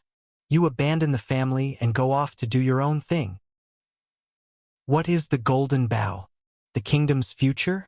Always talking about things I don't understand. Chasing after dreams like illusions. Going farther and farther away. Kellebay tightly shut his mouth. Kellison yelled. More important than me. Dad has something he must do. Kellebay gripped the cave entrance firmly with his rough hand. But know this, there's nothing in this world more important than you. The day will come when you understand this contradiction too, my pebble. At that moment, the voice from behind changed. No, Dad. Surprised, Kellebay turned around to see that Kellison had already grown up and was there. The dwarf king scratched the back of his head with a bitter smile on his lips. The truth is, I already understand. When I was young, I couldn't understand Dad's actions, but as I grew older, I naturally came to understand. Kellison continued, feeling awkward. Why Dad was so self-righteous, why he was so single-minded, why he always kept everything to himself without telling us anything. As I became an adult and took on the responsibility of many people, I came to understand. Tears filled Kellebay's eyes. This must be a dream I made up, right? An illusion I created to ease my mind before your death. Haha, maybe so, because you are a coward. Kellison, laughing heartily, approached with long strides. But then again, who knows? It might also be the unspoken small sincerity of a cowardly adult son, who grew up swallowing words instead of expressing them. Kellison handed a small key to Kellebay. It was the key to lock the entrance of the small cave. The next moment, when Kellebay raised his head, the door in front of him was no longer the entrance to the cave. It had become the royal family's treasure vault, sealed with a golden door, and the key in Kellebay's hand had transformed into a golden key that could open that vault. Take it. At Kellison's words, Kelly Bay, with a hollow laugh, grasped the golden key with his thick fingers. A father passing on the throne to his son. How pathetic. Indeed, you were the worst father, but the best blacksmith and the best miner. Kellison lightly patted his father's back. You were always my hero. Go, Dad. Kellison motioned with his chin. If there's a hole to be drilled in the sky, we dwarves can't miss it, can we? After closing his tear-filled eyes tightly once, Kelly Bay smiled broadly, lifted his beard, and quickly inserted the key into the lock on the door. The ivory tower was burning. All the old books, all the research papers, and various artifacts were turning to ash. And so were the young wizards who filled the ivory tower. Standing quietly with tears in their eyes, their robes catching fire, they gathered in the lobby of the ivory tower. That's how wizards are. Dr. Muden, realizing this was a nightmare, immediately recognized where he was by the light outside. To snap himself out of it, he set fire to the place without blinking an eye. All those who were smarter than me, more talented than me, more virtuous than me, all those young lives always perished before me. Dr. Muden looked at his burning disciples. He saw all those young lives that left this world before him. The phantoms of those pitiful and regrettable children, whose names and faces he had never once forgotten even in dreams, were flickering. But what an old man like me must do is not to regret. Shedding tears of blood, Dr. Muden turned his back. He reached for the closed door, leaving the burning interior of the ivory tower behind. For the sake of the children who will follow, record, research, pave the way, and lay the foundation, building a bridge with blood and life, continuing the knowledge and research. That's the work of a wizard. That's the work of a scholar. That's holding on to the melting front door of the ivory tower, enduring the pain of burns, Dr. Muden muttered as if spitting blood. The history of humanity. And, as Dr. Muden tried to open the door and go outside, everyone, attention dash! The children in the flames shouted in unison. Salute to the master dash! Snap dash! The young wizards saluted the grand wizard in unison. Move towards a great tomorrow, grand wizard. Towards a great tomorrow. Towards a great tomorrow dash. Dr. Muden wiped away the tears of blood on his wrinkled face with his hand. Then, as dignified and cool as possible, he turned around and with the best voice he could muster, he said, See you in the great tomorrow, foundations of history. And Dr. Muden grabbed the door of the ivory tower engulfed in flames and swung it open with all his might. Inside the temple corridor, in front of the statue of the goddess, Torkel quietly prayed. Margarita sat next to him, holding his hand, praying together. After a while, Torkel finished his prayer. Margarita smiled and asked, What did you pray for today? It was simple. Torkel slowly exhaled, opening his closed eyes. I prayed for the original sunlight to return to my sunny land, Crossroad. And then Torkel slowly stood up and walked out of the corridor. Kneeling in front of the statue of the goddess, Margarita asked, Where are you going, Torkel? To where I need to be. Torkel took a deep breath. The final struggle isn't over yet. Margarita asked worriedly, Does it hurt? It does. Is it painful? It is. Torkel clenched his fist. But it's okay, because on that day you prayed with me. Torkel.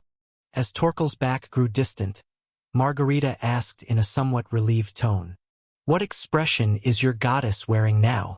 At that question, instead of looking up at the statue of the goddess, Torkel turned around and gave Margarita a faint smile. And he answered, Now I don't need to check every little thing. With that, Margarita also smiled. Torkel left the corridor, walked down the hallway, and headed towards the main entrance of the temple. His once clear skin was now covered with leprosy, and his previously light body was weighed down with heavy armor. A helmet, worn to hide his hideous face, covered his vision as he put it on his head.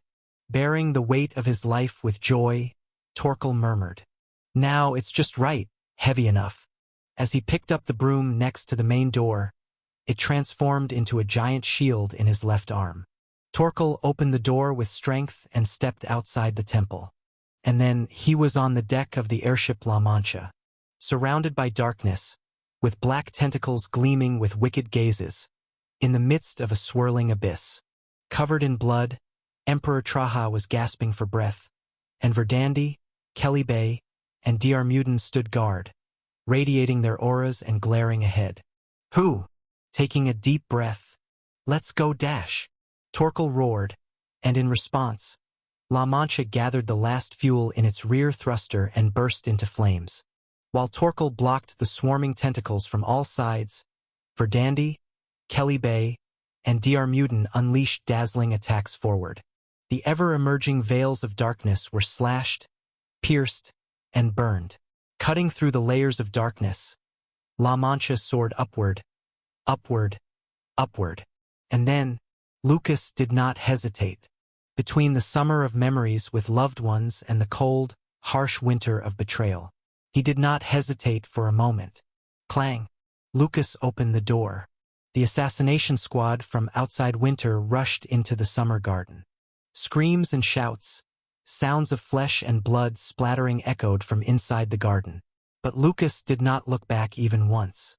With an emotionless face, he only stepped forward to escape the garden. It was then. Someone blocked Lucas's path. You always regretted it.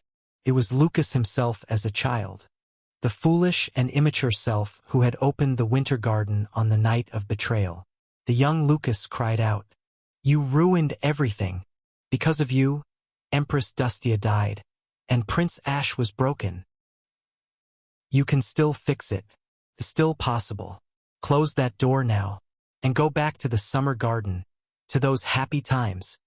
Young Lucas, trying to say something more, had to stop. Crack! The real Lucas grabbed the young Lucas by the neck with his left hand and lifted him into the air. Ugh, what is this dash? Get lost. With eyes flickering blue, Lucas glared at his younger self. No, at his old regret. I overcame an old guilt like you a long time ago. No matter how hideous and terrible, this is the result of my choice.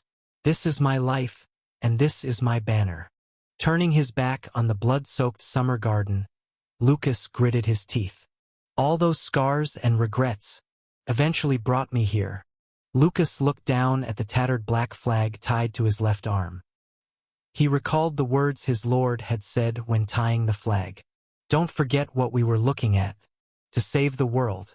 For this absurd goal, Ash had run forward, and Lucas had always stood in front of him.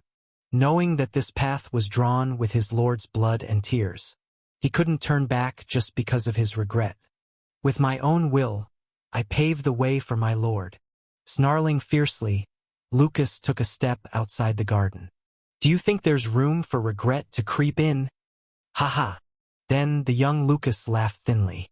This I really have to admit. And as Lucas's steps left the summer garden and reached the snowstorm outside winter, the surroundings transformed into the deck of La Mancha.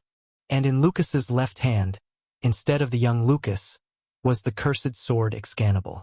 Goo! Ahead of the airship, a thick and powerful darkness, exuding a more malevolent aura than any darkness they had pierced through so far, came surging in. It was the final, ultimate veil of the swamp of darkness. Ta'at! Without hesitation, Lucas dashed forward. He ran along the deck, as if flying towards the edge of the ship. Everyone on the blood-soaked deck, who had been clearing veils and fending off darkness from all sides, watched Lucas. Sir Knight! Lucas! Sir Lucas! Go dash! Everyone shouted in unison. Lucas gritted his teeth and sprinted forward with all his strength. Slash it dash! At this moment, the cursed sword in Lucas's left hand began to vibrate wildly. Once wielded by the fallen King Fandragona, when he was known as the Night King. This sinister sword, blackened by his regrets and guilt, was swish. It shed the crimson filth that had covered its hilt to blade, revealing its original beautiful form. From the cursed sword Excalibur to the holy sword bestowed sword, The Excalibur in Lucas's left hand and the bestowed sword in his right hand both emitted a blinding light. "Step aside, knight." Lucas, having run to the edge of the deck, put his soul into swinging the two long swords with all his might. "The Lord is passing dash." Flash dash.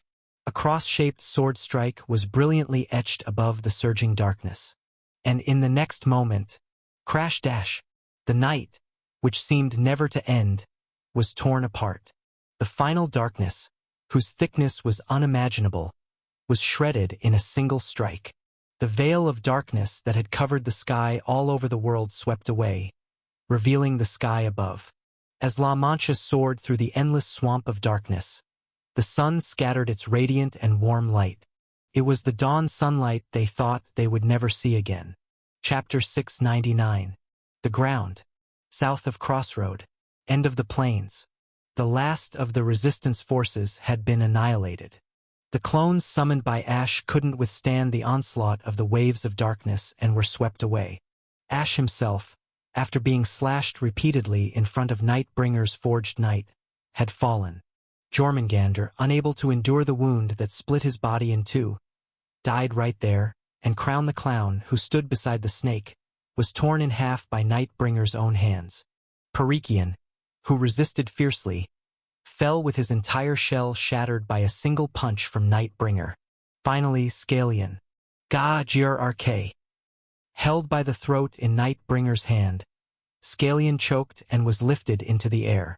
Though he had the strongest magical defense among the Black Dragon Legion, the beautiful scales that covered his body were all shattered, falling like rain, leaving him a hideous sight of wounds and blood. "Scalian, my progeny," Nightbringer asked in a mocking voice, addressing his own son. "Did you see what you wanted to see?" "Yes, father." Spewing blood in front of the choking grip, Scalian smiled wryly. "I saw it all." "Oh, and what was it?" "You wouldn't understand even if I told you."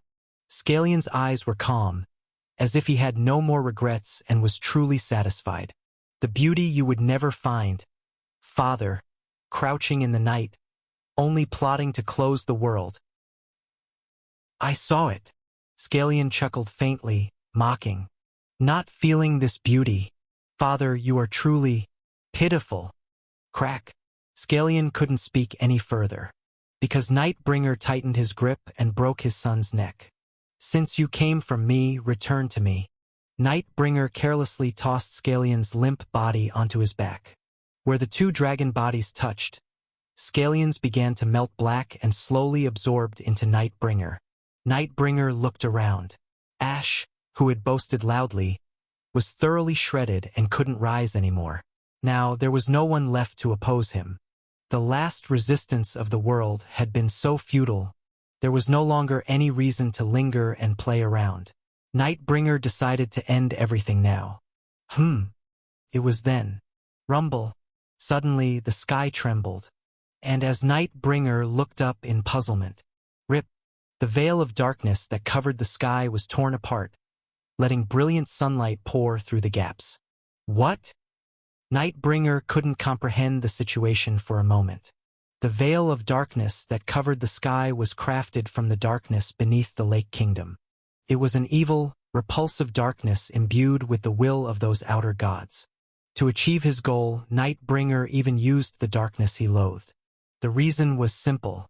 That darkness was powerful.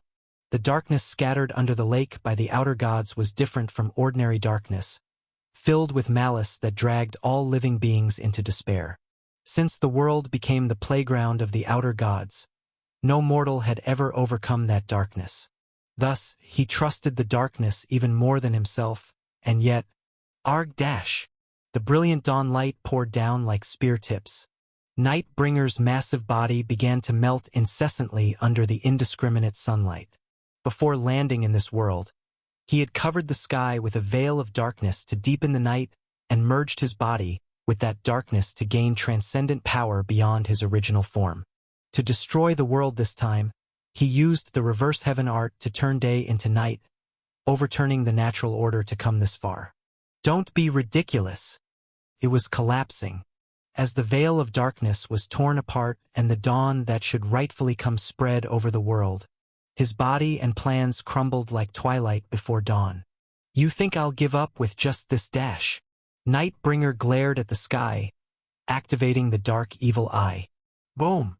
With the transcendent evil will of the dragon, the torn veil of darkness began to stitch itself together, reaching out its tendrils to seal the rips. Sunlight was once again blocked one by one through the patched veil of darkness. Nightbringer exerted all his strength to reclaim his night. It was then. Thud, thud, thud. The sound of several legs lightly tapping the ground was heard. Nightbringer flinched and looked down towards the source. There it was, with no eyes, nose, ears, or mouth, with 6 legs and 6 tails, another one of his sons, more lizard-like than dragon-like. Nightbringer trembled as he called out his son's name. Parikian! Parikian! The black dragon's claw slowly lowered his stance. And then, Virum dash! A sound like a mechanical engine echoed from his core, spreading a red hue through his cracked body. Don't interfere, you worm dash! Nightbringer roared and unleashed dark magic wildly. Boom! Boom! Boom! Parikian's entire body exploded under the direct hit of the magic. Nightbringer thought his child was crushed, but he was not. As the thick smoke cleared, Parikian had transformed into another form. When his stamina drops below half, Parikian enters the next phase, revealing his true form. This form was so difficult to deal with that Ash used mind control tactics to capture Parikian without letting him pass the phase. Virum. With his outer shell peeled off, Parikian transformed into an even sharper and sleeker form than before. If he was a lizard before, now he looked like a fox wearing armor. Virum. The unique engine sound echoed once more, and red flames burst from the joints of Parikian's 6 legs simultaneously. Boom! Kicking off the ground, Parikian sprinted at an unbelievable speed. His 6 trailing tails also emitted red flames from their ends, resembling a living rocket and further boosting his speed. The fastest dragon. Among the members of the Black Dragon Legion, no, among all the dragons that ever existed in history, the fastest being. That was Parikian, the Black Dragon's claw, and even the almighty Nightbringer momentarily lost track of his speed. In an instant, Parikian reached right in front of Nightbringer. However, Parikian was also a being that originated from Nightbringer. No matter how fast you are, Nightbringer's golden eyes glinted menacingly. You think I can't catch you, Dash? Forged Knight descended. It was a precisely aimed attack without any gaps, and Parikian was hit directly. Crash! With a sound like shattering glass, Parikian exploded once more. And then, what? From beneath Parikian's shattered shell, emerged an unexpected final phase. A third form. Smaller, sleeker, more agile, having shed even the armor, in the shape of a fox. This form, unseen by even Nightbringer, was the result of using Scalian's second dragon orb on Parikian. The dragon orb is a tool that elevates the essence of a being. With this, Parikian forcibly broke through his limits, reaching the pinnacle of latent talent. And Parikian wasn't the only one who used a dragon orb and surpassed his limits. Wufho. Whoa. Inside Parikian's shell, hidden, was the illusionist Violet, who clung to Parikian's neck with trembling arms. It's okay, Parikian spoke then. Without a mouth, the voice resonated from within his chest, sounding metallic yet gentle. Violet's eyes widened in surprise at the unfamiliar yet kind voice. Parikian spoke once more. Let's go. Ah, yes. Boom. Parikian rocketed upwards like a missile. In his third form, Parikian scaled Nightbringer's body with blinding speed. So fast that even Nightbringer couldn't react. Parikian swiftly climbed up to Nightbringer's neck and approached his head, signaling. Now, Violet. You. Despite trembling in fear before the world's strongest monster, Wah dash, Violet kicked off Parikian's back, leaping up, and placed both hands on Nightbringer's head. Violet was merely a petty thief, just a scammer of a human, but she wanted to become great. So Scalion gifted her his dragon orb, using it to elevate her essence right before this battle. Thus, her illusion magic, which was only used to swindle money from villagers in a backwater gambling den, flash dash, gained enough power to be used against the world's worst black dragon. Violet's ultimate skill, Daydream, exploded. For the first time, Nightbringer felt his mind shaken, roaring in pain all around. Roar dash! The dragon roar tore through the air, slashing in all directions. Even as Violet fell after using her illusion, the dragon roar descended upon her. Violet sensed her impending death. Ah! But why? She wasn't as scared as she thought she'd be. Instead, she felt relieved. Perhaps it was because she had achieved something she had never even dreamed of in her life. See that world? Violet closed her eyes with a bright smile. I got you back. The blade-like dragon roar crashed towards her. Violet couldn't avoid it. Crash! Gasp! Gasp! Nightbringer bent over, gasping for breath. His mental strength was formidable. He wasn't weak enough to be caught by mere human illusions. But he was shaken. He didn't fall for the illusion, but his mind was undoubtedly shaken. Nightbringer felt his chest boiling with unprecedented agitation. It's because of the sunlight. The sudden burst of sunlight. Rip, rip. His concentration faltered, and the veil of darkness that covered the sky like dark clouds began to tear apart again. More and more sunlight pierced through the darkness. The darkness that was fused with Nightbringer's body also began to evaporate. As Nightbringer gasped for breath and lifted his head, he saw a wavering image of a woman like a mirage before his eyes. From a distant past, at the end of that now-forgotten mythic era. The red-haired woman who had looked down at him with sorrowful eyes as she killed him. Truly like a daytime dream. Your story ends here, Nightbringer. With her long red hair flowing, the woman smiled sadly. Wait, I'll follow soon. Ugh! Nightbringer shook his head violently, and when he looked ahead again, the woman from his memories was gone. Instead, amidst the flickering ashen haze, a battered man in a black chain coat, holding a raised banner, was walking toward him. Step, step. In the now silent battlefield, only the man's footsteps echoed softly. Was it an illusion? In the shadow of this degraded, deluded, and tainted descendant, with no trace of the great ancestor dragon. What's wrong, Black Dragon? Why did he smell so strongly of her? Why? Ash approached the trembling Nightbringer with a bloody smile. Did I dig up some painful memories? Without answering, Nightbringer roared violently and charged at Ash. With his gleaming golden eyes, Ash also charged head-on. The final battle, determining the world's fate, was now reaching its climax. Chapter 700. Boom! Nightbringer unleashed a colossal magic bombardment, and Ash countered with a magical barrier. The clash of the two transcendents sent out a massive shockwave, and a thick cloud of dust rose. Within the dust cloud, Ash's clones scattered in all directions in a dizzying array. Normally, the original Nightbringer would have easily identified which were clones and which was the real one. Coup! His mind was in turmoil.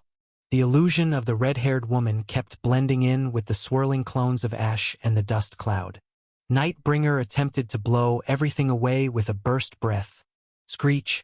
A sudden whistle sound intensified the illusion of the red-haired woman, further obstructing Nightbringer's vision. There was only one person who could cause such a disturbance from the root of a nightmare. Nightbringer roared furiously as he turned to look. Crown, you wretch dash! Through the swirling dust cloud, the figure of Crown appeared, casually playing a flute with his right half torn off. Crown laughed from behind the blood-soaked white mask. If the flute of a lowly jester can shake the heart of a king, then it is indeed an honor. Nightbringer reached out to tear the remaining half of Crown apart. Ho-ho, you should charge carefully. But Crown remained relaxed. When you hear the sound of the flute, you're not the only one who gets excited, right? Within the dust cloud, Jormungandr's yellow eyes snapped open. The world serpent, who had been lying dormant gathering its last strength, sprang up. The serpent clung to Nightbringer's upper body, biting down with powerful jaws on his arm. An attack that would have been insignificant to Nightbringer fused with the night, but under the pouring sunlight, he had already shrunk and weakened. Crunch dash. The scales at the bitten area shattered, spraying blood everywhere. An enraged Nightbringer opened his mouth wide, preparing his breath attack. Jormungandr dash. I traverse the world. In Jormungandr's bright yellow eyes, terrifying magic power swirled like flames. I mix the world. As Nightbringer's breath attack struck Jormungandr directly, a massive earthquake generated by Jormungandr shook the area. Boom dash. With a tremendous explosion, the area was engulfed in a thick cloud of dust. Nightbringer, having torn Jormungandr from his body, frantically scanned his surroundings. The smoke and dust severely obscured his vision, and from within the dust cloud, Ash's clones rushed at Nightbringer from all directions. Kaya! Nightbringer expelled a dragon roar, clearing the smoke while unleashing dark magic and feather bombardments, shredding Ash's clones. It was then, among the bursting clones, Ash approached at lightning speed. Wearing the King of Flies armor and holding White Knight's staff, it was unmistakably Ash. Player dash. Nightbringer immediately loaded Forged Knight. With dawn breaking, the usable knight was almost gone.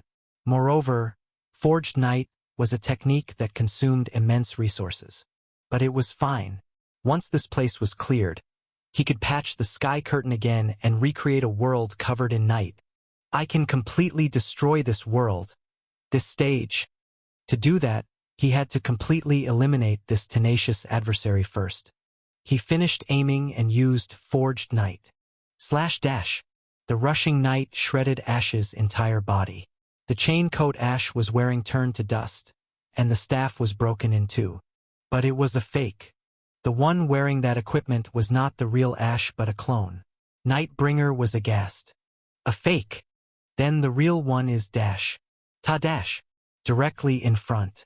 The real Ash had already reached right in front of Nightbringer. Nightbringer shivered and his golden eyes flashed. Using the last of all his night, I will tear you apart so you can never stand again dash. He spat out the night forged from hatred. Slayin Ash dash. Ash couldn't evade. Before the overwhelming darkness and the shredding filled with intense hatred, Ash couldn't withstand and was torn to pieces from head to toe. Nightbringer confirmed that the opponent had died without leaving a trace. Suddenly, a deep silence fell. Nightbringer slowly looked around the now quiet battlefield. After a long silence, the black dragon muttered hollowly, "Is it really over now, player?" The answer came from behind. "How many times do I have to tell you?" When Nightbringer turned his long neck back, his eyes wide open. "From the beginning On Nightbringer's back, Ash, wrapped in ancient cursed bandages, having finished his resurrection, was smiling wanly. Was already in pieces. "You!" Ash had no equipment left, but he calmly extended his right hand to the side. At that moment, the gap in the sky where the curtain of darkness had been lifted revealed the full rising sun from the east. Flash dash! From the dazzling dawn sun to Ash's hand, a pillar of light descended. No, it wasn't just a pillar. It was a staff. Boom! The staff made of light was grasped in Ash's hand. Holding the hot and heavy staff, Ash slowly looked downward. Only then did Nightbringer realize where Ash was standing. It was the point where the black dragon's back and neck connected. Due to Nightbringer's fusion with the night and his gigantification, a gap had formed between the protruding vertebrae and the scarred scales.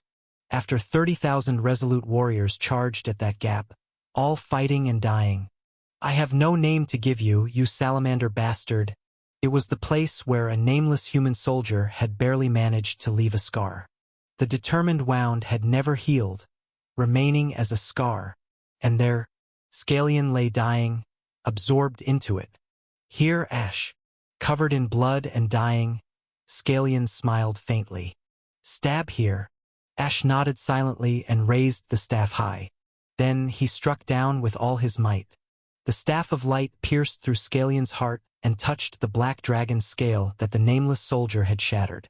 As his heart was pierced, Scalion smiled. 问世间理为何物，直教正逆相时 TL note. This was annoying to translate, since it's heavily tied to Chinese, so I did my best. To the people of the world, I ask, what is reason, Li Zhi? That it allows right and wrong to coexist. TL note, translation of the above. In a world made of reverse scales, Nilin, Scalion was cast out for being born with straight scales, Sunlin. Conversely, if he had been born in a world of straight scales, how would he have lived? Would he have watched other reverse scales being rejected and cast out without any thought? Scalion pondered endlessly. Throughout his long life he pondered. What is straight, Sun? And what is reversed, Ni? Who decided the criteria for this distinction from the moment of birth? But, just because I was born this way, doesn't mean I have to live this way. So, among all the people on this front line, the one least fitting to be a hero. The one born as a petty thief. If she succumbed to the logic of the world. If she submitted to her predetermined fate. He too would accept the logic of the world and stop fighting. Even if the only thing I can show the world is an illusion, it doesn't mean my entire life is a lie. She did not give up fighting. I want to become great. No, it wasn't just her. I want to save the world again. Everyone on this front line was actually an ordinary person, not extraordinary in any way. Yet what kept them fighting? What makes a person great? Just because you were born this way doesn't mean you have to live this way. Just because you fell once doesn't mean you can't become great again. Coughing up blood, Scalion muttered softly. He realized, whether straight or reversed, it was merely someone else's standard. Neither the logic set by his father nor the logic imposed by the world's eyes needed to be his own standard. The most important thing was his own heart. I will decide my fate. He decided not to care about the criteria that divided straight from reversed based on birth direction. He would simply live purely as he wished, facing the direction he wanted to point. He resolved to become the true essence of straight scales, Chunlin. Now, can I say that I've walked a little of the same path as you all? With the staff plunged into Scalion's heart, Ash smiled bitterly. Of course, my friend. Whether you're born with straight scales or reverse scales, whether you're a human or a dragon, the choice is yours. Becoming something is your decision. Living is your decision.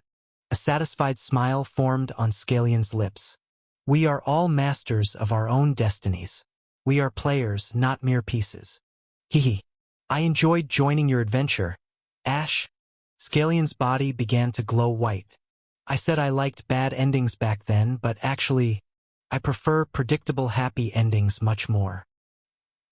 So, Ash, please, show me the most splendid ending of all.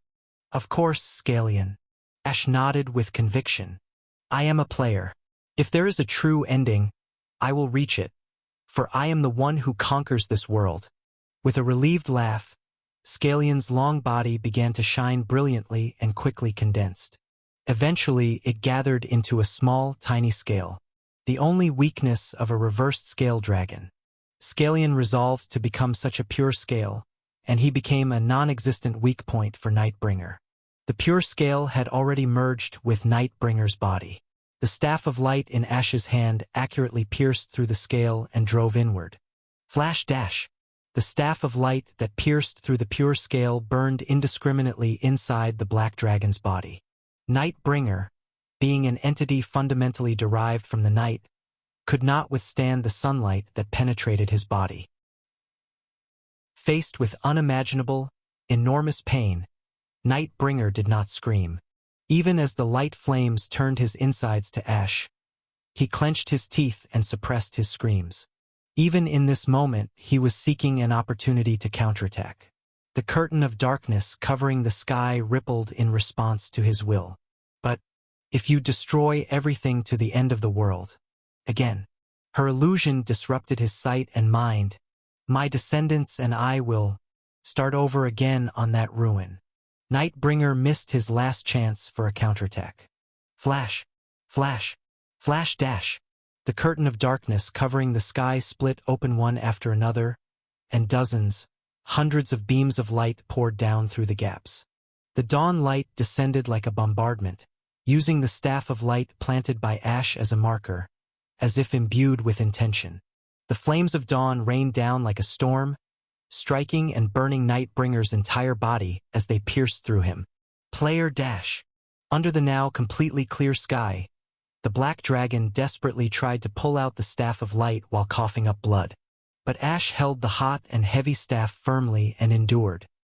He endured without flinching, despite the burning pain in his hands and the crushing pain in his shoulders. It was a pain he had endured since the first battle he experienced in this world. It was a pain he had carried with him ever since that day. Ash held the pillar of light with his burning hands and focused his consciousness. Then the light burned more fiercely, scattering dazzling flashes in all directions. It seemed like a giant flag was fluttering. Finally, the curtain of darkness covering the sky shattered completely, and in the now brightly lit world, Puck! The tip of the staff, which had been burning and digging into the black dragon's body, finally reached his heart. Nightbringer's dragon heart was protected by the dark blood magic of the Black Dragon Legion and primordial darkness. No matter how much the essence of dawn light was used to pierce it, the darkness was too deep to penetrate. But it wasn't a problem for Ash. This is why I absorbed your blood into my body. Ash was also a being with black dragon blood. Through the staff, Ash's consciousness intricately and swiftly dismantled all the magic and darkness. Then, with all his might, Ash thrust the light beam into the wide-open gap in the seal. Puck dash! The light beam, like the tip of a spear, pierced through Nightbringer's heart and shot forward. To the black dragon who looked back with eyes filled with disbelief, Ash, with his blood-soaked and haggard face, managed to smile. Good morning. The staff of light that pierced through the black dragon's heart touched the chest wound that Nameless had inscribed earlier. Immediately, an enormous pillar of light exploded outward, engulfing everything on the southern plains.